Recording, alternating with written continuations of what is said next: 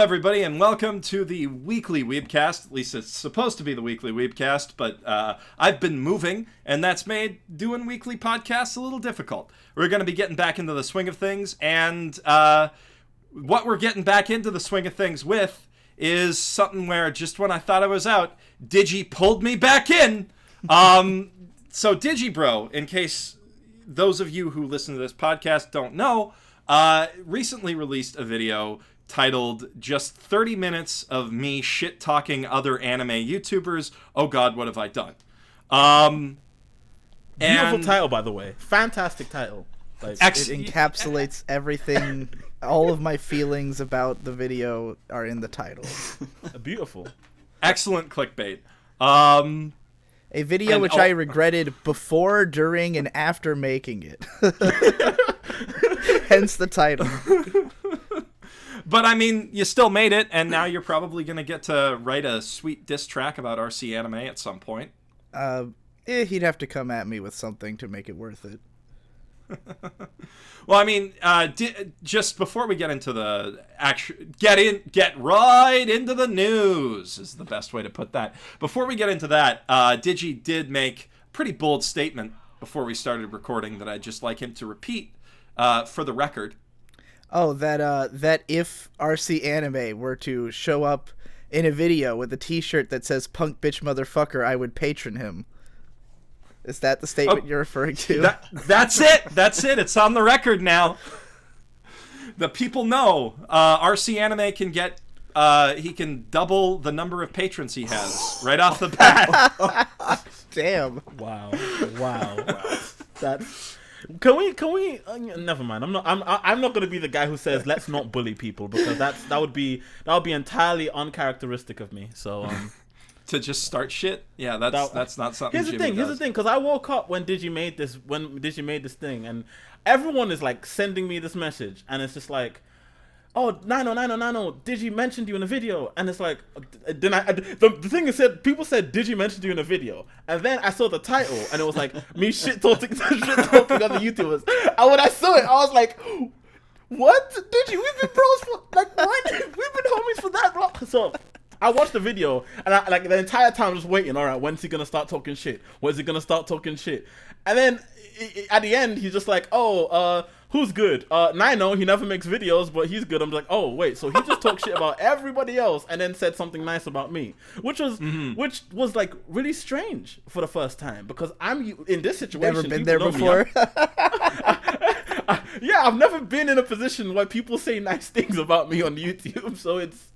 Because people usually only say nice things about me on my own channel. Everywhere else, people are talking shit. So that's like, I don't know. This whole thing though. He was also in the new situation of someone starting YouTube drama and it not being him for the first time ever. That was special. To be honest, no matter what anyone says about this whole thing, I think this is a necessary occurrence. I think this has been a very illuminating week for the anime community, especially from the behind the scenes, for the people making videos. Like people have been talking. People have been like so on edge about this. Some people are like flinging shit at Digi, saying, "Oh, he doesn't know what he's talking about." Some people are saying, "Oh, he's right." I think Digi didn't really say anything that wrong. And the thing is, the people he like outwardly was, critical of in like a really mean way, if you could call it mean. I mean, they were throwing bobs themselves. Like, if you don't throw stones if you live in a glass house, and if you have a glass jaw, you should watch your mouth. I will say that out of the reaction to that video, none of the people who I shit talked in that video took it anywhere near as hard as some of the people who watched the video did. Exactly. Oh yeah, well, I mean that's the thing. Like, for us, it's like, okay, this is one of our peers who's making a like giving us his take on the content that we make. And for our audience, it's like, this fucking asshole is telling us we're idiots for watching Gigguk in Mother's Basement. Fuck you, Digi bro. We hate you. Yeah, that was just a really interesting situation to be in. Like, just watching the entire community, like, Ninouh, you've been cutting in and out. Yeah, he keeps cutting in and out for everybody. Give me a second. I'll get my stuff fixed. Keep talking, guys. Yeah, get better internet. But yeah, I thought that the video was interesting. I thought you brought up some like you brought up 3 points in regards to the stuff that I make. And you brought up a few points in regards to Garnt stuff as well. And I figured that we'd just rehash those here and then just give our responses to them. I mean, Garnt, you've already given like a video response to this, so I don't know how in-depth you want to get into commenting on what Digi said. That was like the problem with video responses is that it's just a one-way conversation that's happened for the time, not a discussion, which hopefully this can be, so we can discuss more in depth if needs be. Yeah. All right. So I think we'll just start in chronological order for how the video went. Obviously, Canapa's not here because he's in Australia and asleep right now. I am busting for a piss. So if there's any way that you can, whatever you're about to describe, if it can take like a whole minute while I go to the bathroom, that'd be perfect. Don't. I'll be right back. Okay. All right. So you go, Digi. Okay. So the guy who we were gonna talk about these comments with just left. So He continue does talking, Geoff. Just continue. PCP. He will vanish to pee. Continue talking, Geoff. This is a much more highbrow show than the PCP, though. Also, Geoff, did we introduce everybody? Yeah, I suppose that is a good point. We have not yet introduced everybody who's in this podcast. I'm a little bit out of it. I haven't done a podcast in 4 weeks. I don't know if anybody listening to this knows that. But I keep getting messages on Twitter about how it's not weekly, so probably. Okay, so who we got with us today is not Digibro because he's going to pee right now. We got Gigguk, a.k.a. Garnt, from the Anime Zone. Hey, what's up? We got Jimmy, a.k.a. Ninouh. Don't do that. Don't do that, guy. Okay, guys, it's Ninouh, host of Anime Editorial. Hello and welcome to the weebcast. JJ. Oh yes, of course. It's Jimmy Ninouh. JJ. That's what it says on the podcast. Ninouh, host 90 spelled like 90. You know, like 90 host of Anime Editorial. Do not call me any of the other things they just said. So thank you. He'll kill you. Are you guys realizing we didn't do introductions? Yeah, I pointed out. We're just getting into that.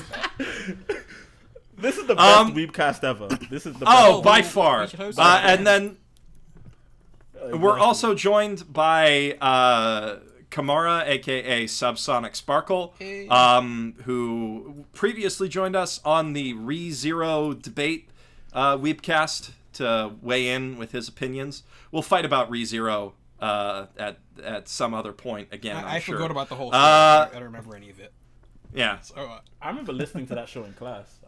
And lastly, but not least, we are joined by a new up-and-coming and very prolific YouTuber, Lachlan, a.k.a. the Pedantic Romantic, who made waves with his video Sword Art Online, How Digibro Killed an Anime, which talked about me, and that's the only reason I watched it.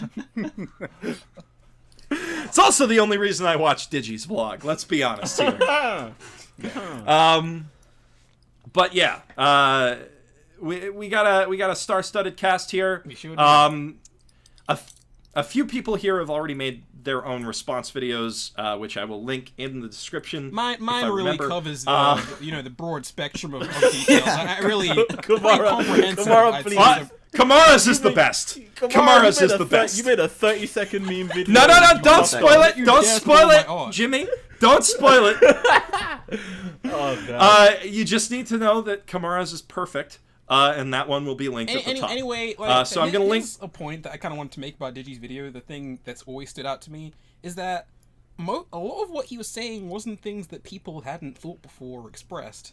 And you'll see in the comments that it's not too controversial, some of the things he says, but it's more like the outrage more comes from the fact that he's saying it.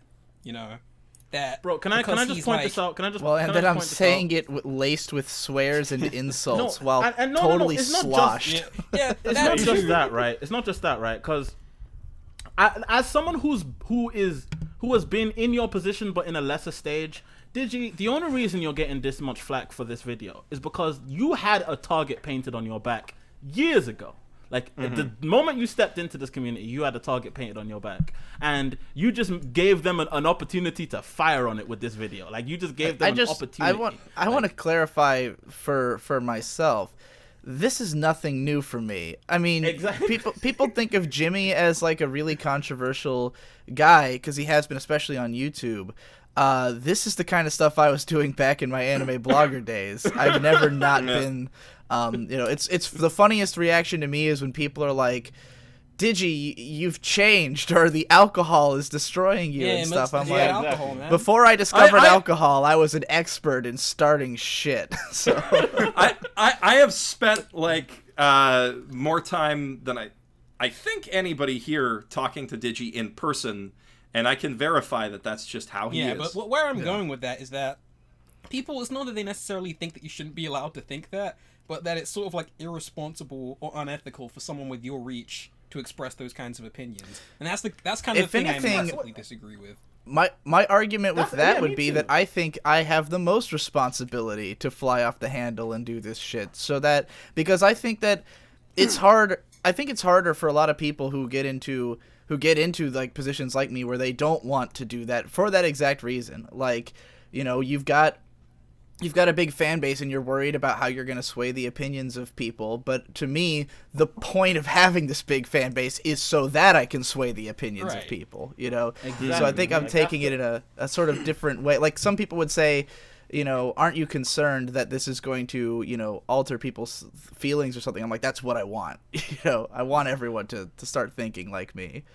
I mean, also, like, in reality, like, it is, like you said, it's your responsibility, but you didn't just do, like, harm. You didn't even do any harm, in my opinion. I know this is going to sound really selfish, but you bigged up channels that you wanted to see succeed. So it wasn't just you. Like, that's something people don't realize. People look at that video and they're just like, oh, Digi's just talking shit. But you didn't wait till the end when he said, oh, but there's guys who are doing stuff I like. So why not, instead of, like, why not actually, look at the guys he said he likes, compare and contrast and see if he really has a point. If you like the guys he mentioned more than the guys he disliked, then why don't you, use your own mind to actually, use that logic there. This is going to sound extra arrogant and conceited because it sounds like I'm trying to martyr myself, but the only person... I don't think that could be possible. The only person who really stood to lose anything from that video is me. A lot of people stand to gain from it because anybody who I was talking shit about, them and their fans, it doesn't matter. It doesn't. It won't really affect them. It's not going to do anything. Who got? Who's Annie? I don't even remember the Rocky Ocean. No, because first of all, Annie Man, if you're watching this, cool dude, I like you. You're a chill guy. But I don't even remember you talking about him in the He was collateral. I do. I didn't know who he was. I only knew that I'd seen one of his videos and thought it was boring. And the fact that Canepa had called it like his favorite YouTube reviewer, I was like, what the fuck are you talking about? That was sort of how he got caught in the crossfire. I'm sure he's a fine gentleman. he was just collateral of you shitting. Yeah. I mean, I said this in the video, but nobody deserved this except RC Anime. He's the only person who deserved anything. That punk bitch motherfucker. Anybody was gonna watch. Yeah. That poor soul. Yeah. That's the thing. That's the thing, right? Here's the thing. I do. That's why it made me so mad. Is that I knew that it wouldn't have been said to my face. Exactly. And that's the thing, right? Here's the thing. I do live streams, right? I do live streams on my channel. You can catch them in the middle of the fucking night when I'm bored enough to do one. But in those live streams, I talk shit about everybody. My last live stream, I talked shit about, I was talking about this whole situation. I was talking shit about people too. But the thing is, one thing I always make sure to preface my shit talking with, like when I'm about to say something mean to someone, I make sure I say, if you want, you can go chop up this video and send it right to them so that they can see exactly what I said about them. Because if you, and that's the thing, I'd rather do that subtweeting stuff. I'd rather you don't do that with my shit talking, by the way. Yeah, because you need everything to have the full context, and also you want the ad revenue. Well, I meant to say that I prefer to talk shit about people behind their back and have them never hear about it.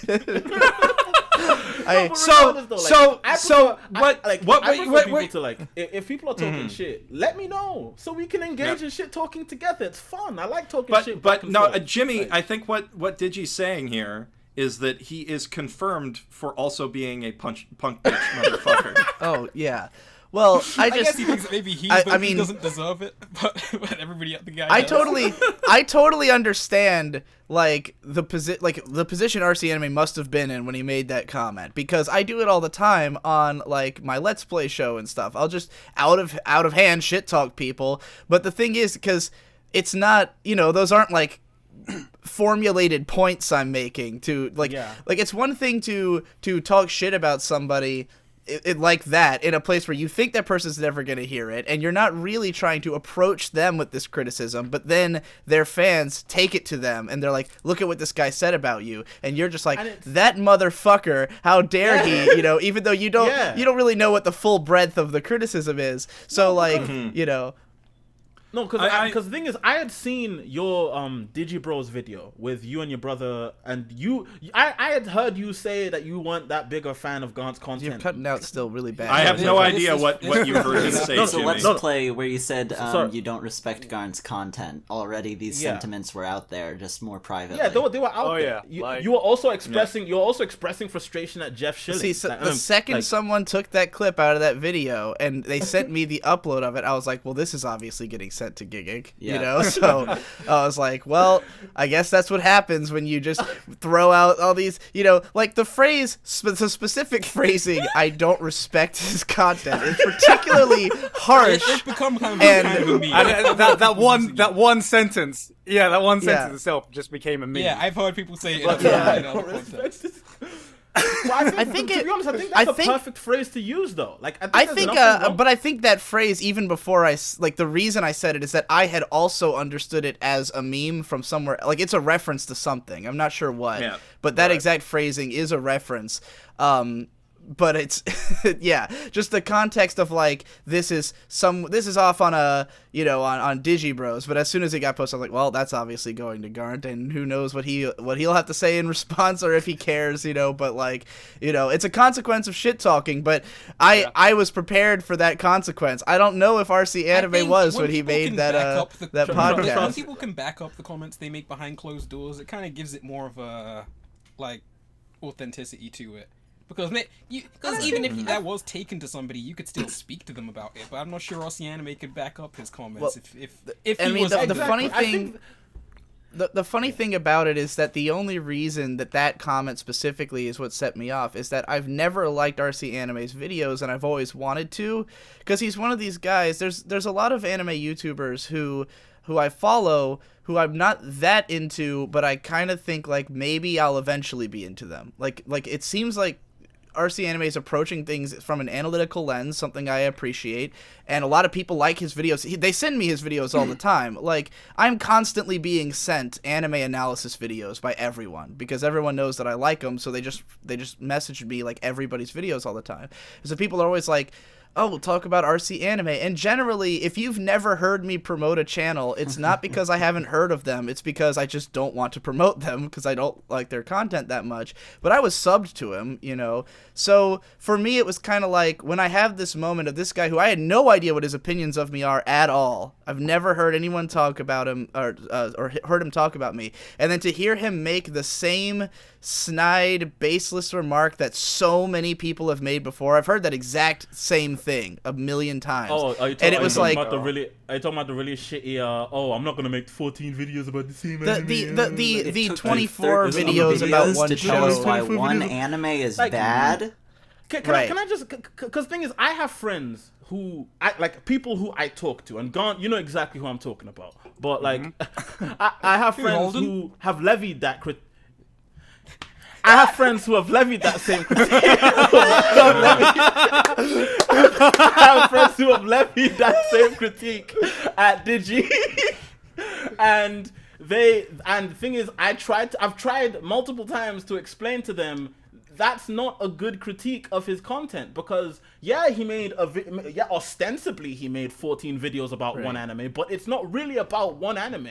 He made it's actually shocking. I mean, it's like one of those videos is about one of those videos is explicitly about a different anime. Yeah, the last 2 parts. The last 2, yeah.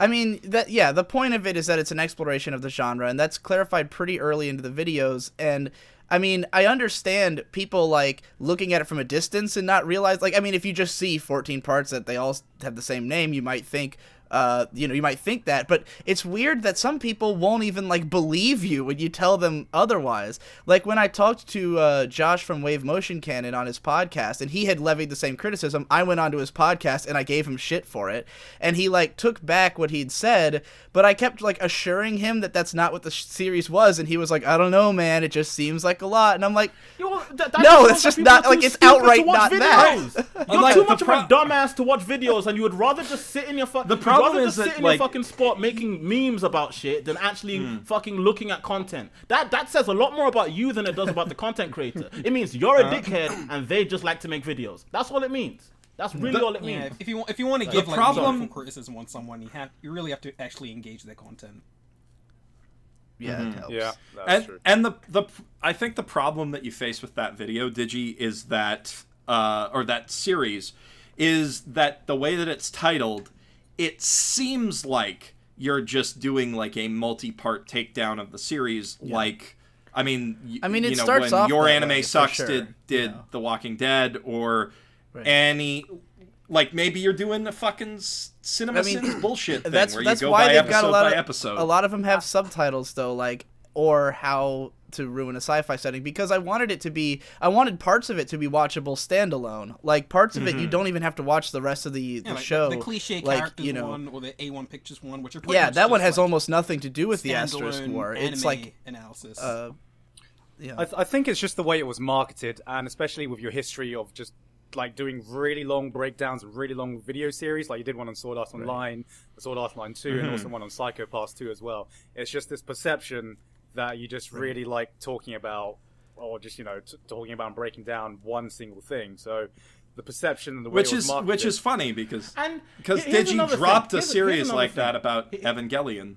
Here's another thing I'd like to. Here's another like statement I'd like to levy. Even if every single solitary second of that video series, all 14 videos, were dedicated to systematically breaking down the Asterisk War, who the fuck is anybody to tell him he's wrong for making that video? If I don't people understand are that either. I would love to watch I'd love to watch 4 hours breaking, like actually just 4 hours breaking down the Asterisk War. I'd be down. I mean, I watched, how many times have I watched the fucking Plinkett reviews? I've watched them all multiple times, so I'm well down for that kind of shit. Yeah, it's cause bro, Plinkett makes an hour long, a movie length critique of the Star Wars, and he's a hero. Digi does like multiple episode length critiques of a TV show, and he's like a fucking weirdo who doesn't know when to stop talking about an anime. Fuck the anime community, man. Y'all are some dickheads, like for real. Like. Well, this is turning into way too much of like blowing smoke up my ass podcast. Regardless. Like moving on to the other points, Jeff. Continue. Mm-hmm. Yeah. So basically, we've got two people here who Digi talk shit about directly. Yeah.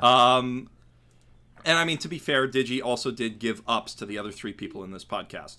But I would like to go through what you said to Garnt, and then we'll touch on what you said about my content, and then we'll go into, what we've been up to that hasn't involved YouTube drama. Because you may be surprised to learn this stuff doesn't consume our lives. Yeah. Usually. Well, some of us at least. Yeah. Okay, so Garnt, do you remember exactly what Digi said about your content? Kind of. It's like a trial. Yeah, I kind of remember. I haven't thought about this. Where did Digi touch you, guys? Oh my god. If I remember correctly, Digi criticized my Konosuba video quite extensively, which was fair. You know, I actually had no problems with any of the criticisms Digi had against me, or like any other YouTuber for that matter. I actually found it like pretty fucking hilarious, as I'm sure the rest of you did. I watched it right before work, and it was the greatest thing. It was insane. I couldn't concentrate on Don, anything else doing at work because I was just like, "What is this? What is Don, that doing?" was the first time you saw it when I linked it to you? Was that when you first saw it? I don't remember. I just saw it. Someone linked it to me on Twitter.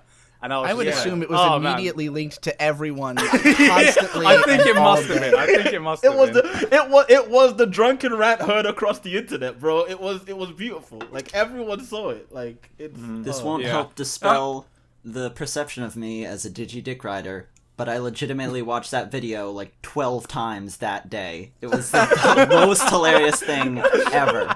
Oh my god. But like none of the criticisms Digi had of my content and my videos was something that I hadn't really thought before, or something I wasn't aware about. As we've said, that Digi's opinions aren't revolutionary or anything. He's just been able to say it out in public, and most of the way is just like none. Like I understand his criticisms, but you know, I'm still like. I've found my own style and I found my own voice. I'm very, very, very comfortable in that style and the voice that I have. That I'm not really, I'd say, interested, as I said in my reply, to like appeal to, you know, Digi's kind of audience and Digi himself, as I'm sure you want that casual money, Garn. You want that casual money. That casual money. Sword Art Online watching money, mother. No. I mean, that's the thing. There's some of the response to my video that is somewhat baffling because it's a video by me, was saying like, Digi, your criticisms aren't very objective of these guys. And I was like, well, there's that one again. Yeah, as I'm sure you all know, I'm not a fan of the mere concept of objective criticism, but like that should be obvious. Like that Garnt is even more popular than I am. Like everything I say criticizing his content should be none of it is to say that this is like what everyone should do, because obviously what he's doing is successful and people love it. He's been popular in the anime community for 7 years, probably. How long? I've been on YouTube for like 10 Gaunt's been around since 08. I remember his first video was a really shitty Bleach review, and it was really shitty. But I've been on YouTube for 10 years. I've seen this community rise, fall, then rise again. How long has your channel been like big, like over 100K? Since I met him, I think 4 years ago. Like 4 or 5 years ago. Like when did? Because I mean, when I Potaku started in 2012, so that's when when I switched over to doing anime videos, and I looked around like who's doing anime, it was like you and Glass Reflections. Those are the two guys I found. You know, like you've been persistently famous for a long time. Every video you put out's on at the top of the hot page on r/anime. You know, obviously, whatever criticisms I have, you don't have to listen to any of them. You know? Exactly. Like, and none of it needs to be taken into account. I think that's the thing. I think that's the reason like people view this as drama as opposed to just criticism. Is just you talked about you criticizing my videos as you would criticize like an anime or something, and I think there's this like unwritten perception of like when we're playing the role of a critic, which is when we're criticizing other pieces of anime.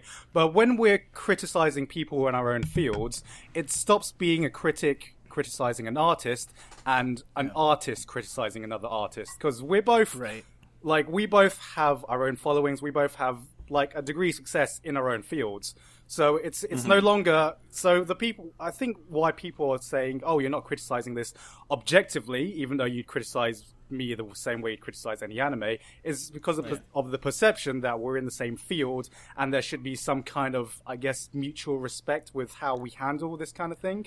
Yeah, and it's kind of funny. I think it's I mean, depending on what medium you're looking at, the way that people would perceive this is so different, because like I'm thinking about I was sitting around like thinking, why is this such a big deal specifically in the anime community to react like with this this negatively to me being critical. Like, I'm not surprised that everyone would react. That would happen in any medium. You know, people want to see a drama shit fit. But why specifically are there so many people who are so afraid of it? Because there's tons of comments that have been like, you know, I don't want drama. I don't want the anime community to be like, you know, you're just spreading. Because communities for comfort, you know, they don't want to see a guy losing his mind. I think it's well, that's the funny thing about it is that I think it's unique to, not unique to, but like it's a consequence of that it's anime fandom, and that anime people going to anime online are mostly looking for camaraderie, I think, and there's not really a culture of this kind of thing as much. Whereas if this was in rap, let's say, and I started beef with every other rapper in the game all at once, I would be a hero. You know, I mean, like I think that's really the reason why I view this differently. Because in my opinion, the way what Digi has done, in my opinion, has done nothing wrong. Because if you're on the receiving end of all the banter that he threw at you, if you're, say, RC Anime or Canapa or whatever, free publicity, is that where you're going with this? Not just free publicity, but now he's pointed out things that probably your fans will never point out because they're lapping your content up. Like every single video you do, oh Canapa, you're great. Like I just dropped the video today, and I'm kind of shaky on how the editing was in the second half. But people have been commenting, telling me that the video is great, it's great, and I'm just like, all right, cool. You know, I guess people don't really notice. But the thing is, unless someone comes to me and tells me that, oh, bro, you need to fix this, you need to do that. Even if they do it in a mean way, in the back of my mind, no matter how many videos I make, I'm going to think about it. In the back of their minds, from this point on, RC Anime will never get in front of his microphone again and not think about what Digi punk said. Bitch ass motherfucker. Because, like... Yes, you want to know why? Okay. You want to know why? Because I'm going to be thinking, oh, is this good enough? Do you want to know... Do you want to know why? Because 4 years ago... Never be comfortable. I don't want anybody to ever be comfortable because you can't get better if you're comfortable. I would like to say, we do have a rap community of the anime community. It's the fucking shonen community. That's the fucking rap community of the anime community. Yeah. Here's the thing though. I will say this is, like, in my opinion, I don't like to use the word objectively, but objectively this is a good thing. You want to know why? Because 4 years ago, this random nobody on YouTube met one of the biggest YouTubers on the internet, like on anime internet, and that guy told that kid, "Your editing is garbage," and you needed him to tell you that. And what happened? You needed him to tell you that. No, really? Fuck you. Like, it wasn't hard, Jimmy. It wasn't hard at all. You couldn't even transition. But the thing is, if no one told me that, I would still be making out. My videos would look like the anime snob right now. If no one told me that, like my videos would still look bad. Like, but Gone told me that, and from that day forward, I've never made a video the same way. And I've continuously tried to get better. I have to bring this up, especially with you in the call, Jimmy, because you'll appreciate this. I cannot believe that in my fucking vlog, I forgot to levy my one biggest criticism of RC Anime. The thing that has bothered me more than anything else in the world, and it's been eating away at my head for like a whole year. I even had a friend of mine, because I didn't want to start shit with RC Anime before, I didn't comment this on the video. I had a friend do it, but in his video about New York and anime, he uses a song by Kendrick Lamar as background music. Yeah. You've brought this up to me before. Which is in a way, right? In a way, it's like the biggest LA rapper in the world right now. Here's the thing. And he's in a video about New York, and I was like, you couldn't have used If he really knows his hip hop, that could be a meme, because Kendrick has repeatedly called himself the king of New York, because that's a cultural thing in hip hop that people have like repeatedly said. I think has more to do with the song he used was earlier that week.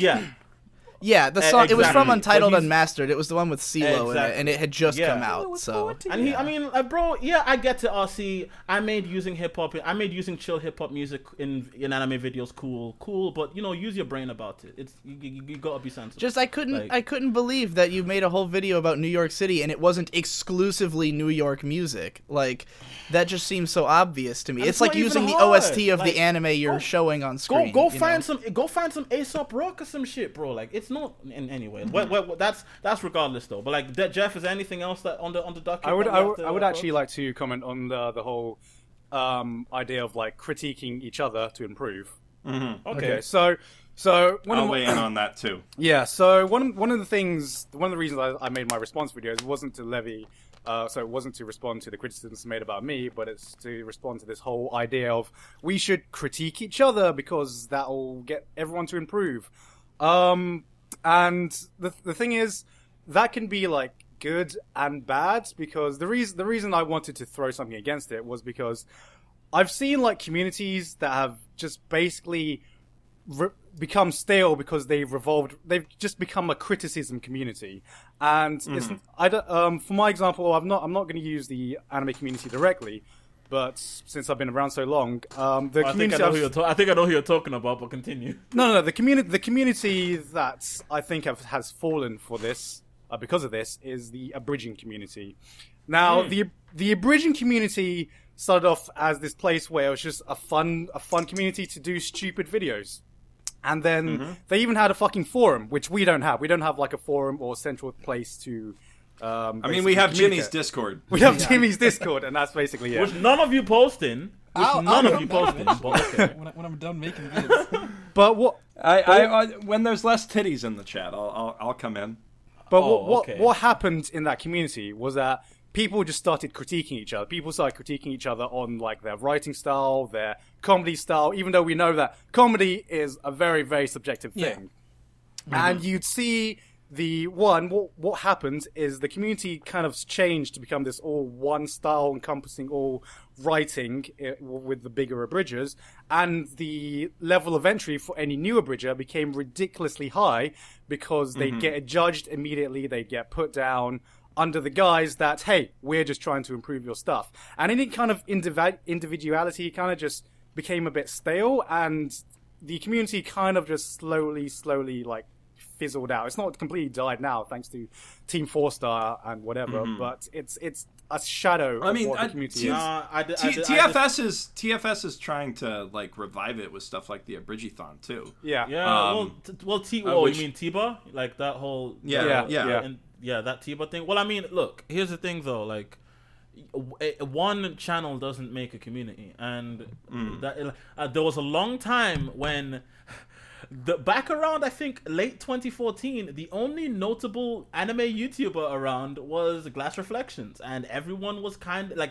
a lot of people were still making videos, like people were like underground. Digi was still breaking in, but people hadn't really caught on to him yet. But like the only person people really knew around that point was Tristan, and the anime community was fucking stale. I kind of think that the community is I think the community even before that, this is the best the anime community has been. But this is the best. Jimmy, I agree with that. I just want to address back then, like even before Tristan was the only guy in town, there was the Desu Des Brigade, and and the D2 Brigade was basically all the same style of video.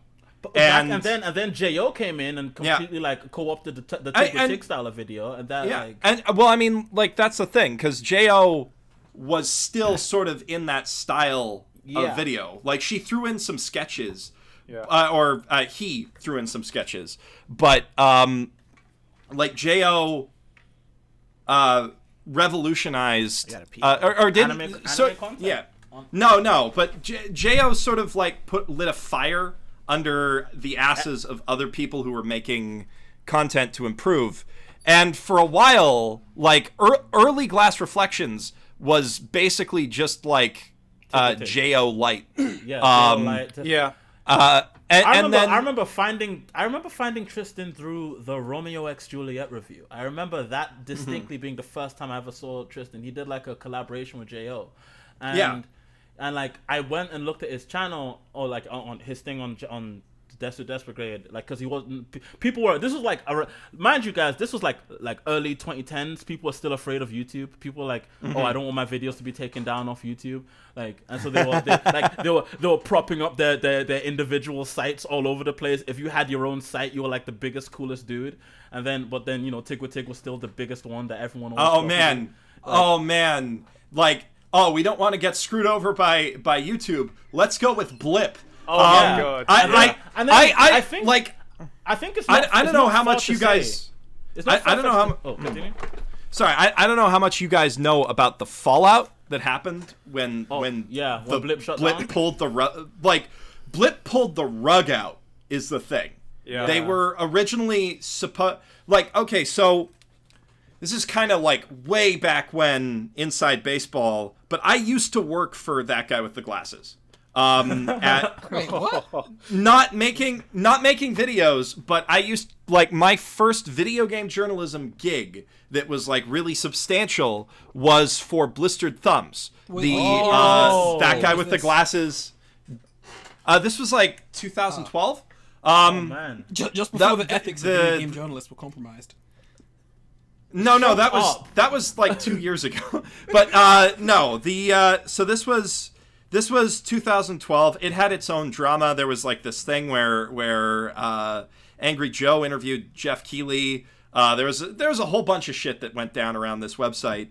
But it was a bunch of well-liked video personalities coming together and joining that video content with blogging content. And there is no reason that website shouldn't have taken off, except for 3 big factors. It had good management in Angry Joe. He was a very hardworking boss. He had a good vision for the channel, but it had high up interference from Mike Michaud, who, if you don't know, is the big dick who sort of runs the show at Tigwatig, sort of behind the scenes. I thought it was Doug Walker. No. Doug Walker is a content producer, and his brother Rob, they get to make their own decisions, but Mike Michaud was doing management and stuff.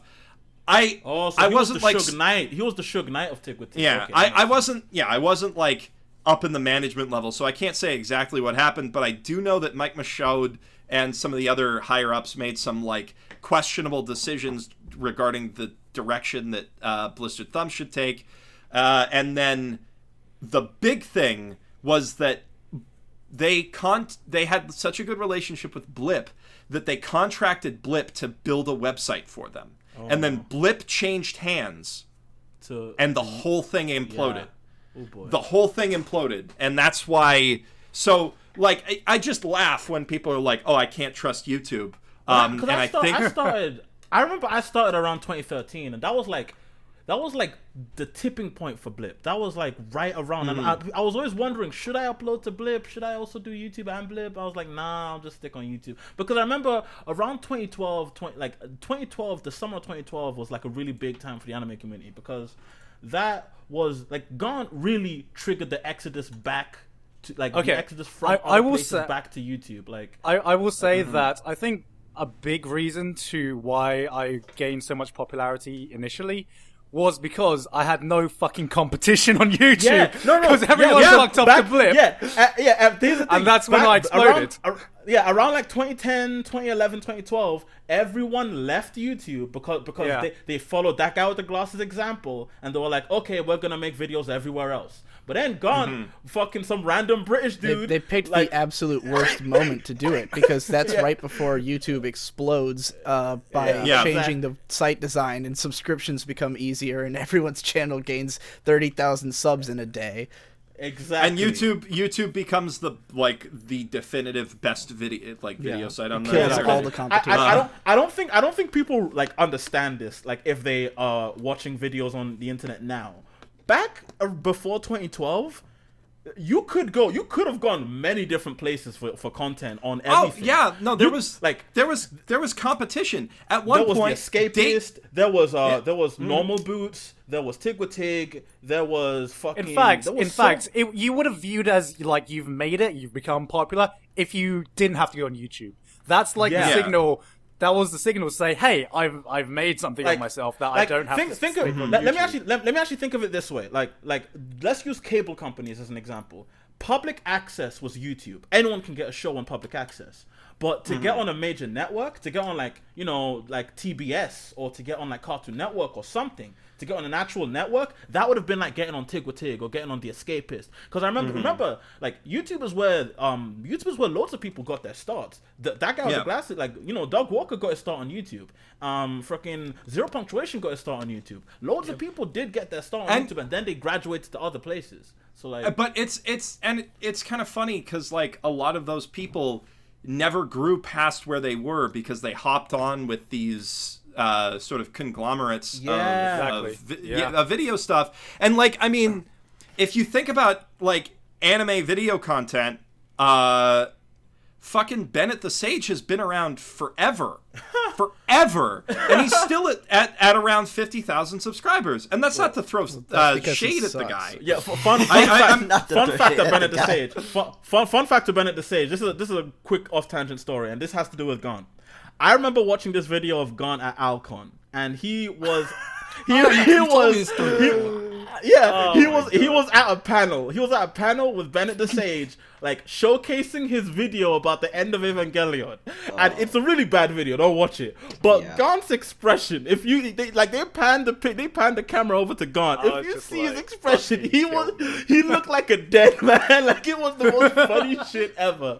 He was so pissed off. I was like, God, you must have wanted. Why didn't you just leave, man? Why didn't you just walk out? Because all the people I was hanging out was in there, but it was just like I was just watching it, and it was just like, oh my God, how can anyone find this video funny? Because people were laughing, and I was just like, oh my God.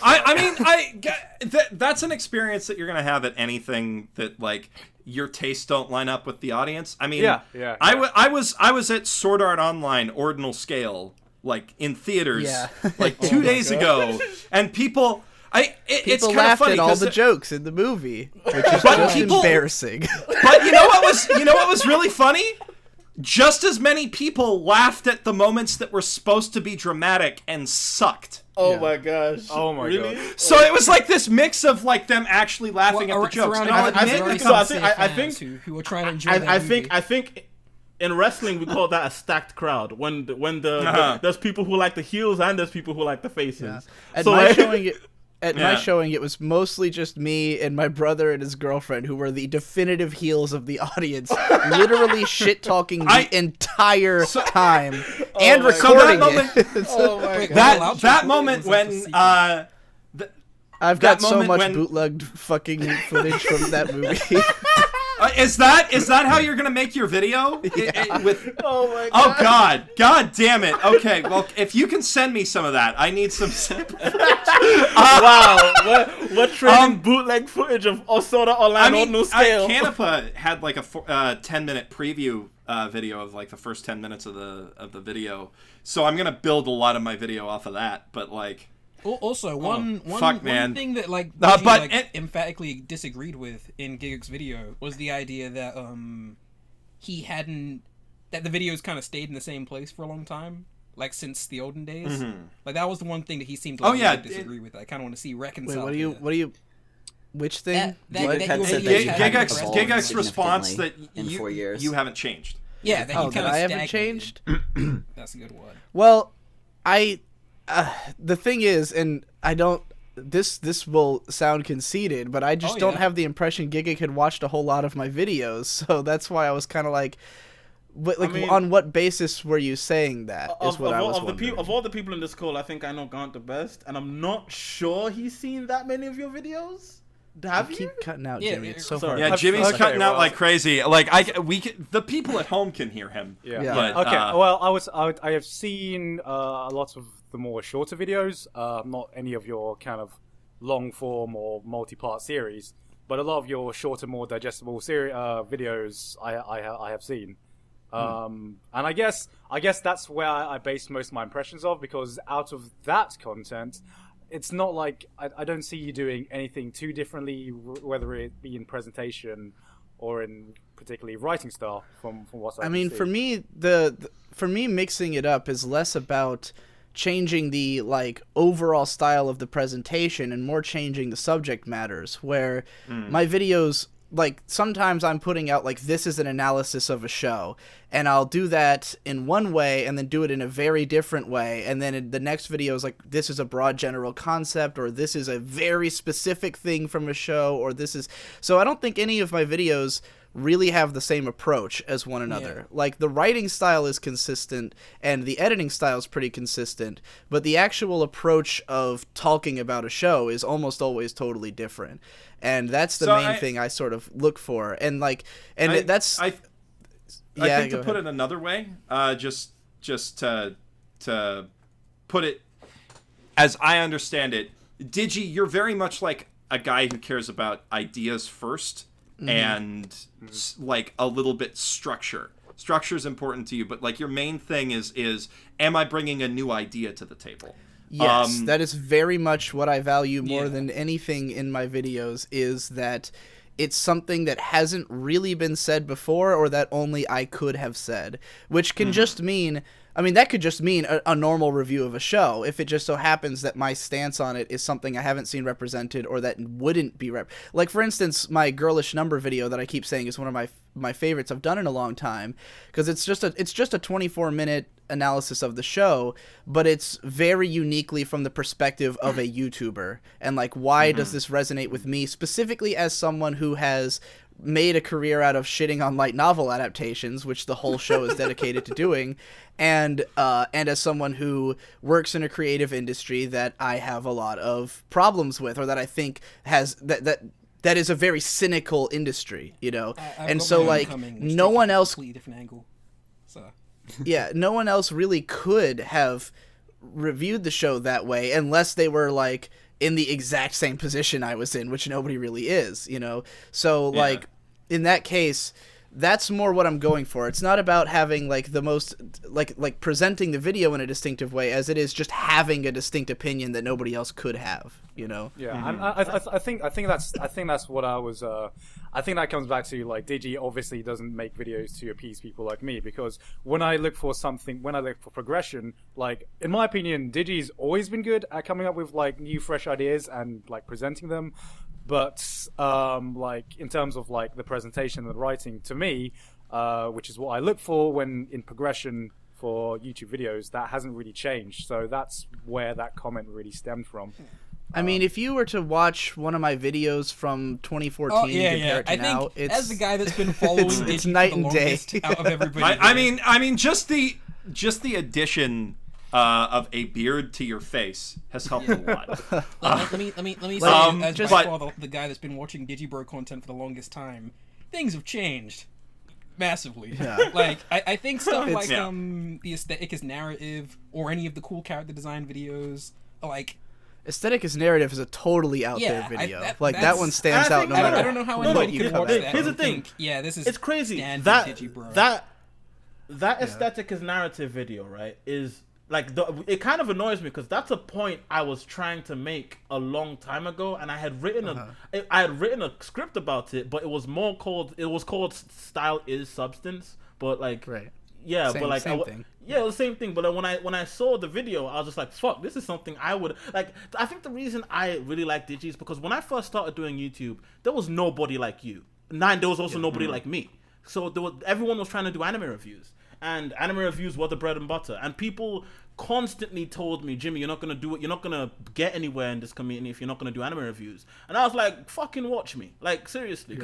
And then you come along and you blow the gasket off of that, and you're like, all right, cool. Then because nothing in the world I think is more boring than anime reviews. Yeah, because when you came, you were just like, okay. Now when I saw you succeed doing stuff that weren't anime reviews, I was like, cool. Finally, I'm vindicated. I can continue making videos. Like, you know, it's funny that you say that, Jimmy.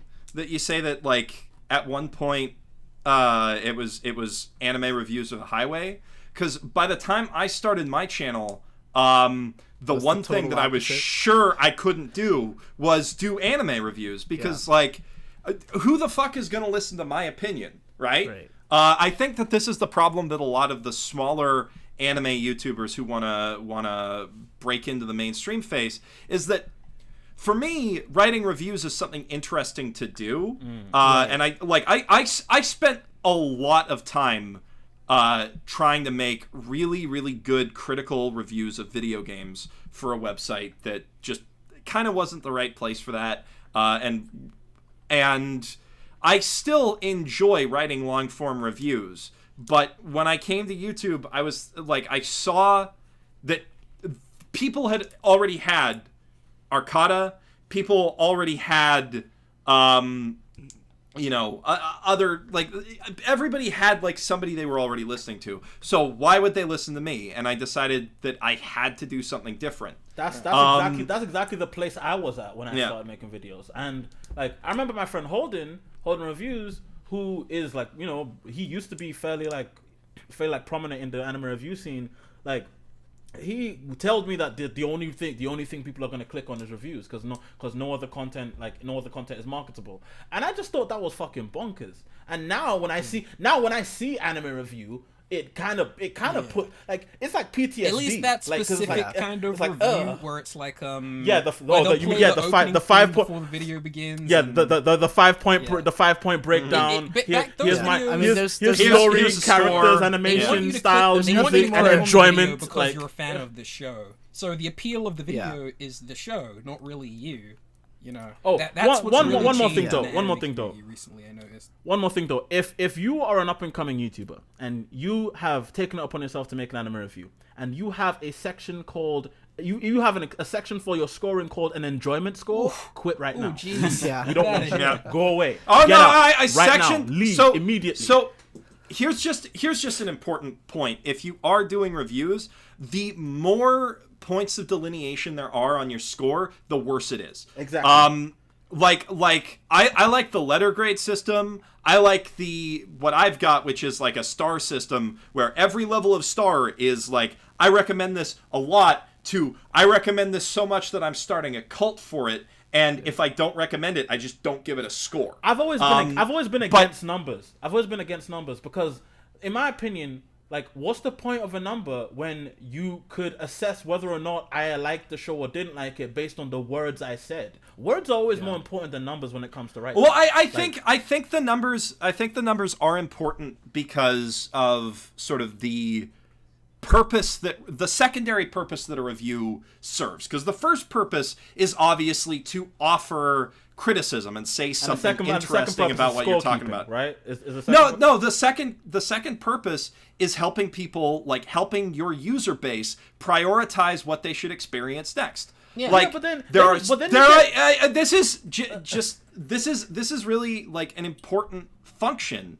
Is that there are so many fucking anime out there. There are so many fucking video games out there, and not everybody can make it their job like we can to experience all of that. So it is genuinely helpful to have, like, okay, this is a 4-star, this is a 3-star, and they're both in the same genre that I'm interested in. So maybe because I trust this guy's opinion, I'll check out the 4-star before I check out the 3-star. But then you come to weird situations where, sorry to pick on Tristan, he's a former podcast mate of mine, and I'm cool with the guy. But then you come to points where you got Tristan giving Samurai Champloo like a 6.9 and Sword Art Online a 7.5. And regardless of what you think of both shows, like, there's something wrong in the water. Yeah, there. something like, went wrong. I think that the number, like the 100-point scale, is bad. I think anything more I'm than... fine with numbers. I just think that they have to be consistent and well understood by whoever's viewing them. Like, because the only point of a number, and really, like, to me, you should never be looking at a review in a vacuum. Like, there's no... If you just see a review and it's got a score, then you know nothing about the guy who wrote the review. Yeah. Like, the only way you can really understand a score is if you know everything about that guy's taste. And if you go through... Like, I have scores for everything that I've watched in the last 4 years on my anime list account, and if you go through those scores, you can get a picture of, like, who this guy is by comparing them all to each other. If you just see in isolation, like, Psycho-Pass 10 out of 10, it means nothing. But if you see it next to, you know, Ghost in the Shell 10 out of 10, 10, and then Gurren Lagann 10 out of 10. Like you get the sense of like, why did I think it was a 10? Like what elements do all these shows have in common? Well, that's probably why he likes it, you know. And so I do think it can be helpful to, if you know me well enough, if you're someone who, like, let's say you watch a lot of my videos and you always agree with me, and then I give a show a 10, you know you should watch that show. So in other words, a review is about conveyance. Like when someone approaches a show like a scientist and trying to like weigh the sum of its parts and then coming up with this score, it's kind of dishonest. You know, scores should be honest. If you're giving a show that you dislike a decent score, the only way something went wrong. The only way I can relate to your score is if I can relate to you. And like, I mean, there's some critics who think that they are being objective, and aren't, but are still worth, like, still understand. Like, Your Movie Sucks, for instance. He gives scores to everything, and the only reason, like, he frames it as though he's giving it an objective score, but the only reason his scores mean anything to me is because I've seen, like, all of his videos. I know exactly what he looks for and what he hates, and so when he gives, like, Civil War a 7, I don't take that as objectively Civil War is a 7, but I totally get why he gave it that score. You know, I know enough about the guy to know why, you know? Once you watch enough of his videos, it's kind of funny.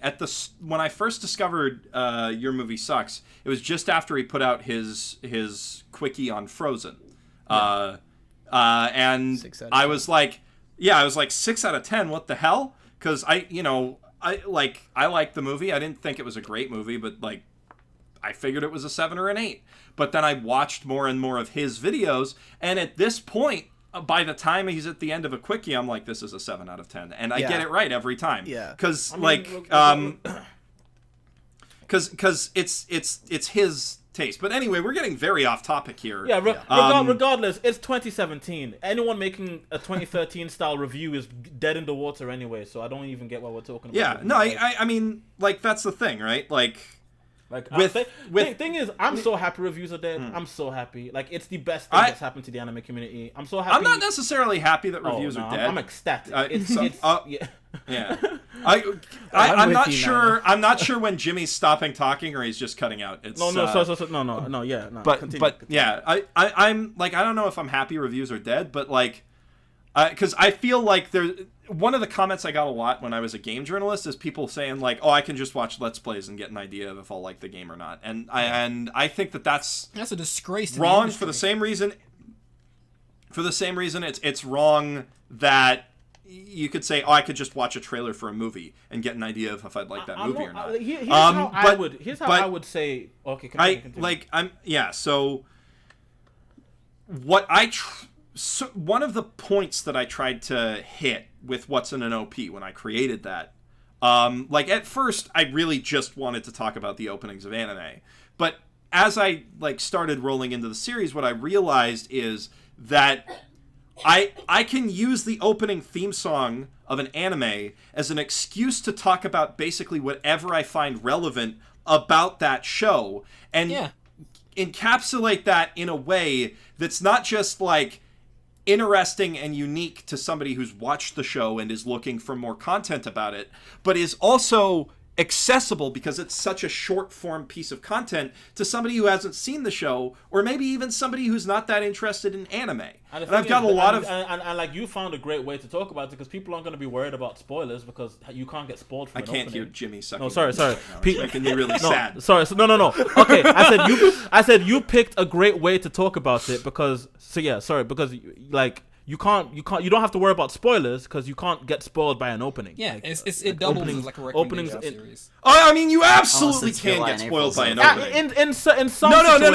Sayonara Zetsubo Sensei, you watch that OP and you think about it for like 20 seconds and it spoils the whole thing. But nobody gets that for 10 years. Same thing with Madoka. Same thing with Madoka if you think about it. Like, if you kind of think about the Madoka opening, it's the same thing that happens. But yeah, like Shaft does that. That's Shaft's thing. They just like to be that way. But yeah, Shaft likes to wave it in your face. I really need to do guys, some Shaft OPs. Studios are dead. I never done a Shaft OP. Huh? Studios are dead. Oh, studios are dead. Yeah, studios don't matter. It's all about the animators, bro. It's all about the animators. Why you guys talking about studios? Studios don't matter. It's all about the animators, guys. I gotta find somebody to have that debate with. Let's break down the brilliant animation. We'll let him tackle that when he feels comfortable. When he's won't do it. He won't debate me about He's using the Clegg excuse. No, he says it. He says he needs to do a lot of research for it. I don't know. If he has to do so much research, then why is he raising that point in the first place? Why is he criticizing everybody else for saying he's it's a No. Digi. I've got the answer. Shh, guys. Are you hearing? Because he's a fuckhead. That's why. Don't guys, don't be mean. Don't be mean to Canapa. We're not here to start more drama. We're not here to start more drama. We've already had. No. Thing is, it's not really drama. He already knows how to feel about this regardless. It's not drama. It's absolutely true. It's not drama. Anyway. The point that you guys were kind of building up to there was that a review, no matter how complete you think that review is never going to say everything there is to say about the show. And that's something I've just had to kind of accept with time. Even if you think it's the greatest, most conclusive review ever, like Nate's Gurren Lagann review, you can still talk about the character designs for 20 minutes, you know?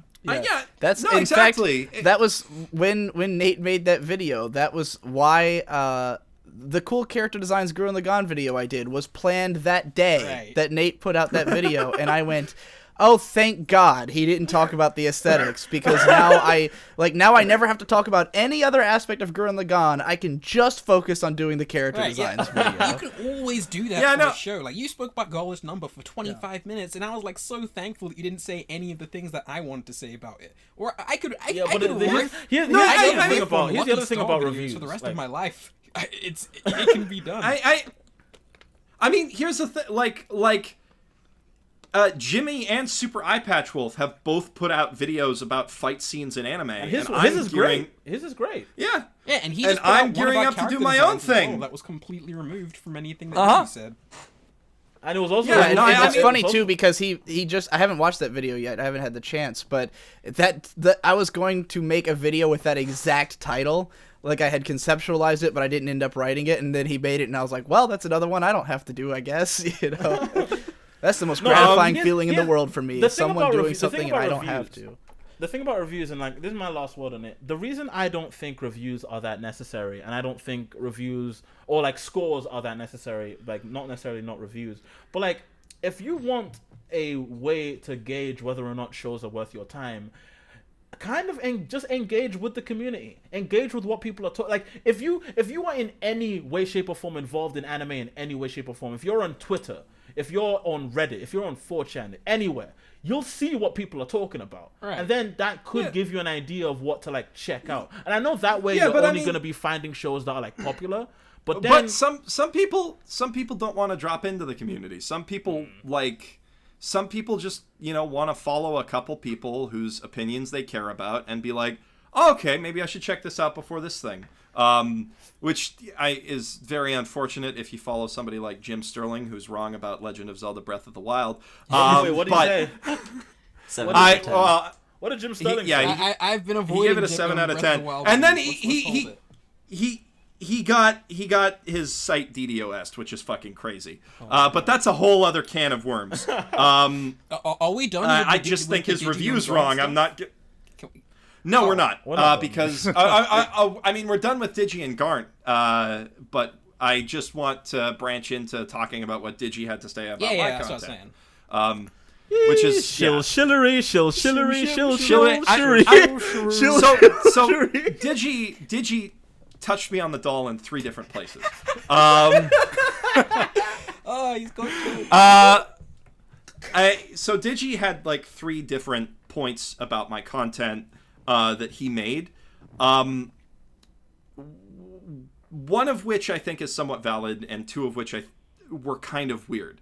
I'll start with I think the last point he made, which is saying that I'm doing the MatPat type thing, where all of my content's over 15 minutes because I'm trying to game YouTube's system. I mean, yes, it is helpful to have longer content, but knowing that has just stopped me from cutting points that I want to make. Like, I've just written longer scripts, and if you look at the scripts, the amount of information I'm conveying per minute, I think is still the same as it was back when I was limiting myself to 10 minutes a video. Sometimes I have more space to expand on points. And sometimes videos get longer than I think they should be because the audio editing isn't as tight as I'd want it to be. But that's a whole other can of fish. My main point about this, though, is that back when we first started talking, Digi, Yeah. when we first started talking, I remember distinctly you saying that you only ever wanted to see long-form content on YouTube and that you'd be happy if all of my videos were 40-plus minutes long. Well, it's that You fucking hypocrite! I just don't think your videos are very concise. And there's a lot of I always feel like there's a few minutes of lead in and a few minutes of lead out. Like you've got some of the longest end cards on anybody's videos, and like I mean, they're shorter now. They're shorter now because they have to be. Because I got fucked by that too. You just got a whole back end of your video, which is nothing, Jimmy. What's going on there? You have to wait. You have to wait for a few minutes. Then wait the till end the very card last shows. 15 fucking seconds. Yeah. Fuck you. And man. Thankfully, I've got somebody making a theme song for me, so I'll just be able to plug that at the end of videos and not have to worry about fucking end cards anymore. I'm sick, but I mean, like, I guess there is a lot of lead out on my videos, but I think I get into the point of what I'm talking about pretty quickly. I mean, like with your Rakugo Shinju review, there's like there's a couple minutes of buttering up on this idea of like what's the best anime of 2016, which is obviously, you know, like I thought the thumbnail already did a good job of that. Right. It's a trickery to get people to click on a video about Rakugo Shinju, which I completely appreciate. I would do the same thing, and then but then you kind of have like a couple minutes of just bragging about how good the show is essentially before you start taking apart what's so good about it. And I just thought, why did we need all this? Why did we need the buttering up here? In that video specifically, because a lot of people haven't watched it, and I want to like present it. I want to give like the cliff notes before I get into the in-depth talk about what makes the show good that could potentially spoil some stuff for people. I want to give the cliff notes. Here's why you should watch this fucking show. Go watch this fucking show. Jesus Christ, watch this show. It's quite emphatic. Yeah. Yes, it is quite emphatic because it's one of my favorite anime of all time. You know, and I just want more people to watch it. And thankfully, the MAL stats for that show have shot up to near 100,000 after I made that video. So I feel like I've made a good impact on I think it. that video did, yeah. I mean, the most genius thing about that video was the title and thumbnail. That was like, that was ace in the whole fucking job of getting people to watch the anime nobody cared about. The idea that the show's even obscure. Like, when it first started airing, it really was something nobody was talking about. But now I see it everywhere, all the time. Everybody, because now it's the show that everybody talks about. Nobody talking about it. Like, I actually have started to think this. Does the anime YouTube community have a hand in directing the viewing tastes of the public? Oh, absolutely. Do we really? Absolutely, of course we do. Look at shows Of course we do. K-On! Ask Lachlan. He just made like 5 videos about it. Yeah, let's talk about Sword Art Online. SAO, I think the best case studies for that are SAO, Gurren Lagann, and K-On! Because in Gurren, the second anyone poses a single criticism, like Nate's video, and then it's over. And we're not talking about it anymore. And I think Baccano is the old school example, right? Yeah, Baccano's if Gaunt never made that Baccano review, I really don't think Baccano would even have a light novel right now.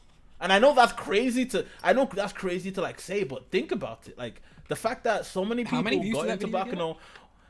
Quite a bit. That was. I mean, I got into Baccano. It wasn't just Gaunt. J.O. made a Baccano review too. Yeah, J.O.'s video was what got me. Like, J.O. I watched a lot of stuff that I wouldn't have watched because J.O. talked about it, and I saw Magic Knight Ray because of her. Like, you know, it's kind of funny. I watched Baccano the day it came out. You fucking plebs. Of course. Well, yeah, sorry, did you? We're not all you old like you. Goddamn it! Old, is that what you were trying to say before you got cut off? Yeah, we're not all old like you. I had this weird like falling out with anime when I was like in the end of high school just because I didn't have time to watch it and streams were still shit I couldn't torrent stuff on my shitty internet connection that I had at home. But like watching Jo kind of got me back into watching anime a little bit. And it's funny because the initial reason that I wanted to talk about anime openings in depth like that was because of Jo's videos about it was because of her videos about the top 10 anime openings of the year. You know, she barely those. touched. You know, I mean, he still. She only talks, or he only talks about movies, right? Jacob only talks about movies. Or not, sorry, music. Why did I say movies? Music. He only talks about the music in the openings, because that's what he cares about. And I was like, okay, well, I care about the filmmaking in here, and maybe I can bring something different to the table. And that, like, the other thing about those top 10 openings of the year lists was I would, like, list down all of the stuff that had come out that year that Jo talked about in that video, and then I'd make a fucking effort to watch those shows. So you to answer your question, anime YouTube definitely does have an effect on the show's reputation. Like if you sort of Digi killed Sword Art Online, as we all know, statistically proven. there are reports. I don't know if he killed Sword Art. I don't know if he killed Sword Art Online because the corpse keeps moving and I keep poking it. And then there's K-On!, which for a long time legitimately was everyone's toilet paper. But then the second he just implied that maybe people should watch it, it's a show that everybody felt the need to talk about. And I remember like in a way that's very clearly inspired by the things he said. Yeah, because it's so crazy. Like being in the community for so long really does, like, seeing how people's opinions on shows change and shift over time is so amusing. Because I remember watching Gaunt talk about like K-On!, and I remember my early videos. I was shit talking K-On! Too, Phooey. and then like some of us actually decided to go fucking watch the show, and we learned, hey, maybe this Moe stuff isn't. I think that's the reason why like there's like the whole contingent of people who are Moe bashers. They're still living in 2013. They still haven't caught up with the idea that, hey guys, they're just irrelevant now. Yeah, hey guys, maybe you should kind of watch some of this quote unquote Moe crap that you guys. Well, I don't blame people for not wanting to watch it. I just blame them for talking about it when they haven't. Yeah. If it's not your genre, then just don't talk about it. My first interaction with Digi was I specifically remember that comment. I made an offhand comment about K-On! While talking about JoJo. No, you were talking about Hibike. And Right, I was talking about Hibike, that's right. And in my season recap. And Digi like came on, he's like, yo, so mansplained fucking for a few lines. Got his mansplaining out. No, he auto-splained. Otaku-splained right there. That's what he did. So if you're an anime YouTuber and you're just coming up, take as many left turns as possible.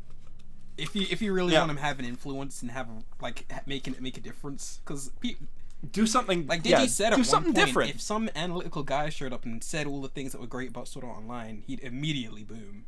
Yeah. Well, if it was someone, if it was someone like, I mean, people will say things like, people always say you're bashing on Sword Art Online for the views, and I said no. Putting Sword Art Online in the title is how you get the views. It doesn't matter what stance you take. Obviously, if you come out with a video called Sword Art Online's amazing and you have no subscribers and you're not good, then no one's going to care. But like, if you're just like a normal. I've kind of been like wondering if I should go back and watch Sword Art Online again and you'll kill yourself before. Watch Sword Art Online again and try and see whether or not. So my videos kind of prove that thesis. In that, I mean, they're somewhat down on the series, but they take a largely neutral stance towards the series, and my comments speak to that fact. Where I have fans of SAO who are thanking me because you've never seen Sword Art Online. To be clear, I've never watched Sword Art Online. Lachlan, have you never seen Sword Art Online? I have over 200,000 views talking about Sword Art Online. How much is Sword Art Online? I've never watched Sword Art Online. The show was lined your pocket, so you didn't have the grace to watch it.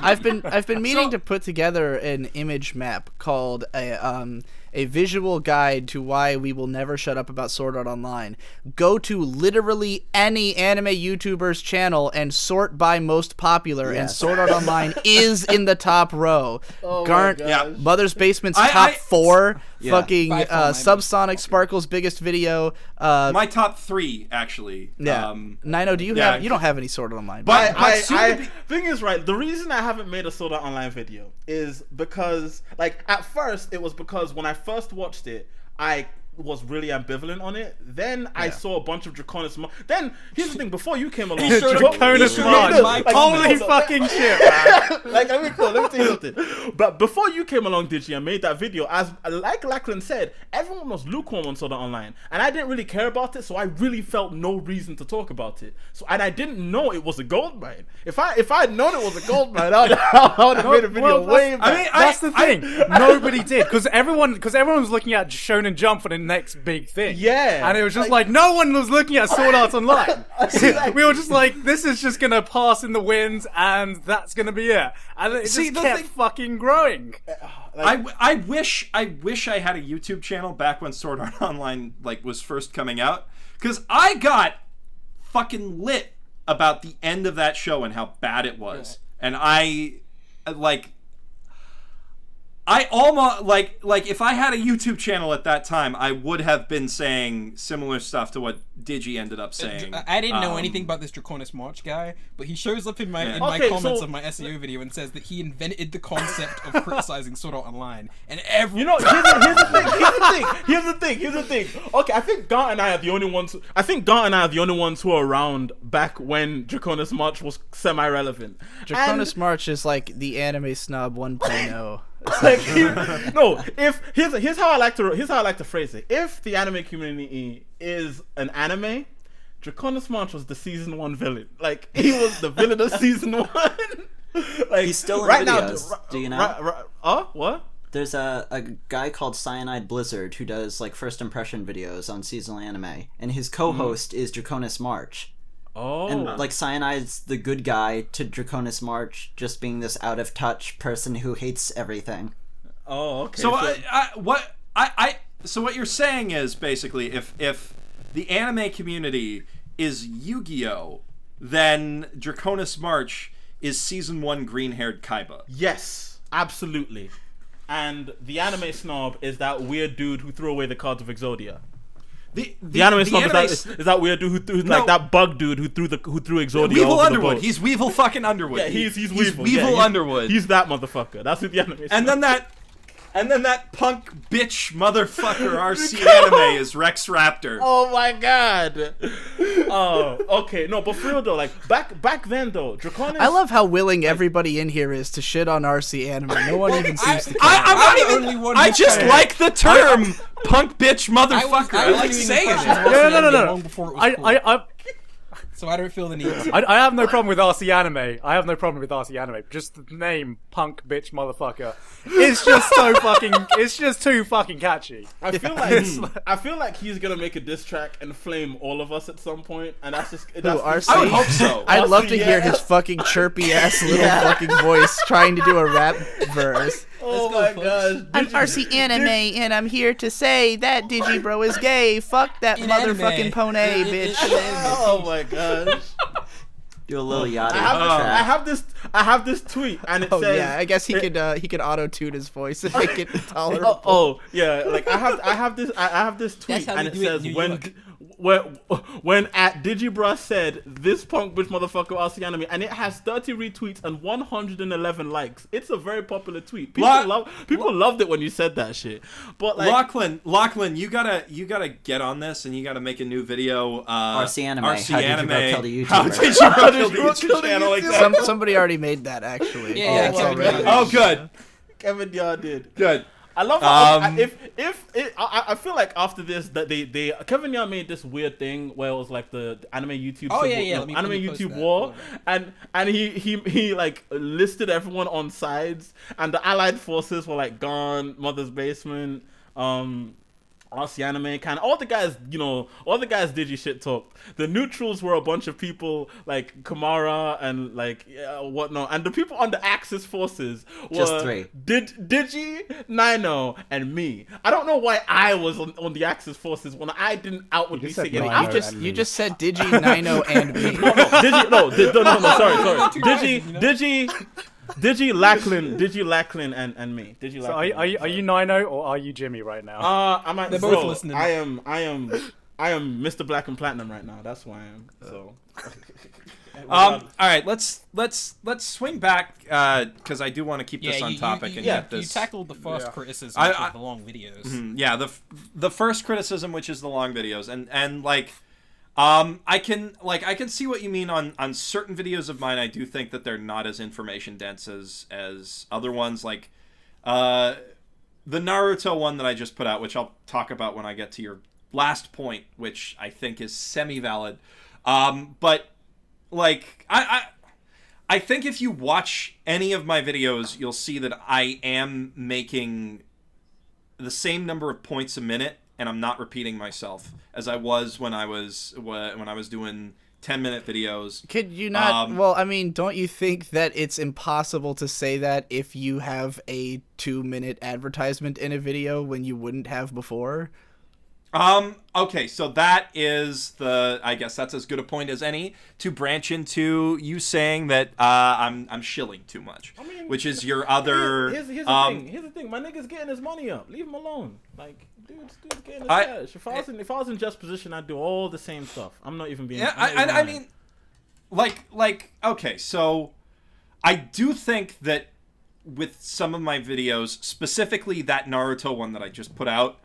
You can make the argument that the advertisement impedes the quality of that video. And that specific video, it's not an excuse. And I don't know if people will take it as a reason, but I had to make that video, like the whole script for it, inside a day because the script that I was working on for that video, I had to scrap at the last minute. I had this whole video concept that was like halfway through being written about how Naruto has like the exact same plot as Harry Potter up to a point, and how I think it's clearly taking inspiration from Harry Potter, but then I did some additional research. I don't know why I didn't think about to do this before, but I did some additional research into the time that Naruto started being released and the time that Harry Potter came out in Japan.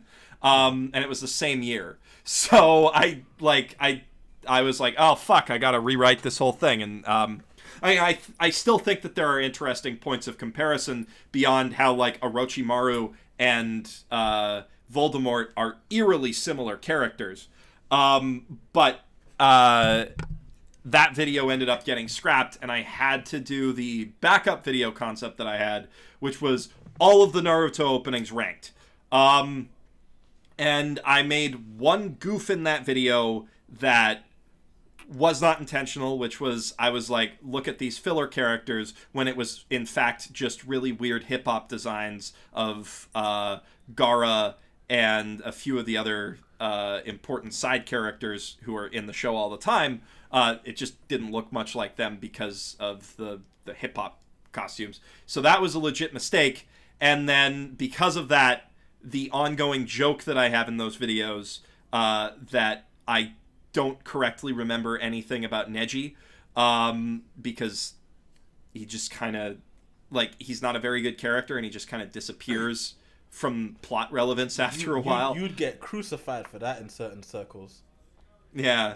I'm sure I would. But yeah, so that, like, that joke ended up not, like, that thing that's just supposed to be just like something I find funny for me, ended up seeming like a unintentional flub, because there was another unintentional flub in the video and all the comments focused on that, and the ads ran too long in that video. I was trying to keep them under 90 seconds, but they ended up being like 2.5 minutes. So there was a lot of stuff just related to that video being rushed out that made it worse than it could be. But on the flip side, I think that for instance, my last Sword Art Online video about how it's a shitty video game, which is a I'm really good proud video. of. I enjoyed that video. That wasn't. I am proud of my ability to keep finding new things to hate about Sword Art Online. But I have no complaints about the Sword Art Online dead horse. I don't. Yeah. I that's think. more of a In canon fact, I have a complaint. defense of it because, and I'm gonna bring this up in an upcoming video I have about Sword Art Online about the movie, which is that, we haven't stopped talking about Bleach, One Piece, and Naruto in the 15 fucking years they've been running because they're cultural institutions, and like it or not, Sword Art Online is one now. It's the going by my anime list, it's the second most popular anime of all time. It is one of the most widely known shows. Yeah. Weirdly, nobody talks about Death Note anymore, though. People still That's the do. thing. That's okay. here's the Lachlan thing. just had a Yeah, video just about right- Death Note right not too now- long ago. Right now, I'm real because I know this is what people do every single time, but like right now, I'm really just waiting. I'm plotting on what the next big overturn is gonna be, and no one ever figures it out because no one expected. No one does. No one expected. That's it not was- true. We all that's- knew One Punch Man was going to be exactly as big as it was. Yeah. So. No. One Punch Man was a special case. Was like that was a magical moment in anime. But like the thing Stars is. aligned. Yeah, because One Punch Man was a special case where you had the Sakuga community loving it, you had the average fan loving it, you had the analysts loving it. Everyone was cool with that show, unless you're a complete contrarian dickhead. You had Even with One Punch Man, like we all knew it was going to be big, but we just didn't had know no how- idea yeah. But the how thing is, big it was no, going to be. no, I knew- nobody I knew- had. I knew it, for the Nobody record, had- I knew exactly how big that was going to be, and I knew how big Attack on Titan was going to be. I didn't because the both thing of is, them. I didn't know how big Attack on Titan was going to be because I had started. I knew reading both it. of those exclusively because of the fact that I had heard of the manga for years, and that is never the case. For like, I'm not a manga guy. I don't follow the manga community. I don't care about like much of what goes on there. But like, I'd heard of Attack on Titan being praised as like one of the greatest manga ever since like 2009 or something, and the same for One Punch Man from like when it came out. So those are both shows that I was like, this is going to be a big fucking deal, especially when I saw the trailers for them. Bro, It was I mean, oh, that's this is that's if the you thing. keep The only if you thing keep I would hearing say about continue. I- yeah, so like I'm the same way. I don't particularly care about manga a lot of the time, but if you keep hearing about a manga or you keep hearing about a light novel and you're not paying attention to that scene, then chances are it's gonna blow up. Like for instance, that I would Maria whatever expect. one, that one will probably blow up. So that do light you novel. think Tate But- Yusha is but- gonna blow but- up? Do you think Tate Yusha is gonna blow up? Like, if it Shield ever gets Hero, an anime, Shield maybe. Hero, abso-fucking-lutely. I think if Shield Hero is Yeah, you exactly the mentioned one that I was Shield gonna Hero say. when they Yeah, being if Shield Hero gets an anime, it's gonna be fucking huge. I don't know. I really I don't know if know. it'll be Like, One Punch Man huge, but it will Yeah. be. No, It'll be at at least least I'm Konosuba gonna huge. talk about it on the Yeah. train and stuff in the real world. Yeah. That Wait, felt like what? that felt I like a think that's the gross thing. We invasion of my can privacy, always- to be honest, hearing someone talking about my animes on the train. But I don't think that we like. It was hard to predict the mainstream success of One Punch Man, though, because One Punch Man But One Punch Man was like Law the and most Order on normie Hulu. possible thing in the world. Yeah. Like I knew Yeah. it was so because the people I heard talking about it weren't even like otaku. You know, it was Yeah, people, no, I heard people I talking heard about about the One manga Punch from Man. like. I heard the manga of One Punch Man way back, like, but I wasn't Yeah. sure it was gonna do anything when it got to anime. I mean, it was like a clear shot for Toonami. Like yeah. Bones animated TV show with action and a broad appeal. It's on Toonami. It was on Toonami before they animated it. You know? Like, Well, it's the thing. It's the thing where it's the hardest thing to predict is the mainstream appeal because we can always tell what's going to be like the biggest anime in the anime community. Yeah. But there's not even every year is there a mainstream success title. You know, Was Erased those are a mainstream the things success that. title? huh? Was Erased like a mainstream success? No. No. Was it maybe- 2015 I would say Tokyo Ghoul 2016 is a mainstream success. Yeah, story. 2016 didn't have one. 2015 had One Punch Man to a certain degree. 2014 No, give me a laugh. had. I mean, okay, I no, think had 2016 had a mainstream success in Yuri on Ice. Oh, well, But that's Yuri- not here's- something. You know what? The reason why I'm kind of iffy on Yuri on Ice is that like it grabbed an untapped market and it played to them exponentially, and that's the reason it was able to get somewhere. I think that's the. Yeah. I think Yeah, that's the it fed an audience that was starved of that kind of show. It was a high production value. It was a high production value show for an audience that doesn't get high production value shows all the time. So that's kind of like where it drew its line in the sand. So I think continue. It's also like the first piece of media to talk about a specific subculture that clearly has a very passionate fan base, and a lot of people aren't necessarily like aware of. Yeah. So it blew up in the figure skating fandom, and that was another big boost for that. There are like huge figure skating fans out there. Yeah. Not to mention, like, half the figure skaters themselves watched the show and had things. And they were tweeting about it, and it was all over their Instagram. Yeah, and a lot of the figure skaters were like they were like, I remember some of them were like contacting Mappa to ask if they could be in season 2 and shit. Like, it was funny. Like it was. There was Joe Johnson. I like how we've all gotten to just pretending like we heard. Yeah, I what was Ninouh about to said. mention that. Like, what I said was a lot of the figure skaters reached out to Mappa asking if they could be in season 2. That's what I saw some of those things happen. Like, it's funny. Which would be a funny thing for like an anime company, because in Japan copyright law is so strict that putting a cameo from somebody who's like a real human hasn't being given you permission, who hasn't given you permission is like a big deal. So like they probably will all end up in that show. Shout outs to Miracle Johnson and Yakuza 0. But we got off topic, so I just want to bring it back to what I was saying about, like, in my last SAO video about the game design in SAO, I used the Loot Crate sponsorship as, like, I think a very funny way of branching into that video. And I feel like there is no stronger introduction that I could have made to that video than the one that I made. So I feel like in that case, the sponsorship helped the video. In the case of my single best anime of 2016 and my What's in a Fight best fight scenes of 2016 video, those wouldn't exist if not for Crunchyroll. And I feel like Crunchyroll enhances the content.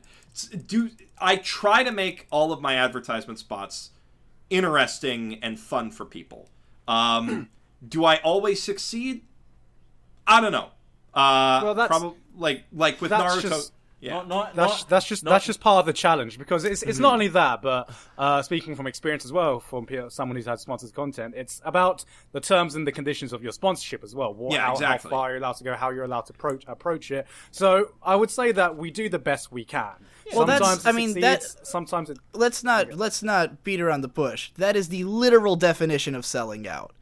If you take money and they tell you how you have to make your content and then you do that for the money, that's what selling out means. I'm not saying it's necessarily a bad thing, but everyone recognizes that, you know. Like, I mean, look, I remember when I was doing my Anime Amino sponsorship, and like I asked if I could do the Konoban Gumiwa Gurano Sponsor no Tekyo Day thing. Like, I know it was a cute little thing, but like even going that far, you like if they weren't gonna allow me to do that, then what point would there be in me doing a fucking sponsorship if I couldn't approach it how I wanted? Like, so for me, I've got like two different standards by which I say, am I going to do this or am I going to back out? And one of them is, are they going to affect what I'm saying? Like, are they going to dictate what I can say in the main video to like a meaningful degree? Right. So if it's something like, don't talk about another video game when you're recommending our video game in anything more than passing, that's like, okay, understandable, because you don't want, like, that's a rule of advertising. You don't promote the same thing. You don't promote two things at once, unless in the case of Loot Crate and Crunchyroll, those two things just work together. And if you go to lootcrate.com/basement, use the promo code basement, or Crunchyroll.com. Sorry, I can't stand all this. I can't help myself.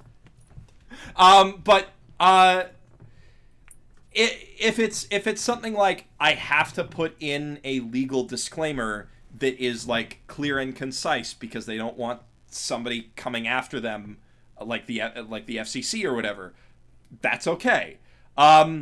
If it's something like with the Naruto Online video, there was a stipulation that we had to have a certain amount of video content in that video at a specific point in time. Like I don't know what NDAs I've signed, so I can't get into like super specifics about how that contract. I don't know what NDAs I've signed. I love that. The good old fashioned NDA. Yeah, non-disclosure agreements, ladies and gentlemen. But that's beautiful. Gart can say exactly the same stuff that I can say because we've signed on the same contract for that. But you can verify that there's like there was a stipulation that we had to put a specific amount of content in the middle of the video. And my approach to that was I tried to break that up and have it be less, but it ended up being longer than it should have been because I didn't have time to edit it down. And that is a bad point. But the main thing is, if it's something like that where it's like, that's the limit of what I will accept from a contract like that, right. Is you got to put something in the middle of your video. It doesn't have to be related to what you're saying. We're not going to influence your opinion. Like, you're not allowed... Like, if somebody says, you can't say anything negative about this product, fuck that. I'm not covering it. Right. You know? Well, and I consider it to be selling out when your actual editorial content is affected as opposed to just your structure. Or where you're just going against your principles in any way. Yeah, exactly. Exactly. And I agree with that. And to respond to what Digi said, yeah, it is selling out. I mean, technically, taking any money to promote something is selling out because you're taking some form of payment to promote something. Don't get me wrong. I have no problem with selling out, and I have done it. You know. Yeah, exactly. And it's just like how far you want, how your own personal values. The thing is simply how much you want to be constrained or whatever. I mean, my criticism of Geoff, and I said in my video, I respect the hustle, but it's not a good look. And it's not a good look in the sense that your audience doesn't want it. Ultimately it's for you. It's not for them. Like your audience doesn't care about Naruto Online. The reason you're doing the advertisement is because it's going to make you a lot of money, and well, I don't think that's necessarily true, cuz I can say that a large portion of the people who watched the first video did click through and did check out Naruto Online. Did they come back and sing its praises, or did they just click on it because they like you and want to help you make money? I mean, I don't make any more or less money if people click through on those videos. I just know the statistics for it, and I know that a big portion of my audience was interested in that video. And, I wouldn't be bringing that to people if I didn't think, okay, some of the people in my audience are gonna want a Naruto Online video. I mean, I'm sure, Geoff, I'm sure you're aware that, you are currently getting criticized for this a lot all over the internet. Everywhere I go that people are talking about you, they're talking about how they're sick of the ads. Bro, I remember someone came to me in my DMs and was like all the most supportive comments I didn't hear anything. I didn't hear anything. Sorry. Someone came to me in my DMs and was like, "Hey, I really like your content, and I really like Geoff's content." Sorry, I'm back, and I really like. I can see the green bar, and I can see when it cuts off. So I'm trying. I'm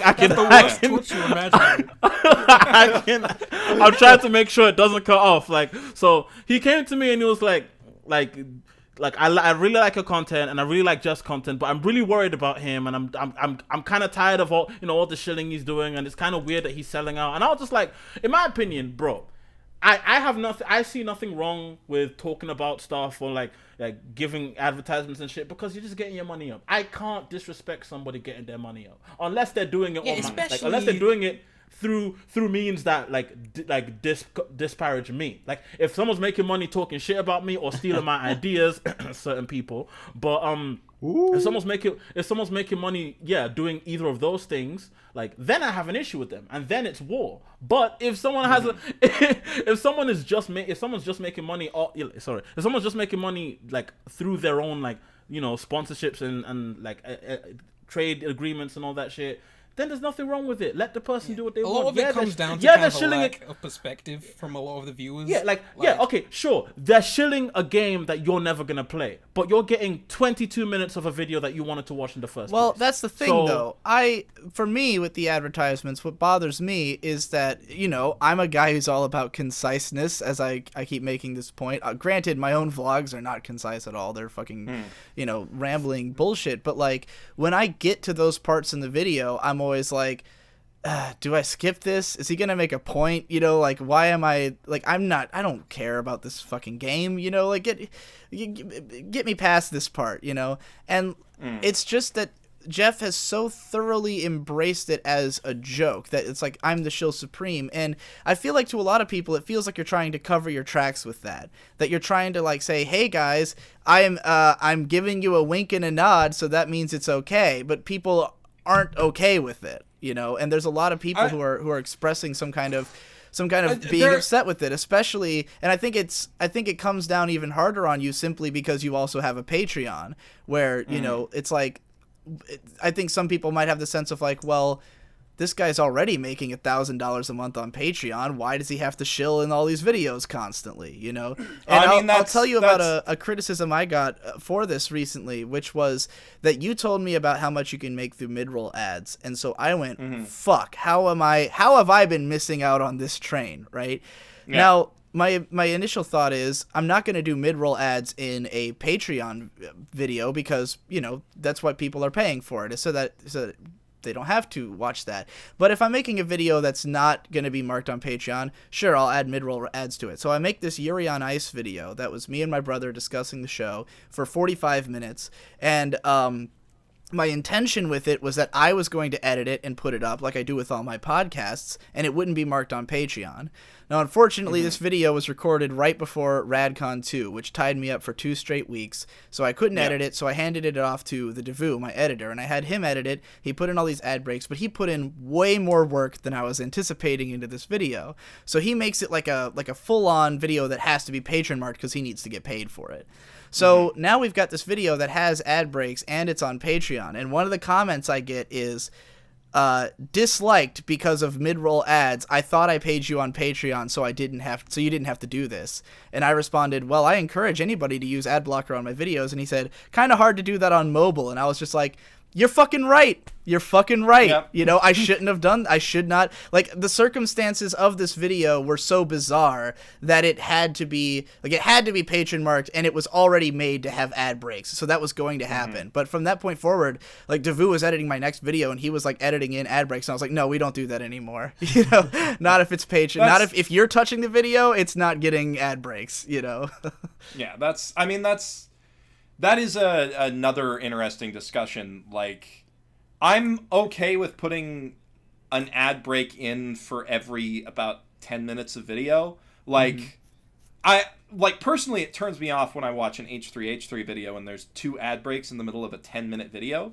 Yeah, I think that's the reason why I don't do ad breaks, because my videos are never long enough for that. So that's kind of like...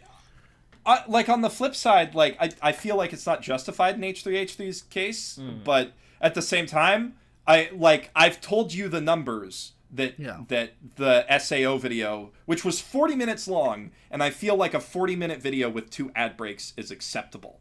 But I mean, the thing is, like, it's a case where I completely appreciate, like, the desire to have this. I want to make more money, you know. I want to make more than what I'm making now. I want to do all the ads and stuff like that. But, like, if my audience thinks, like, if they think this is coming at their expense, I don't want them to think that, you know. I don't want them to ever feel that way. And if they happen to be feeling that way, then it's like, it makes me feel like, well, I can justify this to myself, but can I justify it to them? You know, can I justify to this guy why he had to watch 3 ad breaks on his phone when he was probably at work watching this on his phone because he has some shit job, and he probably makes way less money than I do, you know, doing some fucking, some some bullshit job Now he's forced that to watch gives these him ad enough time breaks, to. and it's just destroying his soul. Yeah, and he's already paying me on Patreon out of the little bit of money he gets, the little bit of extra he has in his paycheck. Yeah, and he's sitting there like, why the fuck do I have to watch 3 Funimation ads and you don't even like Funimation, you fucking hypocrite, That's Very so I specific think that's circumstances. If I I know ever they get- run ads on my videos. yeah. Oh, man. I think that's there's a different argument because of how our Patreons operate. Because I've got a monthly Patreon, right? So, and also I never made any claim that I was going to keep ads off my videos. Sure. Like that's not, going into the Patreon, I don't think there's anybody who has that expectation of my videos that they're not gonna have some degree of ads on them. And like I've made it pretty clear that my Patreon is just there for if you like my content and you want to support me. Right. And I've got different rewards that I do need to get around to fulfilling, and I've been meaning to I have been trying to get those rewards fulfilled over the last few months, but moving is hell. And the other nice thing is that I've got a going conversation with almost all of my patrons. I've got a Discord chat open just for them. I'll pop in, I'll talk to them. Anybody who asks me a question, I will get back to them on it. And there is an understanding there that they like me. And if my patrons were coming to me and telling me, we don't like the shilling, I would be like, okay, okay. I feel like that complaint you'll is think mostly about it coming harder, from people that are a bit more distanced from it and don't, because something to realize about everybody that's on the internet, especially when you're young, is so much of the work is laying a foundation, doing important networking and building a buffer for yourself so that if anything goes wrong, if the channel gets tied up with strikes or if some guy sues you for whatever reason, then you kind of have something to fall back on, because it's a small business and people. I totally believe people don't that see it. all of the I hardcore fans of Geoff are down for the memeing. I think the general. Sorry, the general consensus has kind of shifted in the past few years, because back 5 years ago, none of the audience would respond well to either shilling or a Patreon or any kind of, hey, I'm making this my kind of fucking career. I remember or back. I even remember putting ads on your videos. I remember, but not too long ago, I was a dickhead and I would shit talk people for having Patreons, and I look back at my you fucking hypocrite. I look back Jimmy, on what that was this? meme. What's going on? Yeah, I look back at that. I look back at that Ninouh, and I'm just like, you were such a fucking idiot. Also, have you Patreoned you your new you video? could. Yeah, I have. It's been weird. Patreon hasn't put the money in yet. Does that happen? Yeah. Is that normal? So it becomes more of a, and the whole shilling selling out talk, it more comes to the artists themselves on how many ads they want to put, or their own personal values, or how much they understand their audience, and how much for everybody that's a invested connection in their the audience Geoff has with Thew them. narrative of just bought a new house with the money he makes from his work. Everyone that's invested in that story, they probably consider it more noble, but others Exactly. And exactly like what I said to Gigguk earlier. You don't have to change anything. Your audience, it hasn't killed you yet. So far, there's still a lot of people willing to donate to your Patreon. There's still a lot of people watching the videos in spite of the ads, or are actually going through and clicking on the stuff. As long as that remains true, you don't have to change anything, until the day your fans actually do turn on you. If that would even happen, maybe they're always going to be okay with it. Then there's this is the video that puts them. Maybe this is the video that puts them over the edge. Maybe this podcast just makes them so pissed off with me advertising that they give up on me forever. I don't know. Who knows, man? But how many ad breaks does this podcast gonna have? I assume at least 3. Yeah, Try and put it right here. Try and put it right here. I put it. I put put in one 1 hour. hour. I'm making a note of the time. I'm making a note of the time. I refuse to be part of a podcast with so- mid-channel ad breaks. I refuse. I'm fucking around. Just keep going. Sorry. But as far as the advertisement content on my channel goes, like, there's 3 different factors in it, right? There's the shillmaster thing and the whole I'm selling out joke, which is I mean, I do it for my audience because I think they find it funny, but I mainly do it for me because I just think it's hilarious. You know, the concept of there being this sacred thing around YouTube content where you should just be a starving artist and you shouldn't hustle, you know, which was isn't necessarily as much the attitude now, but was definitely the attitude when I started watching YouTube videos seriously at the very start of, like, when YouTube was first rolling ads out. Yeah, there's people who still think like that, and trust me, if you, I still get plenty of Patreon is e-begging comments on my videos. I'm just gonna be straight with you. If you genuinely think that like Patreon is e-begging, or like people shouldn't like people shouldn't expect to get paid for the content they produce, and etc. Then kill yourselves. Begging? No. Digi, stop!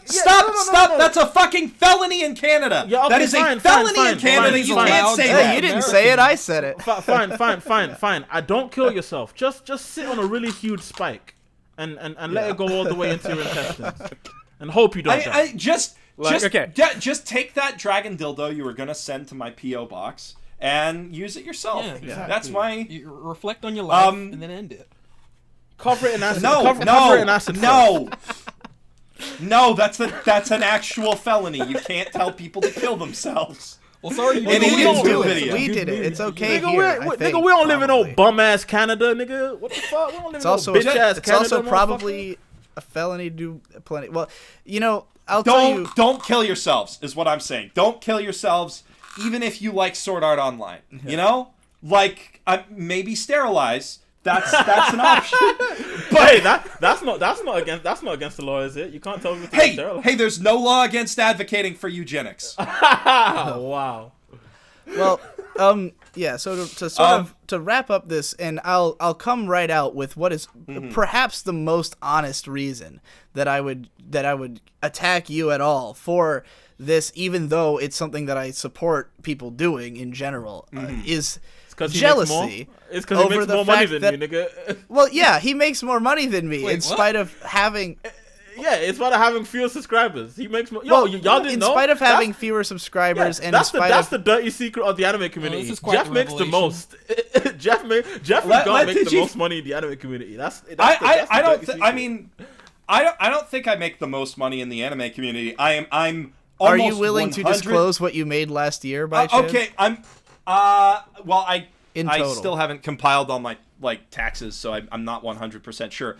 But also, last year I only started making serious money in the last 4 months. I will say that. Do you have a projected income for this year? Do you think you know what it'll be? Projected income for this year, can't say because it varies month to month, but it could be anywhere between $60,000 and $100,000. Right. Now, everyone think for a moment when Jeff's in his 50s and things aren't working out so well, and he's in a whole different stage in his life, and he's just thinking to himself, damn, I wish I chilled just a bit more in my 20s. No, here's the thing. I'm saving the money. Like, most of the money that I make goes back into producing content for the channel. Right. Like, if you want my actual stated Well, that's taxable... true for me as well, but that's because I'm trying to write it all off on my taxes. So that's the thing. Like, if you want my so much on taxes, if you want my taxable income, if you want my profit from the channel, that's going to be closer to like a $40,000 a year salary. Because I'm always trying to produce more. I'm going to cons. I have to get better computer equipment. You ain't come to Atlanta yet. I ask for me to go to AWA. Just ask for me at AWA. Everybody going to AWA. Ask for me at AWA. Momocon's coming up soon. Momocon makes me think of that slutty cosplayer on Patreon. Anyway, to get to the point I was getting to. Continue. Yeah, sorry. Just that. Yeah, you're making more than I am. You definitely will this year. And it's simply because I've been unwilling to do a lot of the same things that you're doing. I've gotten a lot of the same offers. I've gotten a lot of the same, my inbox was inundated with fucking people wanting me to advertise stuff. I mean, you told me that Naruto Online would have offered me the same deal they offered you, and I wouldn't take it, because I didn't want to make a video about Naruto, and that's the only reason. That's fair. I don't want to do it. Now I will those do guys it. specifically asked for you too, so yeah. I was. That's the only reason I asked you Digibro twice. guy on our Is because side. And I've taken a potential deal with Amazon to promote I Anime sort of, strike. yeah, for the anime strike thing they offered me a deal, and I am willing to take it only because I convinced them to let me make a video about Vivid Strike, and I think it would be the funniest thing in the universe to get paid to make a video about fucking Ninouh. And I'm super excited. Unfortunately, I have to make myself an LLC first, and I haven't figured out how to do that yet. But once I do, then I'll possibly take up that deal, and they have things that they want me to say at the start of the video and everything that I'll gladly do it just to be able to say I got paid to make a video about Vivid Strike. But for me, and maybe this is also true for you, and we're just thinking of it on different scales. For me, like, the more I always want to believe in my heart that I am doing this the most punk rock way I could be. That this isn't me just taking the deals; it's me doing it with a middle finger up to the same guy paying me. Like, for instance, I remember that I have you did the loot crate where you were kind of just like, yeah, this is pretty tacky. Maybe buy this. I don't know. I wouldn't. All the free stuff I've gotten, which I don't take those anymore because I only did that in the beginning because I had never gotten any offers before, and I was like, I didn't realize, because when you think about it, the ones I got, I'm sure some people get a deal where like they have a link, and if people click on that, they get $5. These guys were just like sending me a free box and being like, make a video for us, and I'm like, I'm pretty sure my video is worth more than $25. You got hustled. Yeah. You got hustled, motherfucker. Yeah, but this is the best guy at making loot crate videos is gone, because he's got them down to a science, and he does them these the guys best. Like, these guys would send me this shit, and I just make a video going like, yeah, well, this is all garbage, and I wouldn't pay for any of this. Thanks for the stuff, and then I unlisted those videos after a couple weeks. I mean that's. But yeah. like for instance, my Crunchyroll thing. I have a Crunchyroll deal, and like the original deal that we created was because I had this series called 10 must-see anime you can watch right now, which I was just doing for the hell of it, recommending people 10 shows that were available for legal streaming. And so Crunchyroll approached me, and I said, hey, let's turn it into a Crunchyroll show. And I did one episode of that, and it was like, success, and I went, I don't want to do this series anymore. And so now my Crunchyroll ad, by far the majority of the money I've made has been from shows I was shitting on. Like, my ads for where I say, like, Gate is, like, the worst anime ever made. By the way, you can watch it on Crunchyroll, and that's the whole ad, and that's by far the most Crunchyroll money I've made is from that video, and the Astro Score, where I did the same thing. How do you get the Crunchyroll? How do you get the Crunchyroll? Yeah, Jimmy's been I off do this for a that. while. Like, They here's the emailed thing. me. Yeah, I know, because like they reach out to you. I have milestones I have for my YouTube career. The final boss is getting us to do a panel at Anime Expo. That's like the final boss. That's which when I have beaten. Yeah.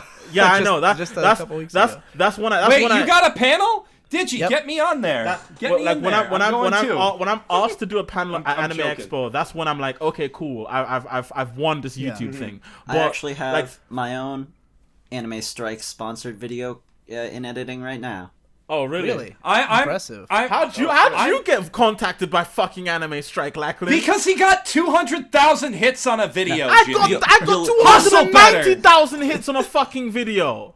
Yeah, but did you do Because it he in made 2 a video weeks? about Sword Art Online, and that's the one thing you haven't done. Well, Amazon, because Amazon just started their promotional program. That's you'll why get what it's nobody's about when you seen see any the of these video, let's Anime just say Strike that. videos, and we're all about to see a Pedantic- bunch of them, I think. Pedantic Romantic also has like momentum right now. Wait, that so is true. Lachlan, does Like- that mean that you've made an LLC? Can you teach me how? It's not what you think. Just wait for the video.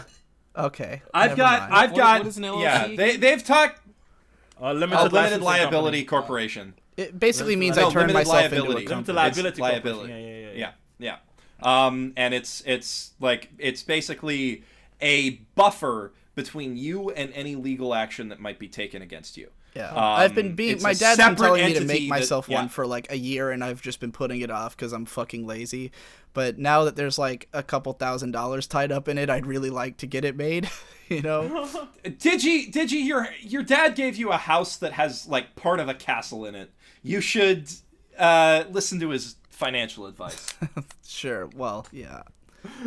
I'm just, but yeah, I don't know. I think it's funny that you say that. It's funny that you say that like a big part of it is that you are trying to do the punk rock thing, and that's prevented you from making as much money as you could be. I want to just address one thing that you said very quickly, which is that you said that Garnt and I are the people making the most money on anime YouTube, and that's definitely not true.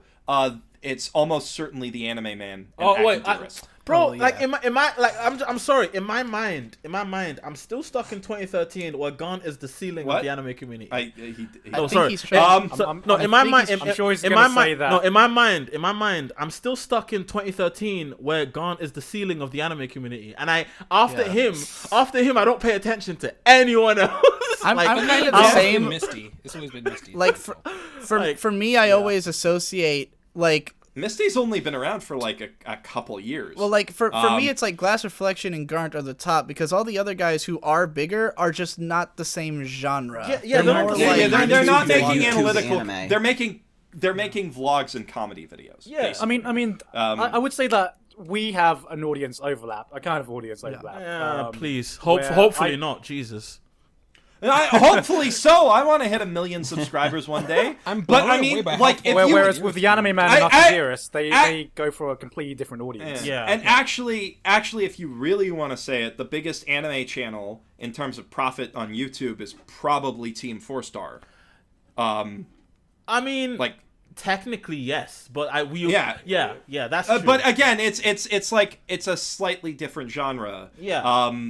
It's but I mean, my is main that point Anime is Snob that still maintaining that rank list of all the anime reviewer sub Fun counts? fact, I think he is. it He wasn't. updates- he Fun updates fact, it it wasn't Anime Snob. Fun fact, it wasn't Anime Snob who came up with that.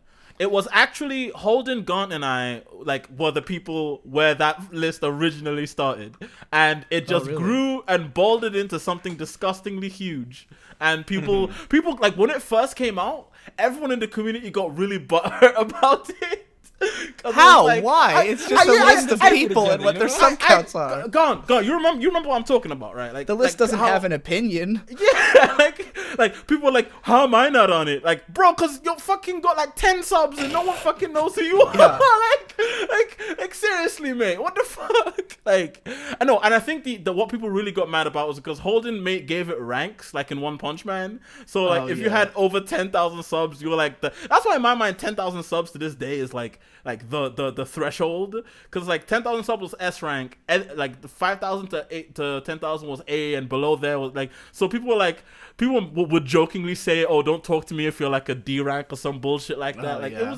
it was some stupid stuff, but yeah, people got really butthurt about it. They were just like, but I mean, numbers don't lie. Numbers are the most objective thing ever. Like, well, so I mean, numbers do lie sometimes because, like, if you look at Misty / Chronexia, for example, like, you look what he's pulling His on view Patreon. counts don't compare to his. and his view counts, exactly. Like, he's, I mean, it's a he's- big pro. If you want to know how He's successful, probably making less money than I am. Yeah, He's if- probably making, yeah. If you want to actually know how successful a YouTuber is, you look at their view counts, not their sub counts. The sub counts, sub counts is all for ego. That's the Well, only reason we care. We only care about our subs because that tells me how, like, it just tells me like how many people have heard of me. But the actual view counts are what matter. And if you're, 300,000 subs, but you're only pulling 10K a video, then it means you don't really have 300,000 people who watch. your like videos. there's this guy called Noisy Images. He came on the scene like, I don't know, a couple months ago, and he does videos about like hip hop and shit. And he's like around 20K subs, but he has like 3 videos about Kanye, which are all like over 100,000.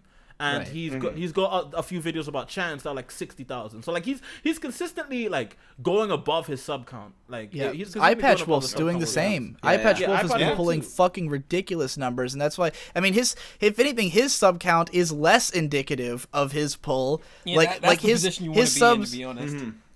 I was telling him, like, there's no way you're not going to be over 200K in a couple months because you are already over it. You're already over 200K people who care about your videos. They just I haven't think all it's just clicked that, subscribe yet. So those people know about his videos and they will watch when they come out. He's just Yeah. not. He just hasn't uploaded them yet. He just has, Jimmy's they dead. just haven't.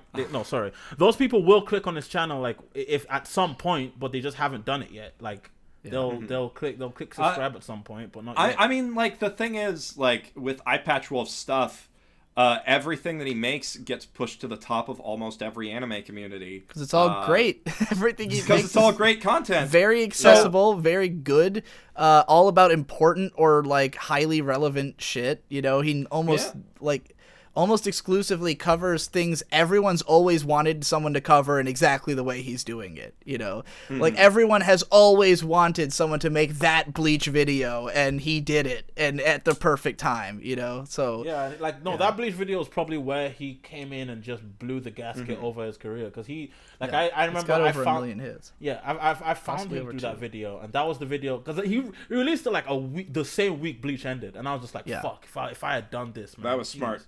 Like it was a really smart video. And that's- go for it, Jeff.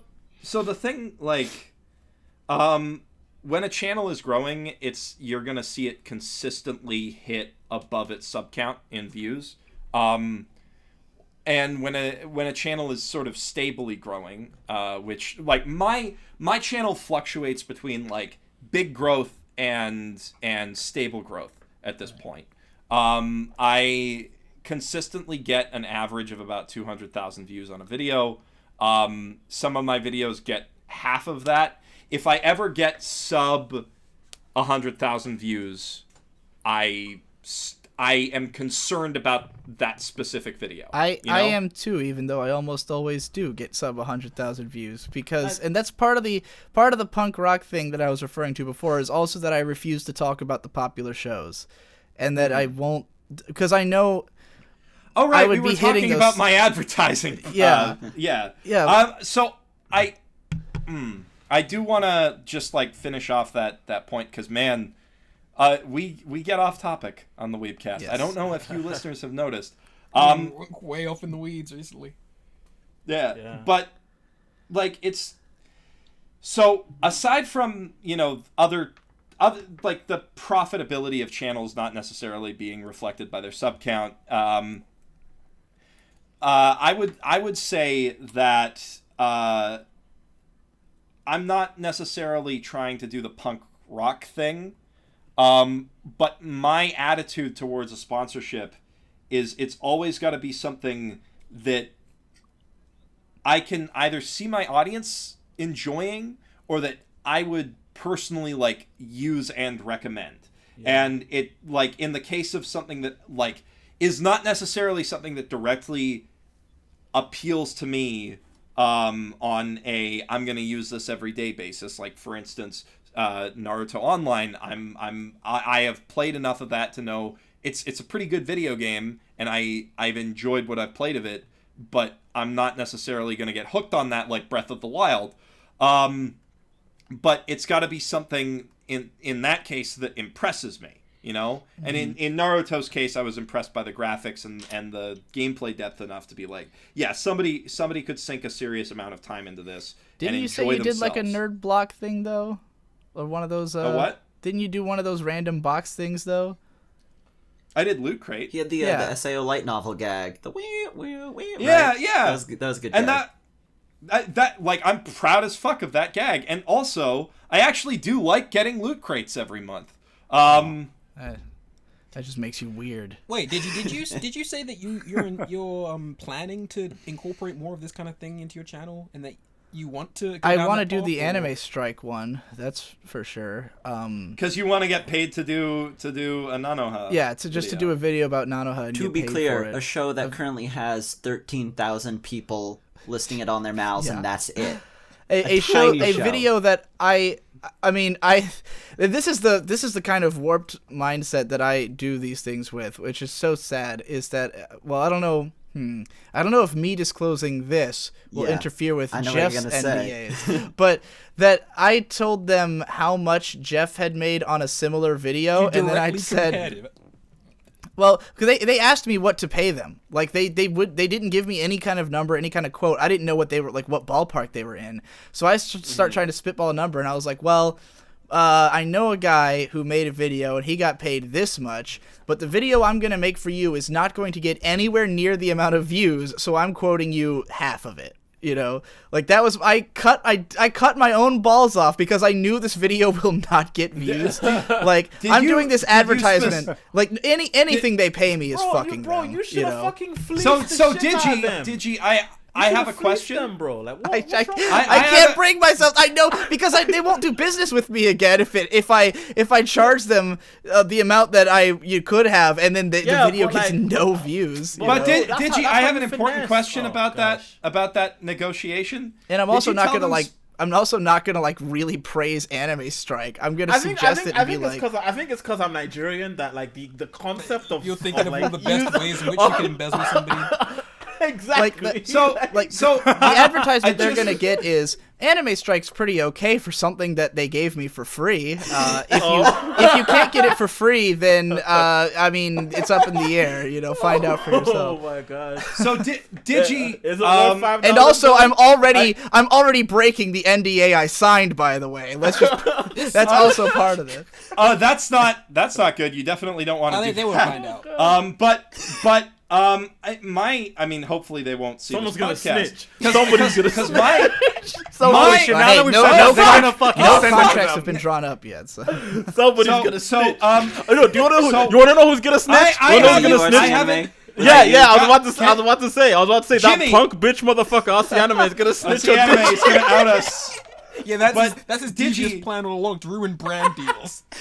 Digi, my question for you is: did you specifically say my friend Mother's Basement made this much money? No, I just said my friend of mine. Okay, well, because I don't think that would undercut an NDA. But that totally fucks with my bargaining ability. No, on the next I don't video. think I said it was you specifically. I just said a friend of mine made this much on a similar brand deal.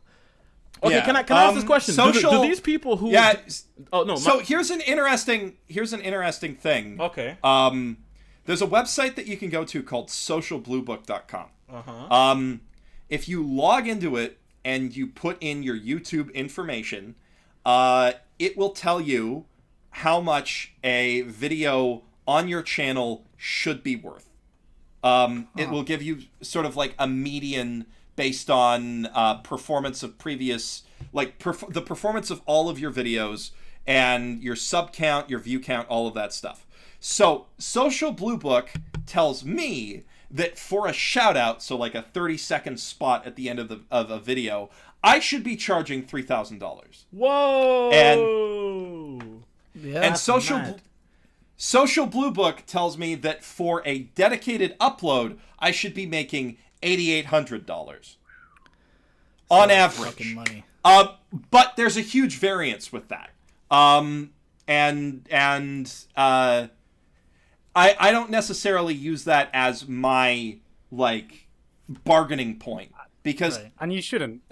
Because that's a projected thing. So apparently, that's like using your using your social blade. On Social Blue Book, it's telling me that I'm not going to say how much I'm worth like on a. We'll never know what it's telling him. We'll never know. But from like because.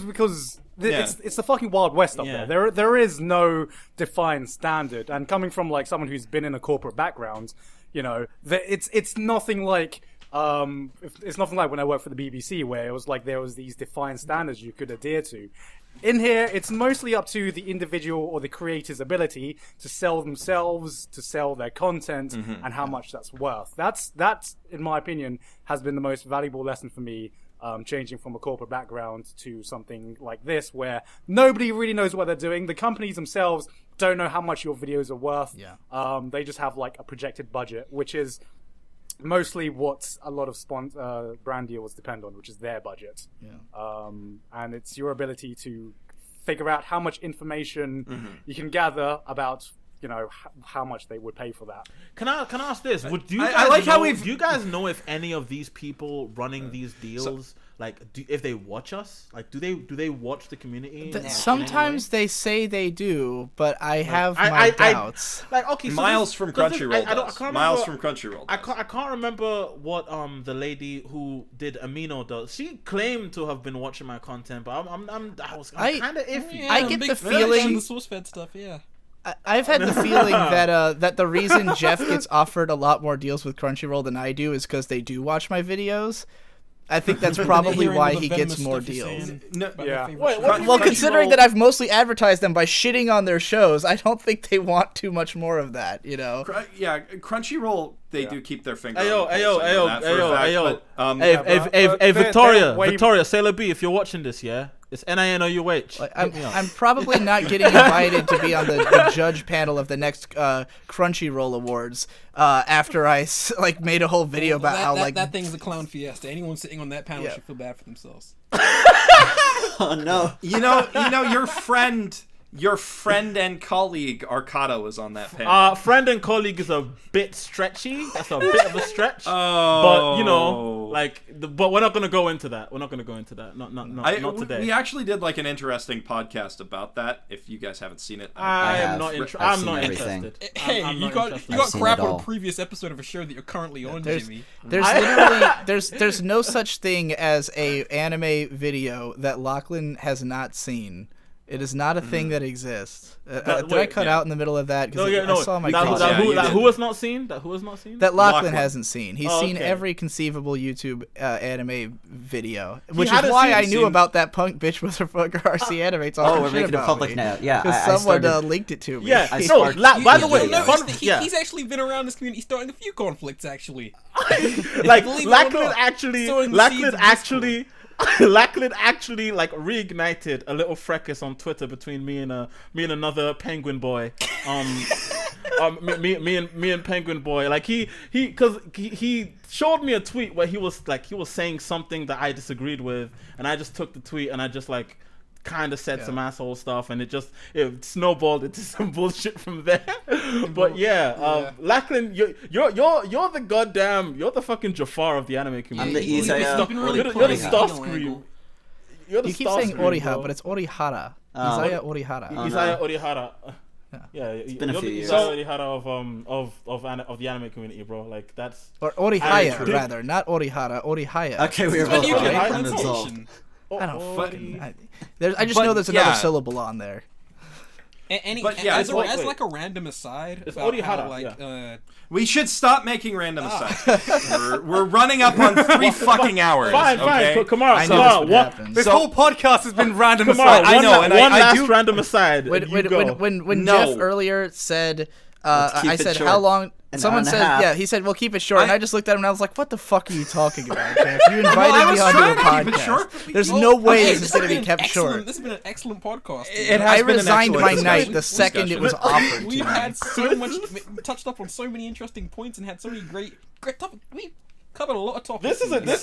Hey Jeff, this is the best. It doesn't matter which fucking superstars you get on. This is the best. The only problem with this podcast is that Jimmy has to say everything twice. Half this Whenever podcast has been trying to determine what Jimmy From said. now on, and just trying fill to in the fit in the blanks and gaps. don't ask him to say it again. my You're only doubling the length okay. of the This bit, podcast. you know the worst part of it. The fans are gonna be able to hear everything Yeah, I'm saying because it's exactly. getting recorded. Exactly. So Exactly. Yeah, so it's just for some reason just Discord is being a bitch right now. I have no idea what's going on. Discord's always. Anyway, a bitch. let me get my random aside out of the way real quick. So, Alright, just continue. I've always found it I've always also like Digi. I found it really noble when somebody makes a video about something that's completely starved of videos or doesn't get enough attention, like Ninouh. So that can almost completely save someone's channel in my eyes. Even though I don't usually enjoy anime everyday videos, seeing that he's the one person on the entire internet that has anything to say about Akagi no An kind of makes me happy, and it makes me want to do that for shows that I feel have been completely. Why am I starved of not attention. surprised that Anime Every Day has a video about Akagi no Yeah, An? yeah, Yeah. I know, but whatever, I'm just glad someone's talking about it. I like being the one guy on the whole internet who ever talks about baby steps. So that's. Hey, I've talked about baby Digi's steps. talked about that. Have you talked about baby steps in the last year? Why Ruler of Time used to talk about baby steps back in the day. Like Who? Why? Literally who? Why Ruler of Time? Yeah, I know. That's an old school Tig with Tig reference for all the kids right out there. But yeah, so I think we basically like covered the whole selling out angle. We've been on that for nearly 40 minutes. We have because it's an interesting and varied topic. I'm glad we got the numbers different that I've perspectives on it. Yeah, the numbers that I've quoted to you guys are not necessarily like how much money I make. You know, it varies like wildly based on how much people click through. If I'm making stuff that's interesting for people, I can't give you exact numbers, for instance, but I can say that a lot of people were really, really interested in the Konosuba light novels that I plugged in my What's in an OP Konosuba 2. I know the exact numbers. They're shocking. So that video did really well. I don't like. I guess the same interest isn't there for Naruto. But like with selling out, it's always a risk that you kind of take. And my perspective on it is I just mitigate that by trying to make it. By trying to do it in a way that's entertaining for my audience. Yeah. And I guess you could say that the Shillmaster thing is maybe a little bit of a lazy way of doing that, and I should find more creative outlets for it like I've done. To say it one more time and just to break down exactly the nature of this is that I know for a fact that in the next 3 months, Geoff is going to pass me in subscribers, his view counts are going to stay above mine, and he's going to make a lot more money than me this year. And that is because I will not do the things Geoff is doing, and that's only because I'm a fucking idiot.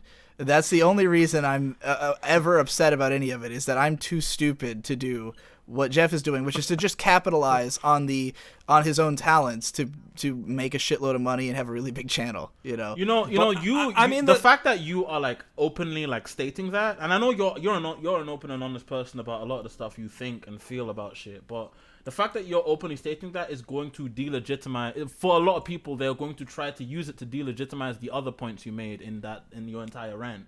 Like they're just gonna be like, oh well, then he's just jealous of everyone else. State your bias. That's I don't care how legitimate bias, and that's fine. That fucking rant. The thing about that rant and why this podcast is possible is that because that rant is so unclear about everything I say is why there has to be 10 follow-up videos and 1,000 discussions, which is kind of the best part of it, because. It's the control verse. It's the control verse all over again. It is. It is definitely. I'm glad you make that comparison as opposed to just Kanye. I think it's more like the control verse from Kendrick. No. Anyone who's making the Kanye comparison is just some fucking stupid normie pasty dumbass who doesn't fucking understand hip hop. But like, no, this is the control verse. You mentioned a bunch of people's names, and if your name didn't get mentioned, you're a waste man. No one cares about you, so fuck off. So that's pretty much it. And just like the control verse, it's confusing and hard to parse, and no one actually knows what Kendrick is trying to say. So but that's the thing, and I'll quote something from my past, where back when I was an anime blogger, all I cared about was getting comments. Like all I wanted was feedback, and I would never get it.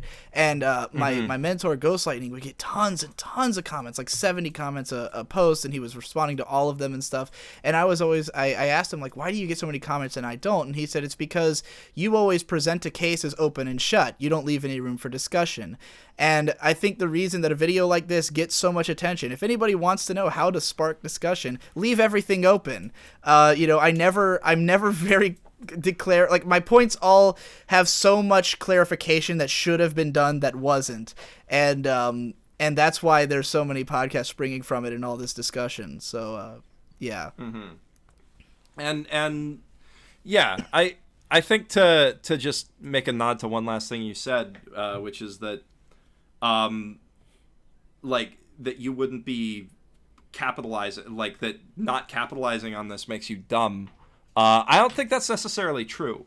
Like, I legitimately enjoy making every video I make, you know? I just have a different capacity for enjoying stuff. I enjoy different stuff than you do, right?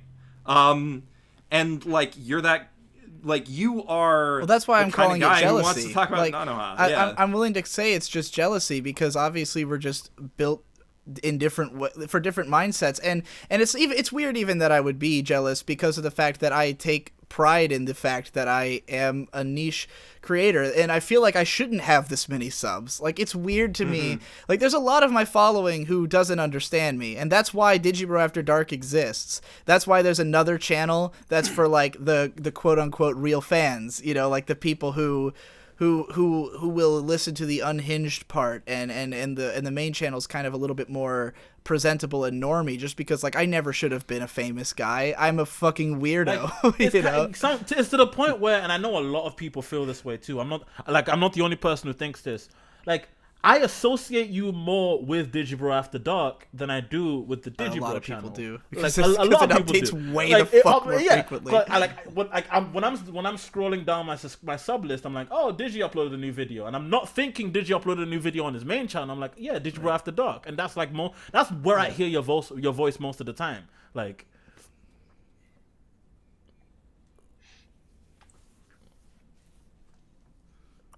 Yeah. Oh, back when you were still doing the pony hustle, back when you were doing the pony hustle. Yeah.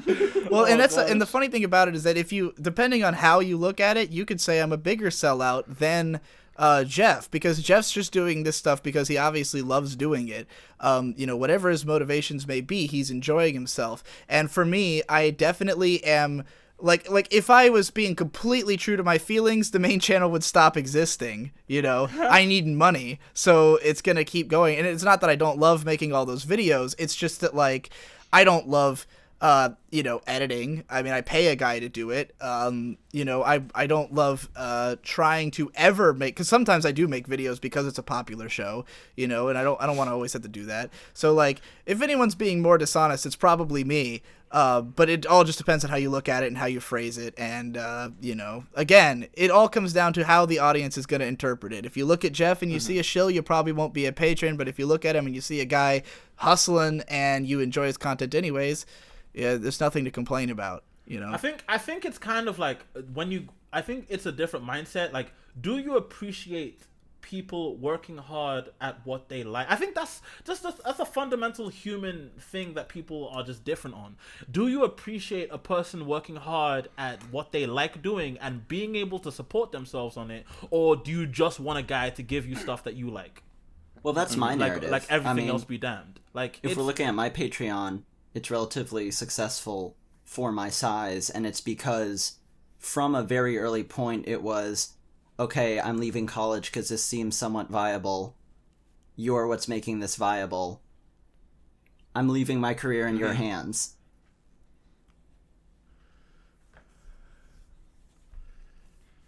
Yeah.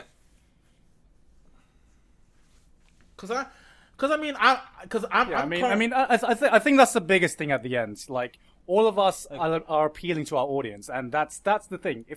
If Geoff's audience appreciates him or appreciate him as a person and what he's trying to do and achieve, then it's working for him, which is why he hasn't suffered for his shilling, because he understands that his audience is okay with that.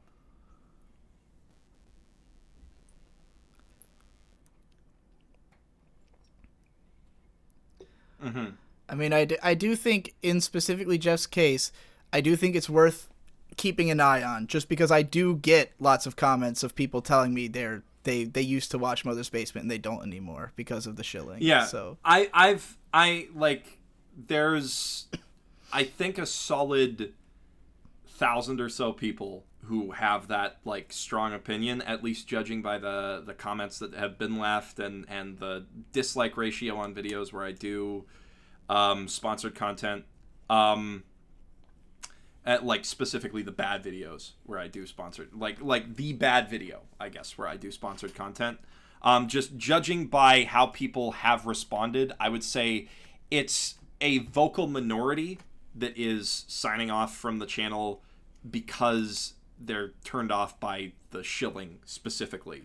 And like, I do keep an eye on it. You know, I do try to always make it something palatable and fun for my audience, because if it's not fun to watch, A, it ruins the content on the channel, but B, it's not going to do a good job of selling the thing that I'm being paid to sell anyway, right? Right.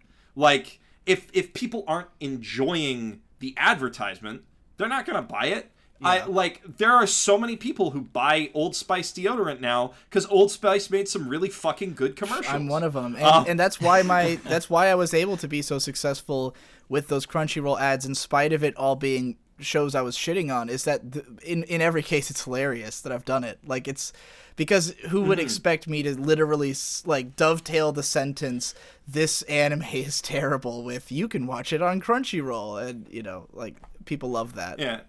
I mean, I should probably work in that there's so I had the opportunity to put up another SAO video this month a little earlier. I didn't have time to make it, but it was like talking about a Bookwalker sponsorship, right? Because I still have that coupon until the end of the day this podcast goes up, assuming I put it out in time.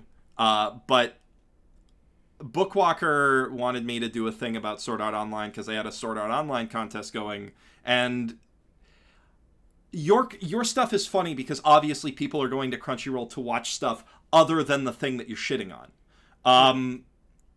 Like, this would have been, go buy the Sword Art Online book, and I didn't think I could do that specifically with the video that I had written, which is about that one scene at the end of Alfheim Online that's really, really bad. And you guys know which one I'm talking about. That one scene that's really bad in Alfheim Online? In Alfheim? I have No. fucking idea what Are you talking about... wait, so are you talking about that the one Are you talking about the scene? tentacle The rape? Is it the rape? tentacle rape? Wait, is it the it's tentacle that. rape It's scene? the one. Is it the tentacle No, it's rape the other scene? one. Oh, is it It's when the like other this, rape when the scene. dude is grabbing her tits and shit? Yeah. Oh, okay. But, Yeah. Half a season count as a scene? So that video's still coming.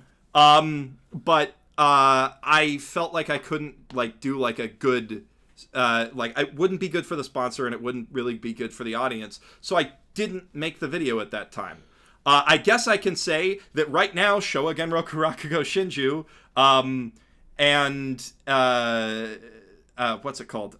7 Deadly Sins and Interviews with Monster Girls are all on sale at Bookwalker right now. And if you go to Bookwalker and use the promo code Mother's Basement, There it is. you can get 7 Deadly Sins for 20 cents.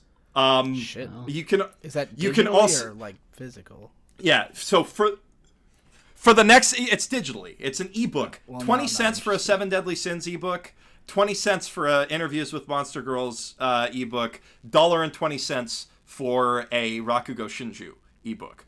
And I'm just putting that in here as like a thing for people to be aware of. If it's the end of the 20th, if the 20th is over, that deal's done, and I'm sorry that I didn't put out a thing fast enough. But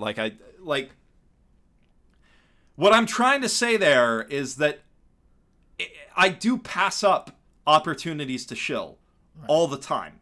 I'm sure we all pass up some opportunities that aren't worth, because we get fucking inundated with bullshit free to play games trying to fucking advertise constantly.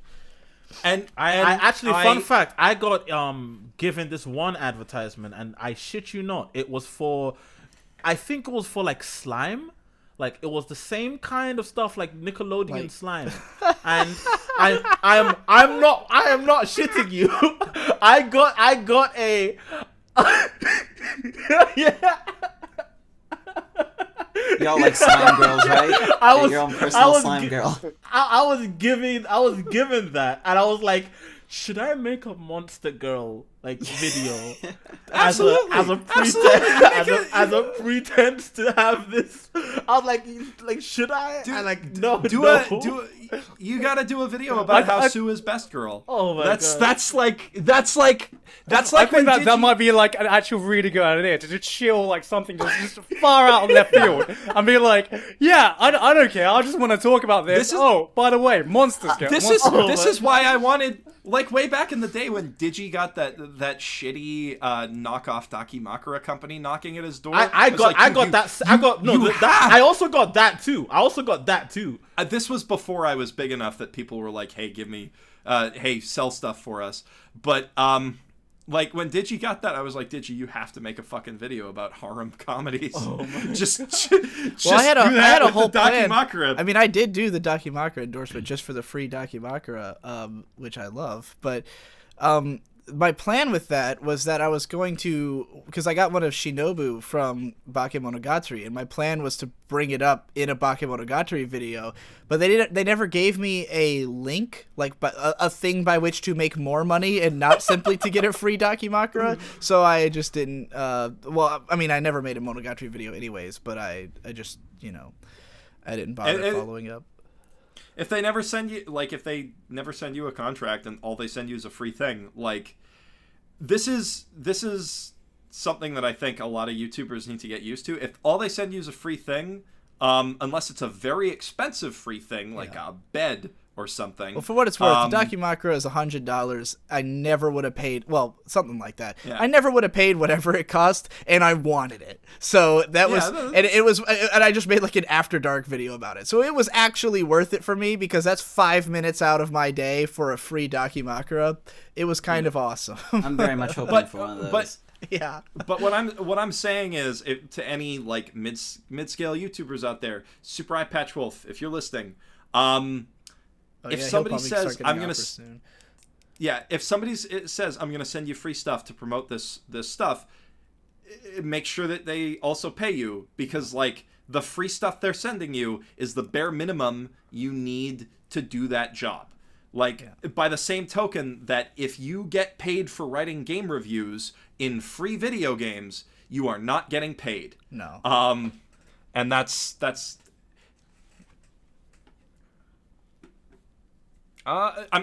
If you don't sign a contract, that's a little sketchy, and your business relationship with that company is obviously over. But I want to be a paid shill for Spank Bang, not Pornhub. Spank Bang, Spank Bang. If y'all want someone to talk about all the cool hentai y'all got on there, hit me up. Or N hentai, you guys too. I'd fucking shill you guys any day. I'd shill N hentai. That's the same as X hentai, right? Or is that a different? No. EX hentai is not the same as N hentai. N hentai is the blue one. EX hentai is the different one. Yeah, no. N hentai, y'all want to hit me up? My email is 9090@gmail.com. Hit me up, bro. It's all good. I've had a thing from Faku in my email inbox forever. Real talk. Real talk. I think Faku messaged me recently, but they didn't clarify anything. So like it was just like a tweet like, "Hey, do you use Faku?" And I was like, I'd only do give me free stuff. I'd only be a spokesperson for Faku if they gave me a lifetime membership. That's the only reason I wouldn't do it. Like that's my only thing. If you give me a lifetime membership, I'll show you guys. Real talk. Same with Crunchyroll, TBH. Wait. By the way, do you guys get like lifetime memberships to Crunchyroll when you get like those? No, I still pay for Crunchyroll. No, I pay for mine too. Y'all niggas still paying for your Crunchyroll? You should. Which is fine. Fucking how cheap is Amazon that like they were like yeah, we want you to promote Anime Strike, and I was like, well, can you like I don't have Prime or the service. Can you maybe hook me up? And they were like, I guess. And they gave me like 3 months of Prime, and then like they said, just use the free trial for Anime Strike. And I'm like, why can't you? It's $15. You're paying me way more than this. Oh yeah, I just realized. Fucking to use Anime Strike, you need Prime. So yeah, the starting price they're asking you for is like $10 a month. It's $10 a month, then $5 on top. Fuck that. It's expensive. You come back the fuck up with that rubbish, bro. Nah, man. What kind of bumbleclot rubbish is that? Nah, bro. I can get Crunchyroll for $6 a fucking month. What? Never mind. I'm not gonna go down that road. The anime for your dollar on Anime Strike is incredibly low. Yeah, but they do have some good exclusive stuff, like Wish, I think Funewo Amu. And you can stream Paprika on there. That's kind of nice. A bunch of old stuff. They've got Princess Tutu, I think. I mean, I do they have Princess Tutu? Last Real I men checked. watch Princess Tutu.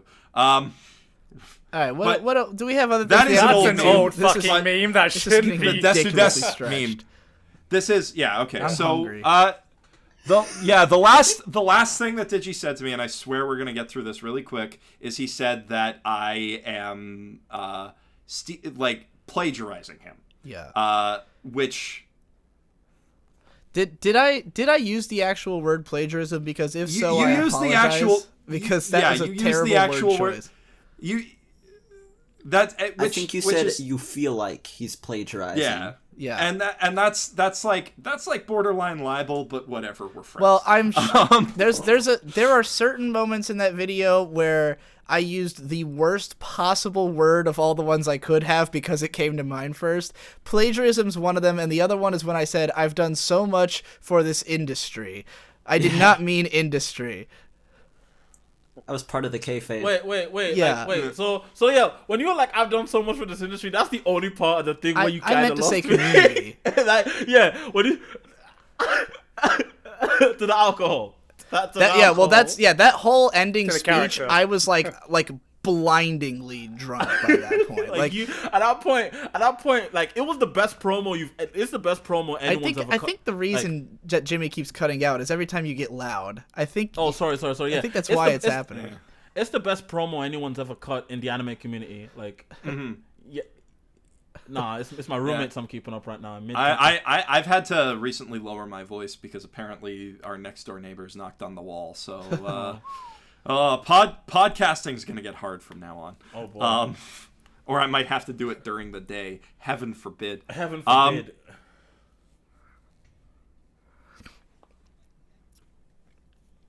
Okay, well, it's complicated, and I probably shouldn't have even brought it up in the video because the thing is, it's simply, and I don't think this is intentional on Jeff's part at all. I think it's simply the way that he thinks, and it's an accident. But it's just that Jeff will sometimes present like an opinion he's heard, or like one that's like common, that is actually almost verbatim something I've said on the weebcast or in a chat with him or in one of my videos. And it's rare, and it's like it's hard to explain because I'd have to hear it to tell you which lines. Mm-hmm. Because there's like, I know there's one of the videos that Jeff talked about Rakugo before or something. Like, there's a line that I remember that I just heard it and I was like, that's verbatim what I said on the weebcast. And I'm sure that in Jeff's mind, that's just a phrase he picked up somewhere. It's not something that he heard from me, but I know that it's from me. And so, and like... No one else needs to know it's plagiarism except me. I know he took it from me. And I'll be honest. I'll be honest. I don't listen to previous weebcasts because I've had the conversations, right? Yeah, you just absorb the information. It's just some stuff that lingers in your head. Yeah. Like, So Yeah.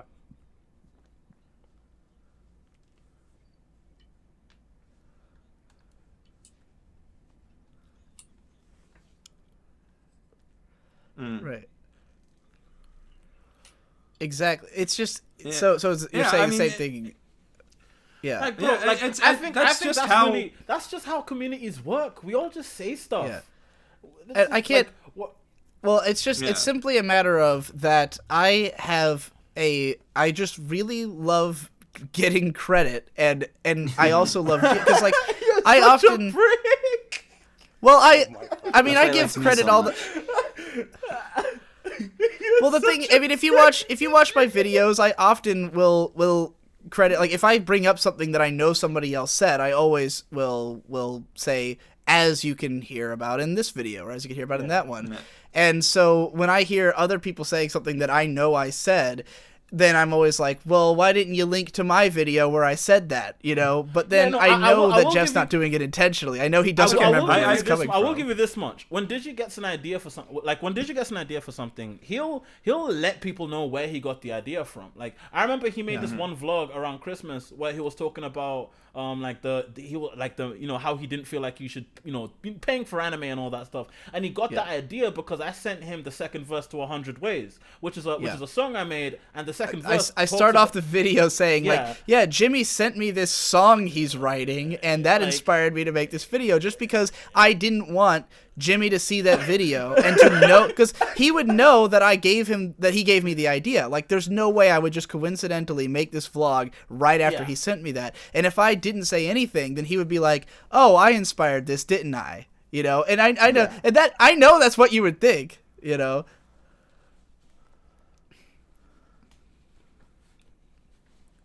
He wants a collection of anime gurus. Yeah. Okay. Yeah. Mm-hmm. Yeah. Yeah. Yeah, that's I think. Mm-hmm. Yeah.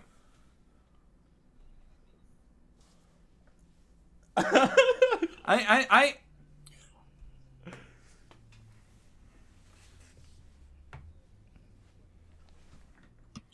Mm.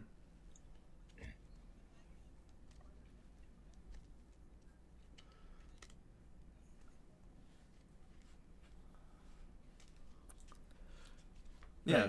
So I think okay. I think you also yeah. Okay.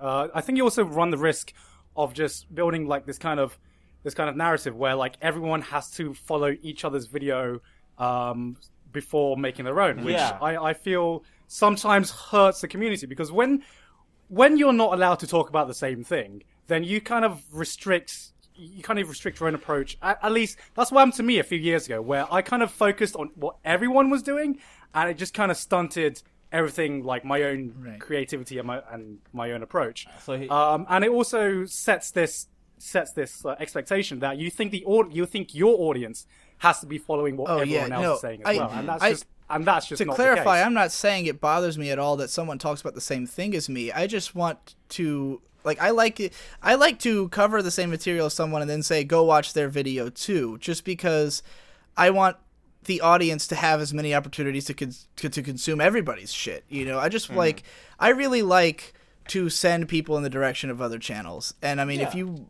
I mean, that fucking video, the one that this spawned this whole podcast, everyone I linked to gained 1,000 subscribers. Best thing that happened out of that podcast.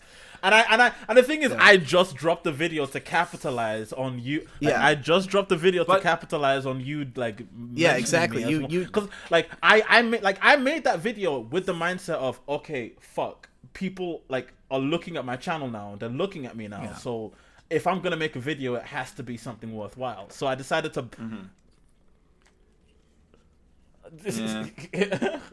But. God, Jesus is cool. He Michael, we love you still. You're cool. No one forgot about you, bro. Like, so I think to just touch back on the idea of different people having similar writing styles.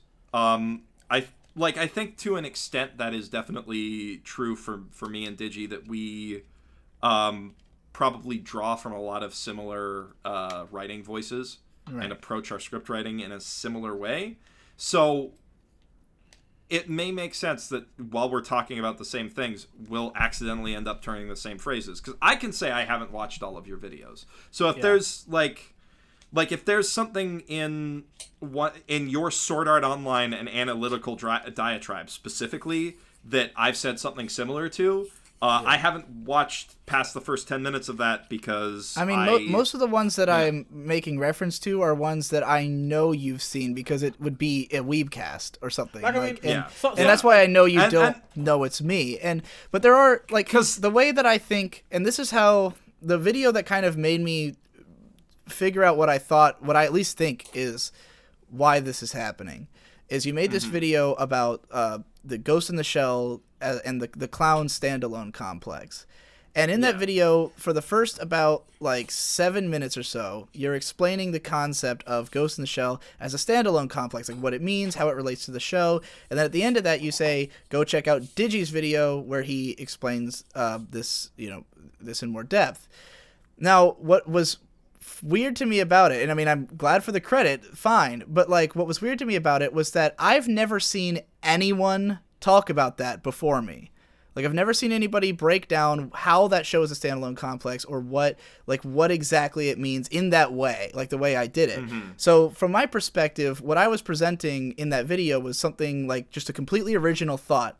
And the way you phrased the shout out was like, Digi has also talked about this, go watch his video. And to me it was like, well, it's not that Digi's also talked about this, it's that I invented this idea, and then you have now rehashed the same idea in virtually the same way. And I just thought, well, it's obvious that to me, like, you just thought of it as I was presenting something and it's just kind of out there now. Like, this is now, like, now that I've said it, or now that it's been said, it's an idea that's out in the ether. And maybe other people have repeated it since me, you know, maybe it's something that caught on and became a normal thing to say about Ghost in the Shell. But when I looked at it, I thought what the shout out I would have given was, as Digibro first declared in this video over here, you know, and yeah, it's like, it's just kind of a weird, like, conceited desire to be given credit for everything that I've said, and you can't possibly know that I was the one who you know, first presented that idea. But it's just like, to me, every time I hear something that I've said from somebody else, I always, like, and this is exactly how some of this beef with Canepa happened, because of the fact that he doesn't watch my videos. And he'll beef on Twitter about things that I've said and not seemingly knowing that I said it. Because there's a lot of people on Reddit or Twitter who just, like, parrot things from my videos, or the ideas I present become memes or something. Like your statement about budget, for instance. Yeah, exactly. Kill a Kill for my money is one of the cool... Kill a Kill for my anime is a Japanese colloquialism. well, anime is a Japanese colloquialism. Well, like the big one is that, like, I sort of started this whole shit fit over A1 Pictures. You know, like, I don't think I'd ever seen someone being hypercritical of that studio until I came in and I presented this whole argument, and then after that, a whole lot of people started being really critical of A1 Pictures. And so Canepa will sometimes respond to people's like, he'll post something like you know, like, yeah, fuck the A1 haters, look at this great Sakuga scene from SAO Ordinal Scale, and I'm like, you know, that's just me, right? You know, okay, I'm the figurehead of that. I'm leading this movement here, you know. Mind you guys, and this is my thing to the whole Sakuga community, because I'm one of you guys, just letting you guys know. Just because things are moving does not make it good. Just because things are moving on screen does not make it good. Okay? That's a whole you can have as many fucking Utapons on screen as fucking possible, but that doesn't tell me a damn thing. If you have Utapons on screen, it probably is good, but I'm just saying, like, that example. It doesn't tell me a damn thing about anything. It just says that the guy, that one guy for those 15 seconds of animation just happens to be talented. Don't tell me nothing. I don't even agree with most of the stuff that those guys like. Like, that can't, like, all the shit from Ordinal Scale, like, it is of technical quality. It's not good animation, and I don't care for it. Like, Digi, like, I remember we didn't. Jimmy, can you just just let me interject on that point, because I've got, like, because we've both seen Ordinal Scale, me and Digi have, and I, like, actually a small part. There is good animation in Ordinal Scale. There's a couple moments that are cool. You know, there are, like, in the fight scenes, there's good animation. Those fight scenes are bad, though, for a number of big reasons. No shortage. And I think the problem that you have with the animation, and this is something that I hit really hard in my video that should be coming up this Thursday, fingers crossed. But it's long. It's like 5,200 words long. Is that while the animation is often good, the direction on the action scenes is really bad. Because Tomohiko Ito is a bad director, Jeff. No, I disagree. I think that Tomohiko Ito is a good director of drama. I think that he's a bad director of action. And that's... and unfortunately, he's a better director when there's good writing to work with. And Reki Kawahara wrote the script of that movie. And did he actually? Yeah, along with Tomohiko Ito, who is also not a screenwriter. But they brought someone else in to Ordinal Scale to storyboard the action sequences, specifically because everyone knows Ito is bad at storyboarding action sequences, and that drama's where Well, his the action prowess lies. sequences were still storyboarded very poorly. Yeah. There's a lot of Particularly like, the final 180 scene degree is rule. unbelievably bad. But let's wait. I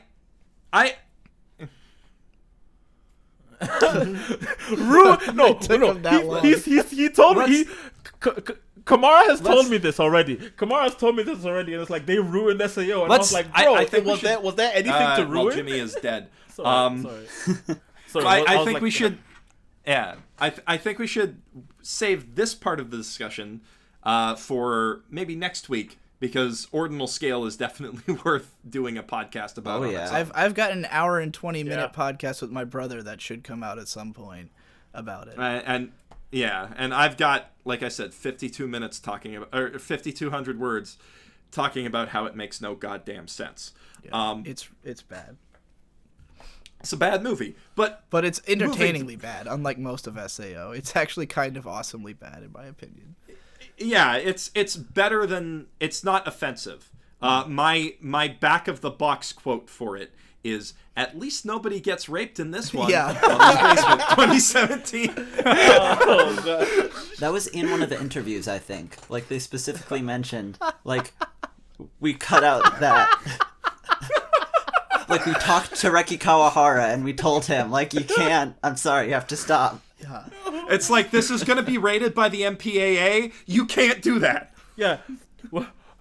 Literally, we're trying- everything else that has ever appeared in Sword Art Online is in the movie except rape, which is how you know that they had to make a conscious exclusion of it, because it is the only thing that's not in the movie. Oh my Yeah. God. Oh, man. But... Oh, God. How did we get to ordinal scale from... Bro, because this is From the what- All weekend. roads lead to Sword Art Online. That is true. All roads lead to Sword Art Online. Yeah. No, well, terrible word It's choice. just it's either like us having a conversation and me bringing up a turn of phrase that Digi's used, or in like an extreme example, like I think in the Ghost in the Shell thing, just me not crediting Digi enough. Yeah, well, even though you did credit me. I credit, but Digi's like, I want everybody to know that I'm Well, like, it was shit just- of it anime. was just Hey, look, simply did that you, not. Would you rather him credit you or just cut out a chunk of your video and just slice it in like I did? Like, Yeah, which you did, but with permission. Yeah, but yeah, so like, I do try to credit people whenever I am consciously taking an idea that I've heard from them, but if it's like something in conversation, I write all of my videos in a vacuum. I'm sure you do the same. I mean, Like, and you I won't don't watch it. I won't pretend that like all of my none of my scripts have like direct references to other YouTube videos, you know. So it like even intentionally or otherwise, there's plenty of stuff I have that's in reference to like the thousands of gaming analysis that I've watched. Particularly popular ones, you know, like I'll reference back to something from Sequelitis or something like that, and it's not like I always say, by the way, Ego Raptor said that first, you know, so Yeah. I And don't like blame at a you too certain much. point, like if you want to talk about something being shandified, you have to. You can't be referencing Mr. Betongue every time you bring up shandification. you might have to, because no one knows what the fuck you're talking about if you don't. Yeah, I mean, I said it once, and now when I do other videos about shandification, I can be like, I talked about it here if anybody asks the question, and Mr. Betongue talked about it, but yeah, like I really do think that just comes down to we talk a lot, and we already have similar delivery styles with our writing. So I think we're just going to turn similar phrases and hit similar ideas. And before we move on from the stuff you've said about me, I have one last question, which is very important to me, which is, you said that you don't watch all of my videos anymore. Yeah. Have you at least seen Avatar as an anime? Fuck You, Fight Me. I have not. Jeff, Please. Jeff, we are gonna, Jeff, me and you are gonna have a fight about that another day. Don't worry about it. So I would just like you to watch that video. I would appreciate you watching that video, because that video is the one where I've put forward an idea that I think is like just fucking great, and you're gonna quote me on it. I feel like.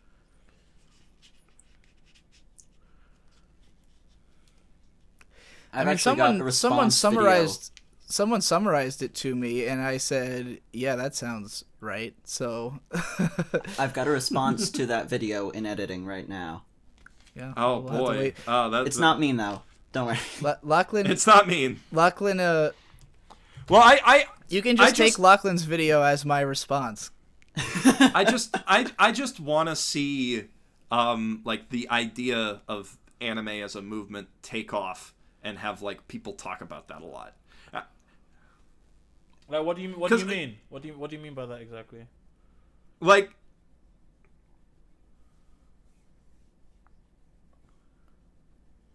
no.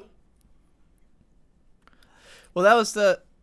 I don't know what Lachlan's gonna say in his video, so I don't want to preempt him. But because again, I had this video described to me, and then a bunch of people were discussing it like on my subreddit, and I was reading that, and the question kind of got brought up of so is Steven Universe anime? And that was the most important question I think that could be asked. That's of a this. disgusting question. And that's God forbid. that is a question. Get the fuck out so with that's that bullshit. and in my video I actually say Steven Universe is anime. Well then fuck off. Right. Well, I've seen the term. That's just before. a cartoon. What? That term's been around forever. Oh my god. Jimmy, All right, this This is another weebcast all Jimmy, its you own. gotta this watch is the another video. fucking. Let's not get into this because this can go on for fucking hours. This can go on for hours. As I said, I'll fight you on this another day. Just not today. Fuck. We'll fight a different day. Okay. All right. We'll fight when we can understand what Jimmy's saying. You So- can understand what I'm saying right now. No, I just. Yeah. Well, we'll fight when we're on Skype and you actually have a stable connection. But I think we've talked a lot about Digi's video. And initially this was supposed to be like 50% talking about Digi's video and 50% talking about another obviously subject it's not that's gonna- interesting that brought up. But We tackled a lot of topics today. This is just a weird. This is just a weebcast. yeah, so yeah, some people have said that Digi's video privileges writing over editing, As it and should that be. editing is just important as writing, and that YouTube's a visual medium, Okay, and now- that writing's not the be all and end all of making a good video. Now, here's- before okay. Jimmy cuts a promo, I just want to give my 2 cents, and to be fair, I'm a little bit biased because I came into YouTube from blogging, and obviously my greatest saleable talent is my ability to turn a phrase. I personally think that I'm the best writer I know, but that's that's just like my every writer thinks that, honey. every writer thinks that, and if you're a writer and you don't think that and you're not willing to express that opinion, then you should probably go back to just working on your chops and editing your shit until you do think that you're the best writer you know, because otherwise you're not producing something that I don't know. You're not producing something you should be proud of. Here's but the thing. Okay, continue. My take on this is that, like, yes, YouTube is a visual medium, and if it was just silent films and PowerPoint presentations on YouTube, then yeah, your argument that editing is king would be fine.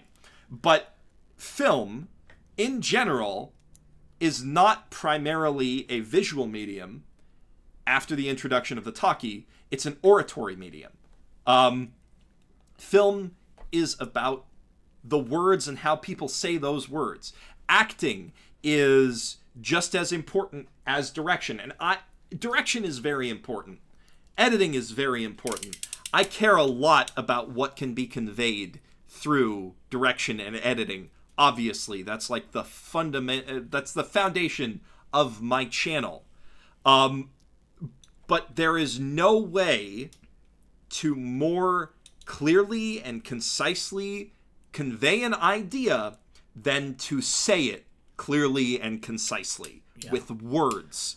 And that's, I mean, a lot of what our job is unabstracting things. I don't know if there's another word for that. My point like, is though, like I was just gonna, because I was just gonna make, I was just gonna make this point because I've made this point to my friends like in private, and I will say it again here for everyone to hear. Every human being on Earth has a limited amount of time to be alive. Every human being on Earth has a limited amount of time that they can wake up, do what they're doing with their lives, and go to bed and continue on. Now, who the fuck are you? I'm speaking this like hypothetically to like an imaginary YouTuber. Who the fuck are you to waste any second of that without making a point to me if I clicked your video? If I clicked your video, I want it to be very clear that you're trying to tell me something that I don't already know. Well, and even if it's something I already know, at least make it worthwhile for me to sit through and watch it.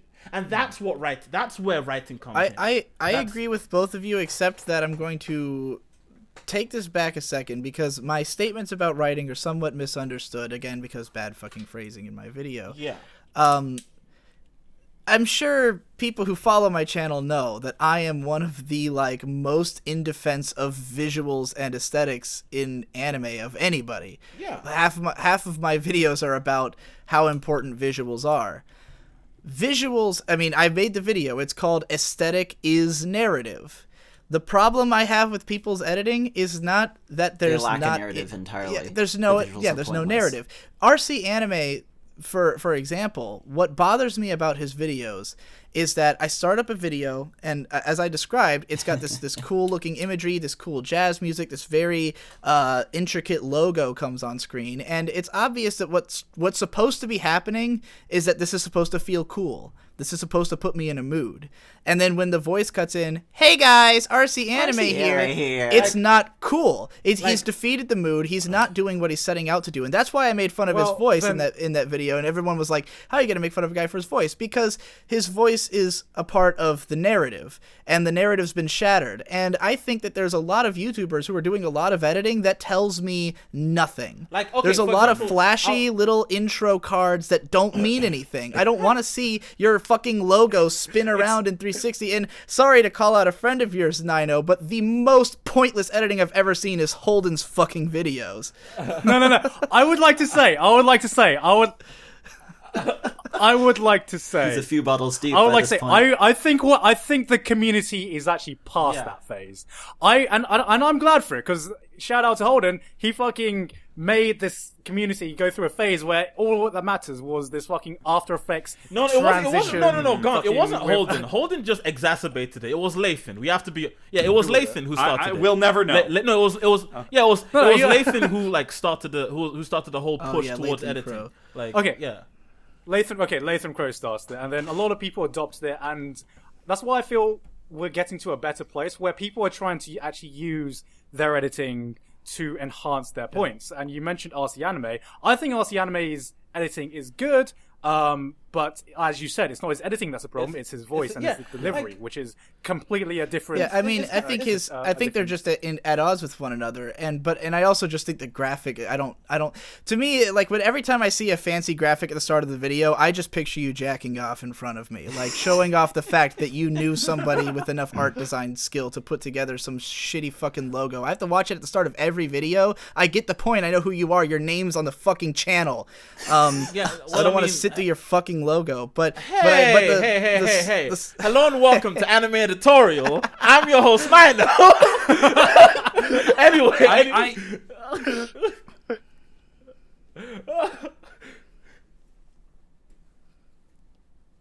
No.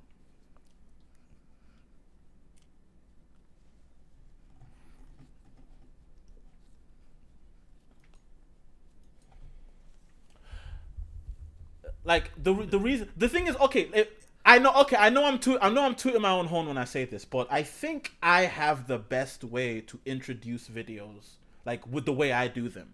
Cause how I do it is I will start. You put it in the middle. That's all right. Yeah, so that so like and that like kind of sets the tone and the narrative of the video. And I think what Digi's trying to get at is that people kind of don't understand structure when it comes to writing. Like they don't understand. It's that and so many other things. And I mean, if you know the first thing about editing, you've heard the phrase "the best editing should be invisible," and it's like, why isn't nobody? If we're trying to talk about the worth, ironically, I learned that phrase from Holden. Did you? Well, I'm just saying, if we're trying to learn, sorry, I know you keep fucking cutting out. Sorry. So I don't. I said ironically, I learned that phrase from Holden. That's hilarious. The thing is that. Yeah, the best editing should be invisible, and the best editor on YouTube is fucking Every Frame a Painting, who doesn't have anything flashy, and yet everyone is enraptured with his videos when they watch them. You know, he's he knows where to cut. Yeah, exactly. He knows where to cut. He knows how to. He knows what clips to choose, and he understands. He understands visual flow. He understands how to set a tone with his editing. Because he's a film editor. That's the kind of editing I'm talking about. Yeah, because he's a film editor. And that's kind of what, like, when I say, you know, I think people should take editing in, you know, when they're writing their script, they should think about the editing at least a little bit, or the audio and visual. Whereas I feel like Digi approaches it with the sense that script is all that matters, and then editing just is an afterthought. I mean, it's literally true for me because I pay somebody else to edit my videos, so it is an afterthought for me. If I could get away with not doing it, I wouldn't. But I mean, the thing is that is true of my main series videos that Devu edits. I do care a lot about editing and have fun with it when I'm not I just don't like editing these kinds of videos, you know, these main channel videos that I'm doing. If you want to see Digi edit fun, if you want to see Digi do some crazy editing, go watch Insomnia Analysis. That's what I'll say. Yeah. Like, go watch or something Insomnia well, those are bizarre edits that I do in those, but like there's lots of videos, especially on my non-main ones, that are extremely experimental with editing and are all about conveying a certain tone and where the editing is part of the art.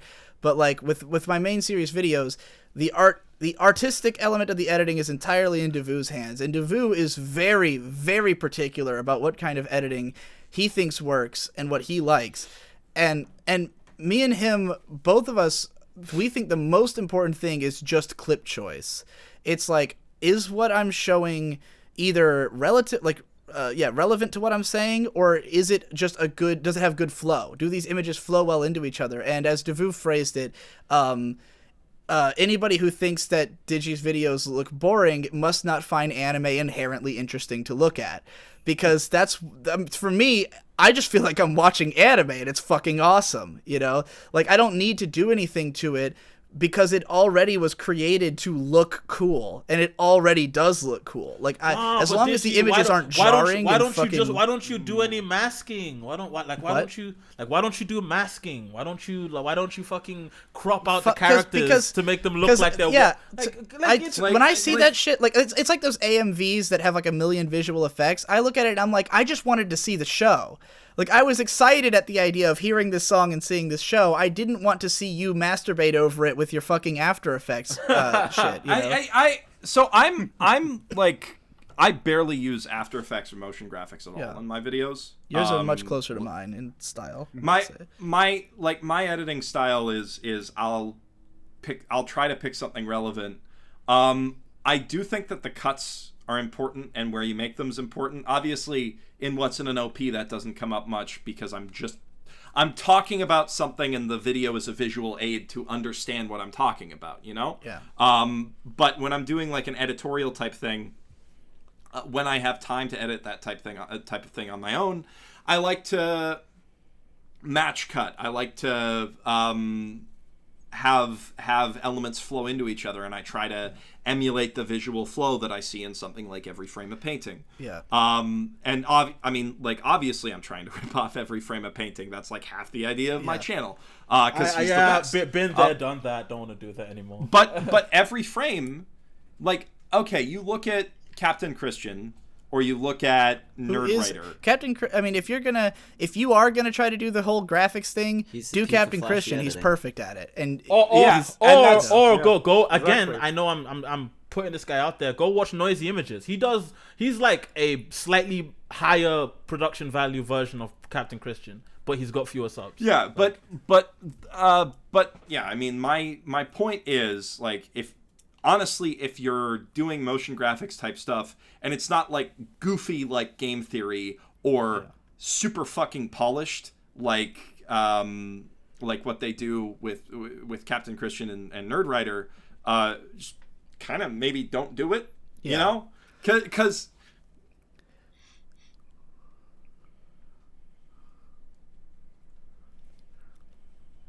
yeah. Mm-hmm. Which incidentally, those... Yeah. Yeah. But... Yeah, and he's basically like making half discussion video and half AMV.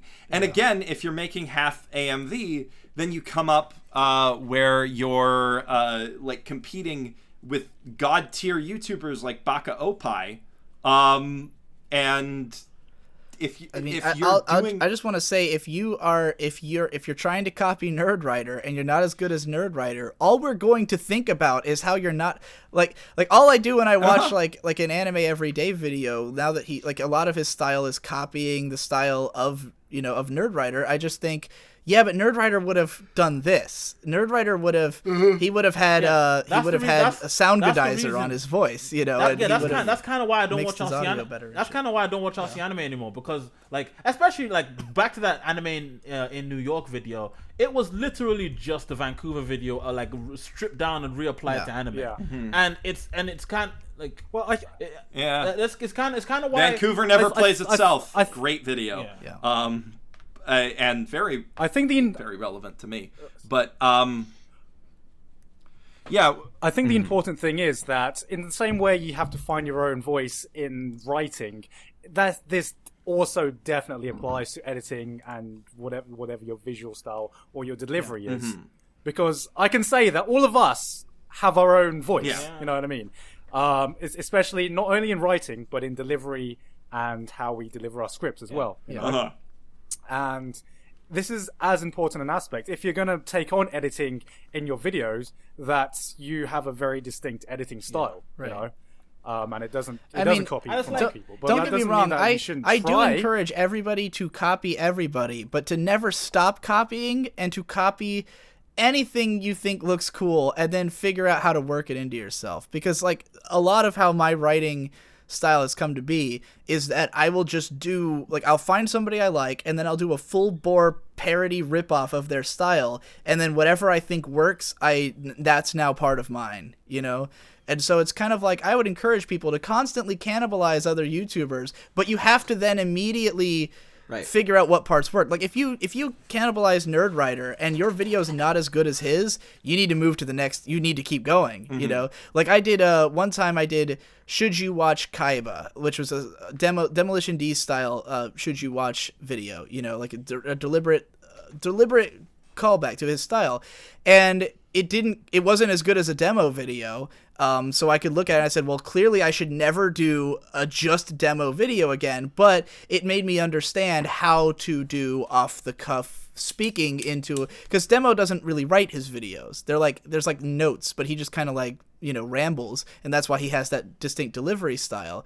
So, you know, learning how to do that made it so later on when I do something like, say, my Cowboy Bebop, You're Gonna Carry That Weight video, which is completely unscripted, like, a lot of the techniques of demo come up there, and people wouldn't think about that, but, you know, that's how I learned how to do that, how to ramble unscripted and then cut up 45-minute audio into 10 usable minutes, you know. So, yeah, I do encourage you to copy other people, but just find a way to then expand on it, make it your own, and don't only copy one guy, because we all know when you're doing it. Right. At the point where you... Yeah. Also, here's one thing. If you're gonna have like a new sub show on your channel, like, just so you're not stepping on other people's toes, like, make sure you don't name it the same thing as someone else has. Like, I'm not gonna mention it does help to Google the title of the show. Basic. Well, yeah, we're not mentioning names. We're not mentioning names anywhere, because we've already Yeah, but I'm just saying, like, it's common courtesy, and like, it's common courtesy, and it's just being like a decent guy, like, you know what I'm saying? Like, it's. Well, Jimmy's still salty about that. Jimmy, I think it's fair if like said person hasn't made a video in like a year. Like at this point, I think should you watch is fair game. No, I don't know. No, I think if you have a title for a new show, you should type it into YouTube, and if something comes up, maybe consider a different title. Yeah. I mean, do it otherwise. Like, do it the other way for other reasons. But I'm just. What was that? I'm just saying, Kamara, about cool characters. Yeah. Hey. Oh, hey, you know what I'm surprised by? There was no fucking Mother's Basement channel before I started my channel. Yeah, that's crazy. How are you the guy who got the name Mother's Basement? What the fuck?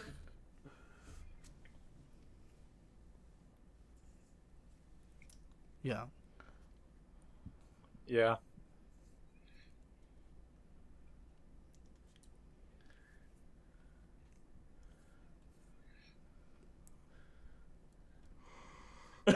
Yeah. It's satire. Yeah. Mm-hmm. Yeah. Like,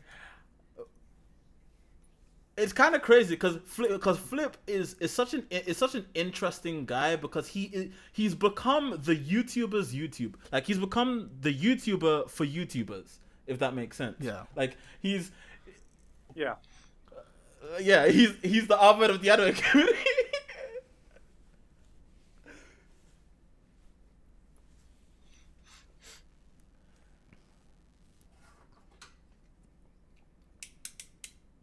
Yeah. Yeah.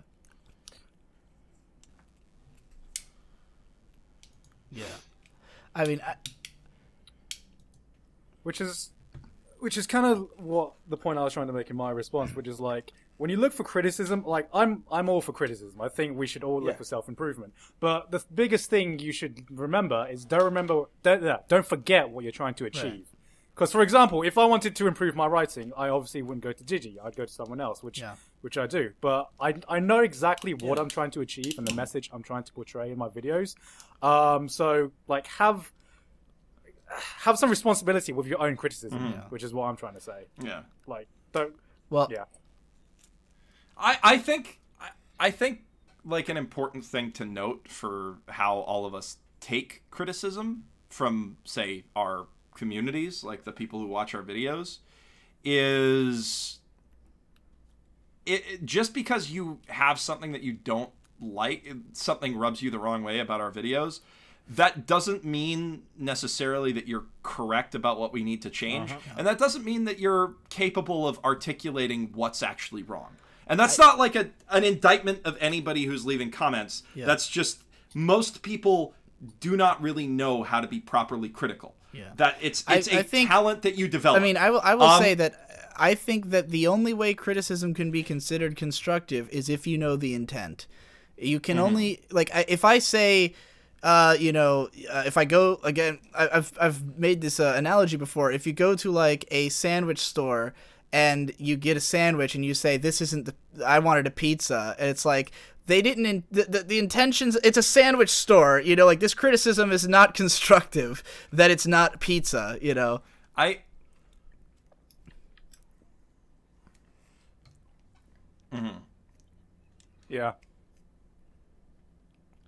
Yeah. And exactly. I want to be very clear, because except for me ripping off Digi, I didn't think That was a new one. that hadn't occurred to me. I was like, a lot of people who I want to correct a lot of people who are defending that video, because a lot of people are like, Digi's just being critical and constructive, and like, why is everybody throwing a fit? And no, that video is supposed to start a fight. That video was supposed to. No. There was a few. Here's the thing, Digi. Fuck. I've repeatedly said this, that Digi did nothing wrong. I mean that as in you causing this entire fucking. That's not wrong. I like this. This is He good. says it in the video. You mean that as in Shar? This is what Jimmy lives You mean off. that as in Shar Aznable did nothing wrong? You mean that as in here's the thing. PewDiePie did nothing wrong? I said this earlier, and it sounds like I'm martyring myself, but only I stood to lose anything from that video, and the only thing I really stood to lose was time. From my life, from all the people who were responding to me on fucking Twitter for weeks, because everybody I talked about gained a bunch of subscribers. Everybody who I shat on now has a platform to defend themselves, which will make them look cooler in the eyes of their fans. Gigguk made a response, and people. Penguin Boy is not going to look cool after this. Gigguk's response is on my subreddit, and there's a bunch of comments from people saying like, I'm not really a fan of Gigguk, but I love how he presented himself in this video. It was such a mature response. I have new respect for him. Like, everyone gets the chance to come out looking even cooler. Nobody who I actually care about had their feelings hurt. Yeah. And if anything, it saves me a lot of time that I don't have to pretend to like RC Anime anymore or Canepa. And I gained a bunch of patrons and a shitload of views, probably made over $100 in ad revenue for getting drunk and ranting in front of a camera for 30 minutes. Everyone wins except that I have to waste a bunch of time reading all this shit that now everyone's saying about me. So, Yeah.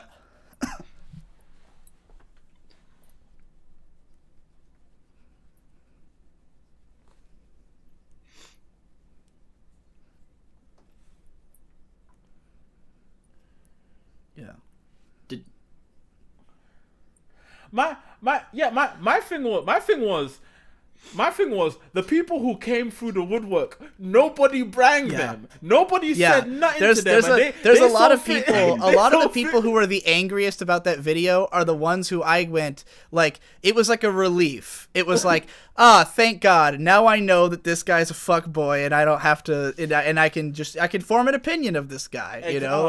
As opposed to being wishy-washy and not knowing. Oh, does this guy? What's this guy like? And it's like they come out like, oh my God, Digi, you're morally reprehensible for the way you represented the anime community. You're blocked. Thanks. You've been on the fence about the Penguin for a while. I never heard you say anything about RC Anime. Again.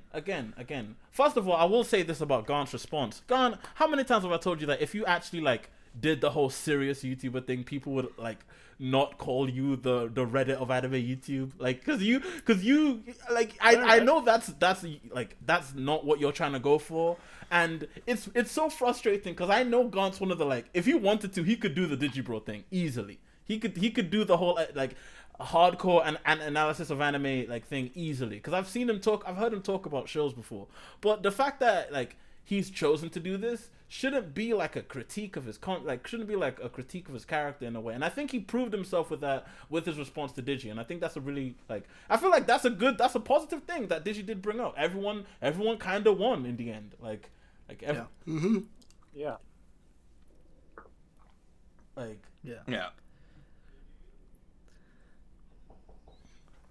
Hold on, guys.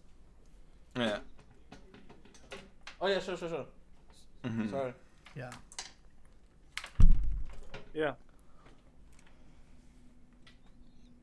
Yeah. If anything, the main point of that video was simply to say, I don't think I'm getting as much credit as I'd like to be getting. And that's mainly it. It's just a selfish lashing out, so particularly at the fact that there's some... again, Gigguk didn't even deserve to get wrapped up in it at all in the first place. But it was I look at someone if I had to boil down the whole point to one thing, I look at Canepa, who's talking about the anime industry and doing all these research projects and stuff like that, and I'm doing the same kind of thing. And the way I see it, our data should be cross-pollinating. We should be sharing one another. We should be paying attention because I'm doing a lot of original research that has to do with a lot of the same things he is. And so to me, there's almost something dishonest about like refusing to watch any of my videos when they are important to the points you're making and the conversations you're having. You know, if you're on Twitter talking about A1 Pictures and how people react to it, but you're not watching the video of the guy doing the research on A1 Pictures, then why are you talking about it? You know, especially if you're saying that you haven't done enough research yourself. Like, you know? like if you posit the idea. Like if you posit the idea that studios don't matter and you don't want to do anything to argue that point, if I'm like, that's why I wanted to do a podcast with him about it, because I have done a bunch of research that I think concludes the opposite, and he's saying, well, it would take too much research to talk about it. You know? Well, I mean, but then, bro, if it takes too much, if you're not going to do the research to talk about it, then don't talk about it. Before I get too off in the weeds on that, though, just like that's sort of that mentality of like, even though we're making informational videos and doing original research, both me and Canepa, you know, and we should be sharing info, the fact that he just doesn't like my editing style or whatever means he won't even do a podcast with me to try to hash out these ideas. And I think that's kind of dishonest. And then when I hear someone like RC Anime just, you know, rip on my Asterisk War series in such a way that he clearly has never seen any of it, then I just think, how did we get to this point that these people who I would think we could have great working relationships together, that if we were in contact, we could be sharing information, we could be making podcasts together, we could be hashing out the stuff and expanding people's understanding of anime entirely. But instead, these guys are A, not watching my videos, B, talking shit about my videos, and C, presenting the idea that the points I've raised aren't well researched when they are. You know, and also like it comes down to the first thing you said in the video. Like it comes down to like one of the first things you said in the video. Like you said, like everyone's just off in their own corner trying to be a cool guy making anime videos, right. And that's exactly how they feel. And the thing is, I've been there too. I've been in that pocket where I feel like I'm too cool to talk to anybody about making videos because I'm the best dude. I'm Ninouh on Anime Editorial, and I'm like whatever. And I don't even have that many subs, and I've been in that pocket. So regardless, people who have more subs than me are probably gonna be in that pocket too. So like, and I mean, I'm not innocent of this, because sometimes I don't want to be a YouTuber and a member of the community. Sometimes I just want to be a guy who, in between long stretches of drunken stupor, gets up and writes a video, you know. We can't all be demo. We can't all be demo. And you know, and I think the only reason that Gigguk got wrapped up in it at all is simply because first of all, that I watched that video right before giving the rant. I was already getting buttered up and drunk to give it. And then just the fact that for me it was like the last straw in wishing that there were more people doing this, where like I went into that video thinking that maybe this will be a video I don't have to write now. Like that thing I'm always saying, that like, you know, the most gratifying moment for me is when I watch a video and it's like what I would have said, and then it wasn't, even though the title seemed like it would be. And that's, I think, why it set me off, even though, again, it was totally undeserved, because Gigguk's not trying to do the same thing I'm trying to do at all. It was really my expectations that ruined it for me. And, you know. Well, I think that's the thing, because, like, I don't really, like, I consciously now don't really pay attention to much of the anime community. Not because I don't like you guys' content or that I think it's bad. It's just because I'm just trying to do my own thing. And I feel like if I consume too many other things, that will affect what I'm trying to achieve too much. Like it has done in the past. That's a huge shift, because I remember back when I met him. That is a huge shift, because watching everybody. I had 200 subs and he knew who I was. So like exactly. So, exactly, and I've taken a huge shift with my own approach to content, and well, I think I've done pretty well since my comeback, so I'm going to continue doing that until it doesn't work anymore. But that goes, like, you got to just remember what you're trying to achieve, because you guys, you're trying to achieve something different, so kind of you have to pay attention to your community, to what other people are putting out to build on their points. And I guess that's everything I wanted to say regarding this criticism kind of thing, and the criticism of the community itself, which is do what you want to do, but remember what you're trying to achieve. Don't be like a snowflake who is just like, oh, this is a hug box, because this isn't a hug box. Nah, nigga. Your biggest critique, your biggest critique should be yourself. And I that's this it. ain't And no I'm hug sure. box. Yeah. This is war. I think it's the case for everybody that you are your own biggest critic if you're making any kind of decent art, and that's why, like, whenever you get like any kind of criticism, I think it's important to take it. I'm coming at this from the perspective of somebody who's worked on video games before, right? Uh-huh. And the position that, or like the attitude that we had to take basically toward player feedback from playtests, more than QA, because QA people actually know what they're talking about. We pay them to know what they're talking about and to come to us with suggestions for solutions and understanding of the problem. But with playtesters, you basically never, ever, ever want to take any of their suggestions because they're wrong. They are almost certainly wrong. People don't really know what they want from media. Yeah. Like, knowing what you want from media is a professional skill that takes a very long time to develop. If it wasn't, we wouldn't have careers right now. Yeah. So, I do take what Digi says a little more seriously, because I think, like, he is somebody who actually approaches stuff the same way I do, and he does know a little bit about what it takes to create stuff. But even then, always with a grain of salt. because I'm over here trying to be Film Crit Hulk, and you're not necessarily. So and I'm over here trying to be Every Frame of Painting / Cinefix. But like the main thing is, getting criticism doesn't mean that those people know how to fix your problems, but it does identify areas where people aren't 100% happy. And if you hear like a lot of criticism in the same area, it's important to like think about that and try to find a way to fix it without obsessing over everything that other people say is wrong and trying to just do what everybody else says that you should do. Yeah. And with that inspirational final parting end. I do. More outbreaks. Yeah. He says he's thinking about this being an hour and a half. Hour and a half. How for many this. hours is this gonna be? Fucking hell. A lot. Yo, it's Close to 4. So that's it, everybody. All right, See you on the next week. Do you I- have an outro segment for the show? We do. Here's questions. Garnt can go see Silent We're not Brothers. asking. We're not asking what people did with their weeks. But I did send out a message for the mailbag, and I feel like I'd be doing a disservice to All those. right, Let Okay, Garnt bounce and then It's we'll have so- a nice answer night. questions. You can In- send in us that- your audio. In that case, Very quickly. Quickfire. Adrian Novaron asks, "Greetings, Superbest Weebcast. What do you think about weekly anime manga reviewers? Most of them, if not all of them, tend to stick to a basic format that consists of recapping each chapter without really adding or doing anything new with it. I have. Essentially, Wait, okay. wait. Before we get into this, can I Gigguk, just go. say, I've got to Okay, go. all right, I've got yeah, to show thank him you. for a silent voice that I got to see. yeah.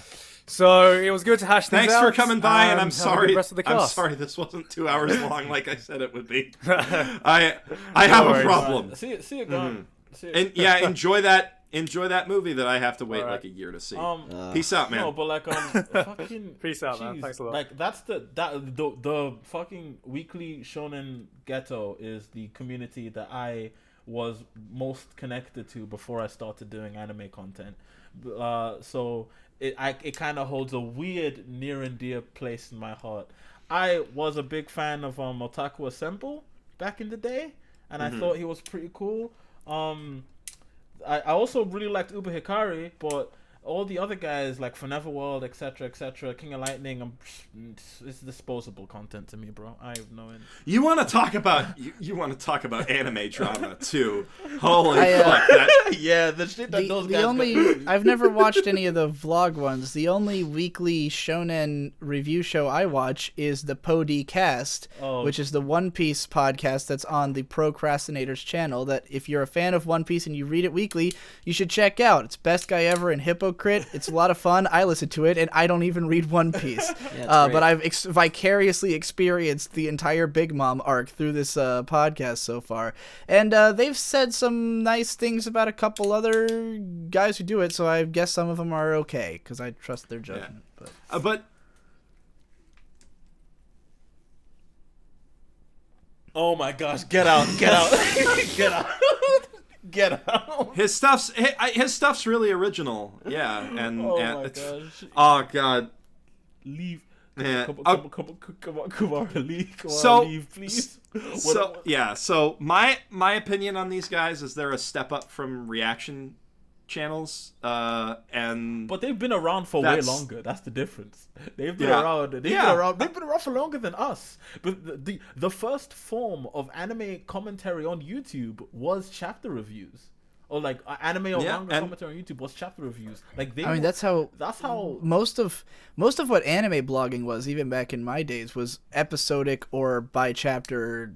Reviews. Like that's always been the primary form. It's actually, I think the only reason that that's not the primary format for anime commentary on YouTube is that it's too fucking hard to do. Yeah. Like because vlogging content's not a big enough deal that people will like grow really big from it, but that's the only way you could feasibly every single week talk about multiple shows, which I did for half a year on Digi Does Anime, that's so the reason why a lot of the shonen guys, they would pick either one or two shows. Like, I'm gonna be the biggest Bleach reviewer, I'm gonna be the biggest Naruto reviewer, I'm gonna be the biggest One Piece reviewer.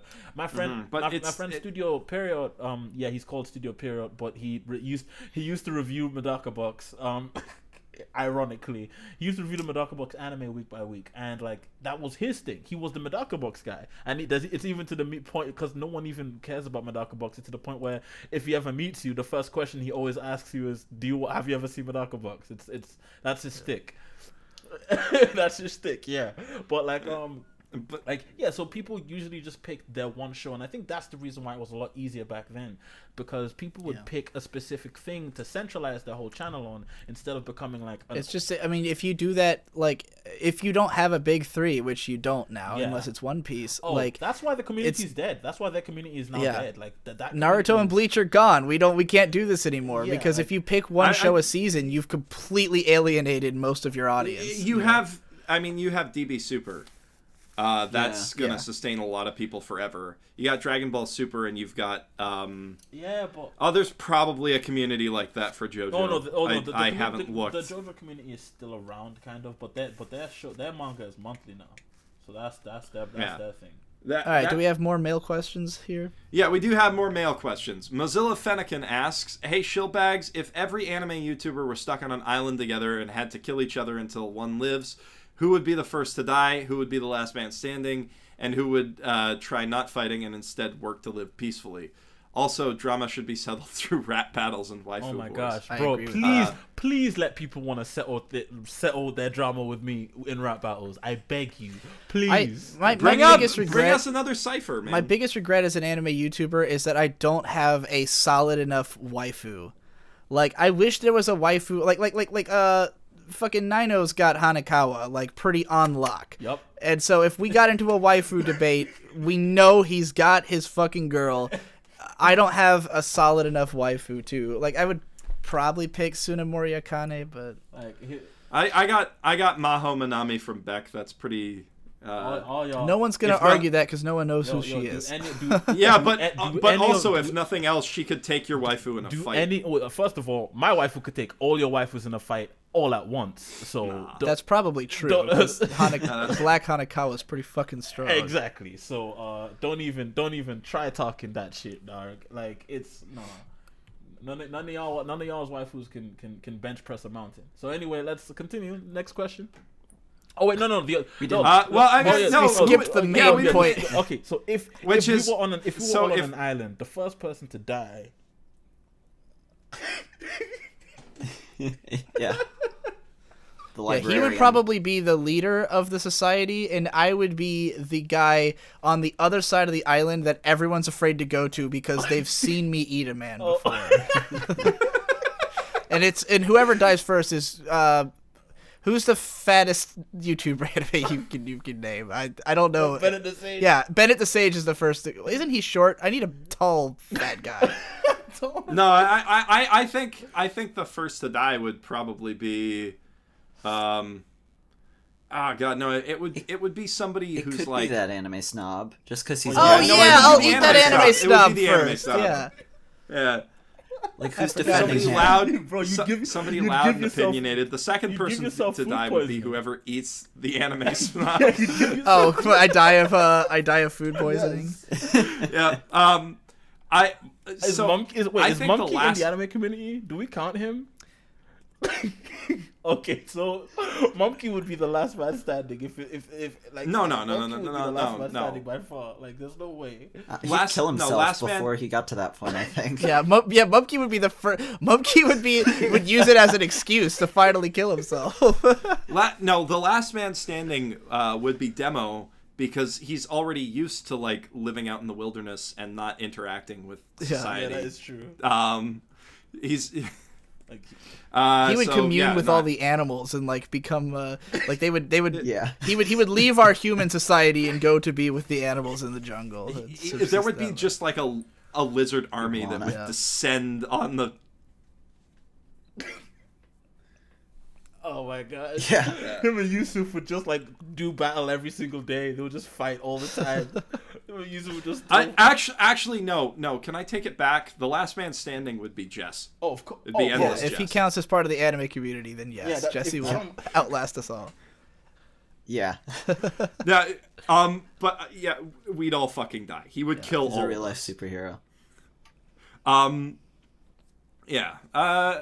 But yeah, I think that's a fun question. Pavement asks, is Digi okay? Like, actually okay? I feel like I'm watching a dude's ego implode. As someone who's been in his position before in regards to alcohol and depression, when you're able to make the comment, I'm hurtling towards alcoholism, you're lying to yourself. You're already there, even if you don't feel like it. I'm not telling anyone how to live their lives. I'm just saying you're wading into the ocean, not running towards it.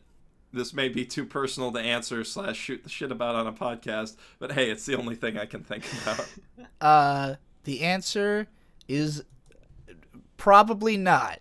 I'm probably not okay.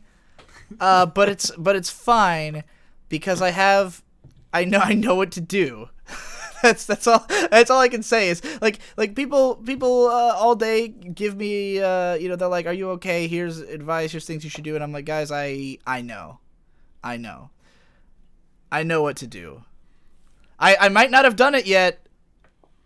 But I know what to do. I've been here for a long time, so you know. Mm-hmm. Don't. I mean, you can worry about me, but you can't help me.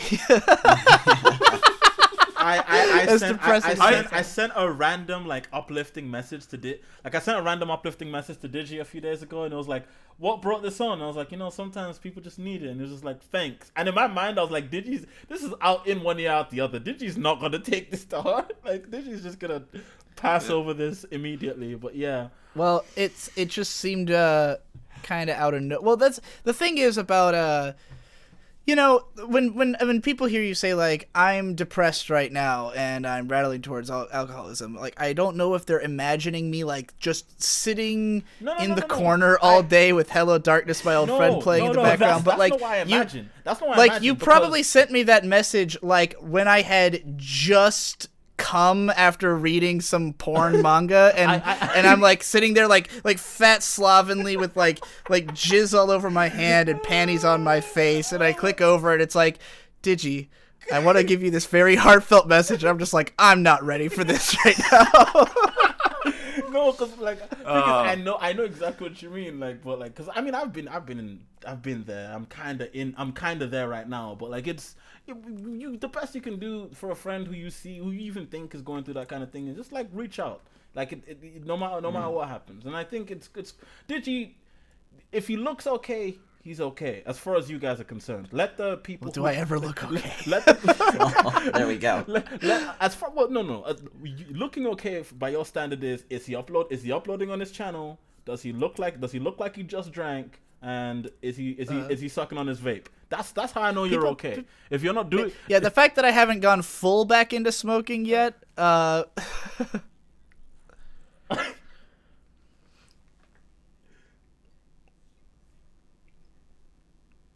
Sub's been around for previous haunting depressions.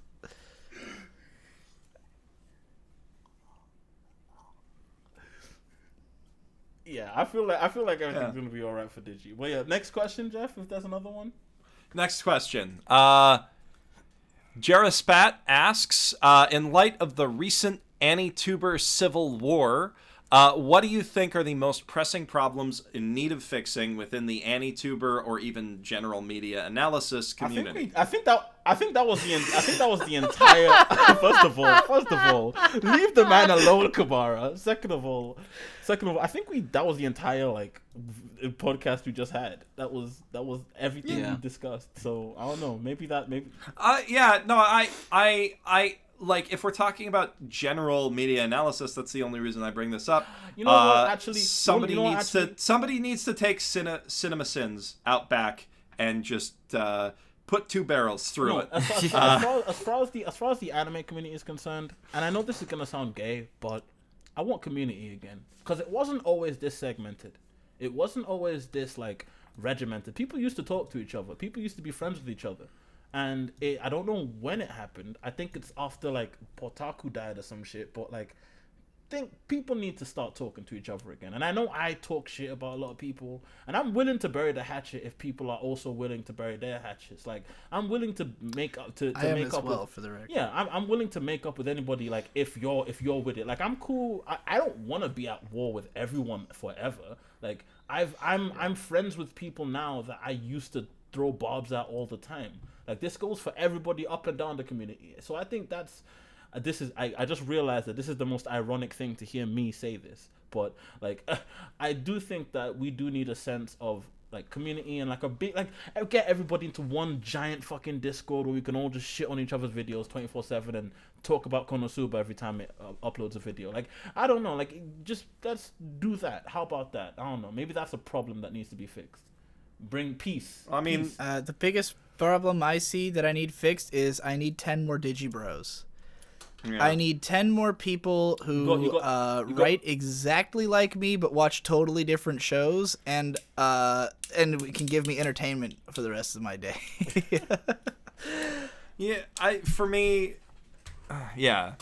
don't know. I don't want to see more Mother's Basements because I'm happy with just the one. It's pretty great. I don't want to see any more Ninoughs because I don't think the internet. Well, what I mean by 10 more Digibros, I don't mean 10 more clones of me, but 10 more people like the ones that I gave in that big video of mine a list of basically all the anime YouTubers that I still watch who are making any content at all. And so I need another 10. I need a second half of that list because I am bored as fuck and I want to watch anime analysis. We need like the super eye patch wolf for Maho Shoujo. Exactly, which hopefully that one girl will be. Yeah. That girl who started doing Maho Shoujo analysis. Mirage. Like, I want another one of those. I mean, she just only made one video so far, but like if she became a content producer like consistently, I'd be like, oh, thank God, Maho Shoujo's covered. I think she oh my God, if she makes it so I don't have to go through the trouble of watching every fucking Maho Shoujo anime, I will be so fucking happy. She's got another video in the works right now. Oh my God. One of the biggest crosses on my back right now is no one's doing analysis of Mahou Shoujo. I love Mahou Shoujo, but I have no time to watch a bunch of 50-episode shows. Yeah. So if someone takes that away from me, thank fucking God. You know, that's what I mean by I want 10 more Digibros. Like, cover the shows I'm not covering, please. Okay, like a slightly off topic. Is anyone aware of like the Twitter account YouTube thumbnails? That like YouTube thumbnails that just uploads random thumbnails off YouTube to Twitter? Like, yeah. Yes. Anime editorial, our anime characters white just got uploaded as a thumbnail. Fantastic. Nice. I don't know how. I don't know who sent it to them, but Instant meme. I have become a meme. If this video doesn't, All right, if we have more mail. We're at 4 hours now. Yeah, we are at 4 hours. Past that, I'd assume. There's a few hard-hitting questions in here that I think we're gonna just breeze by. Peter John Jude asked, I'd like to know if any members of the YouTube anime community privately asked Digibro to retract or apologize for the libelous statements made in Digi After Dark on 03/15/2017 about several content creators in said community. If yes, please share the details at your discretion, but if the answer is no, then instead please explain the ways that you think content creators in the anime community can be more innovative and professional. I think we kind of did that on the whole video. I think we should have done this mailbag thing at the beginning. Now looking... No. Yeah, that would have been a good way to focus on... it was a really good conversation. Like, it was a really good conversation. No one asked for any apologies. Almost everybody I talked about in the video either was, didn't care that...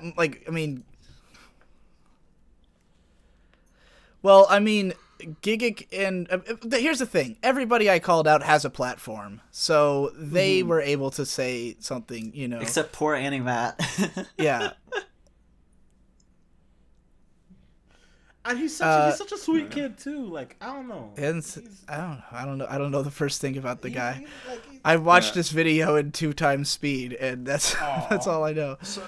So basically, nobody asked you to nobody tried to bitch out in Strides and affect you. No, nobody. The only person who there were people who were not mentioned in the video who thought who demanded that I apologize. That's the mad thing. Like, I know Kisa, the otaku chick, was really pissed off at Digi about this, and I'm just like, what is your problem, bro? He didn't even. Who was? What'd you say? The otaku chick was really bothered by your video.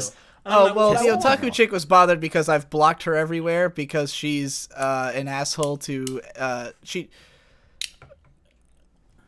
she just trolls my friends, and therefore I blocked her ages ago, and that's why I am friends with her, but friends is a weird thing to say. I think I'm friends with her, but she's kind of crazy. And the people, there was a consistent thing among people who were the most mad is that I've slighted them in some other way, usually by ignoring them. so yeah, they wish they were getting called punk bitch motherfucker. Yeah, they don't even get that courtesy. Oh my gosh. All right, the last question of the night, very important question. Something that is vital to any discussion of anime on YouTube moving forward. Gonzalo Carrillo asks, any chance any of you will do a video discussing the bizarre phenomenon of Kemono Friends? What the fuck is Kemono Friends? I would... Kemono Friends is the most popular anime of this season in Japan, apparently. Yeah. Kemono Friends is...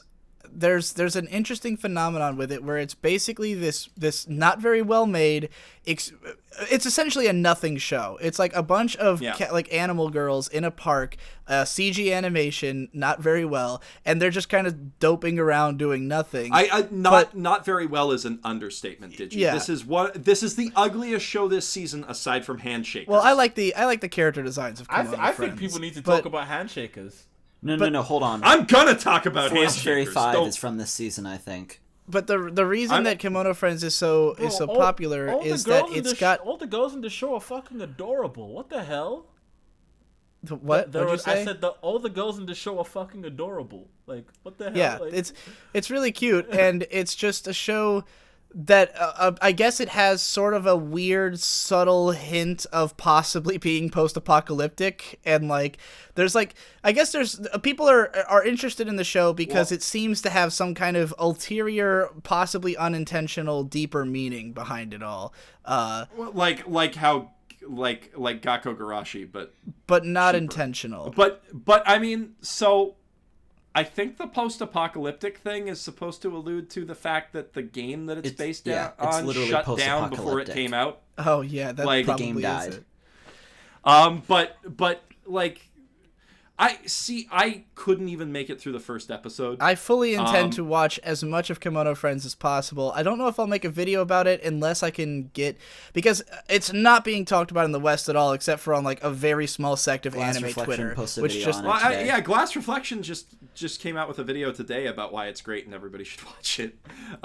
yeah, odd that it's him This is of the- all yeah, people. First of all, That's I really mean- bizarre. Now that you mention it, Actually, Digi, this is an interesting point, but like Tristan's been making like a genuine effort to evolve his content. Really, recently. Tristan? Like, Is he? Yeah, Tristan. Like, he's been. we're talking making, about like, a show that has like on Mal, it has 6,000 members who have it listed at all, which is nothing. Yeah. So that's Yeah. I'm more surprised. I'm more No, surprised but- that Tristan is trying to evolve his content. Really? That's crazy. That's Yeah, mad. no, like Good. I Good talked on with the guy. Tristan. Good on the guy. He's like Yeah, I've been a fan of he's- his. Well, I was a fan of his for a long time.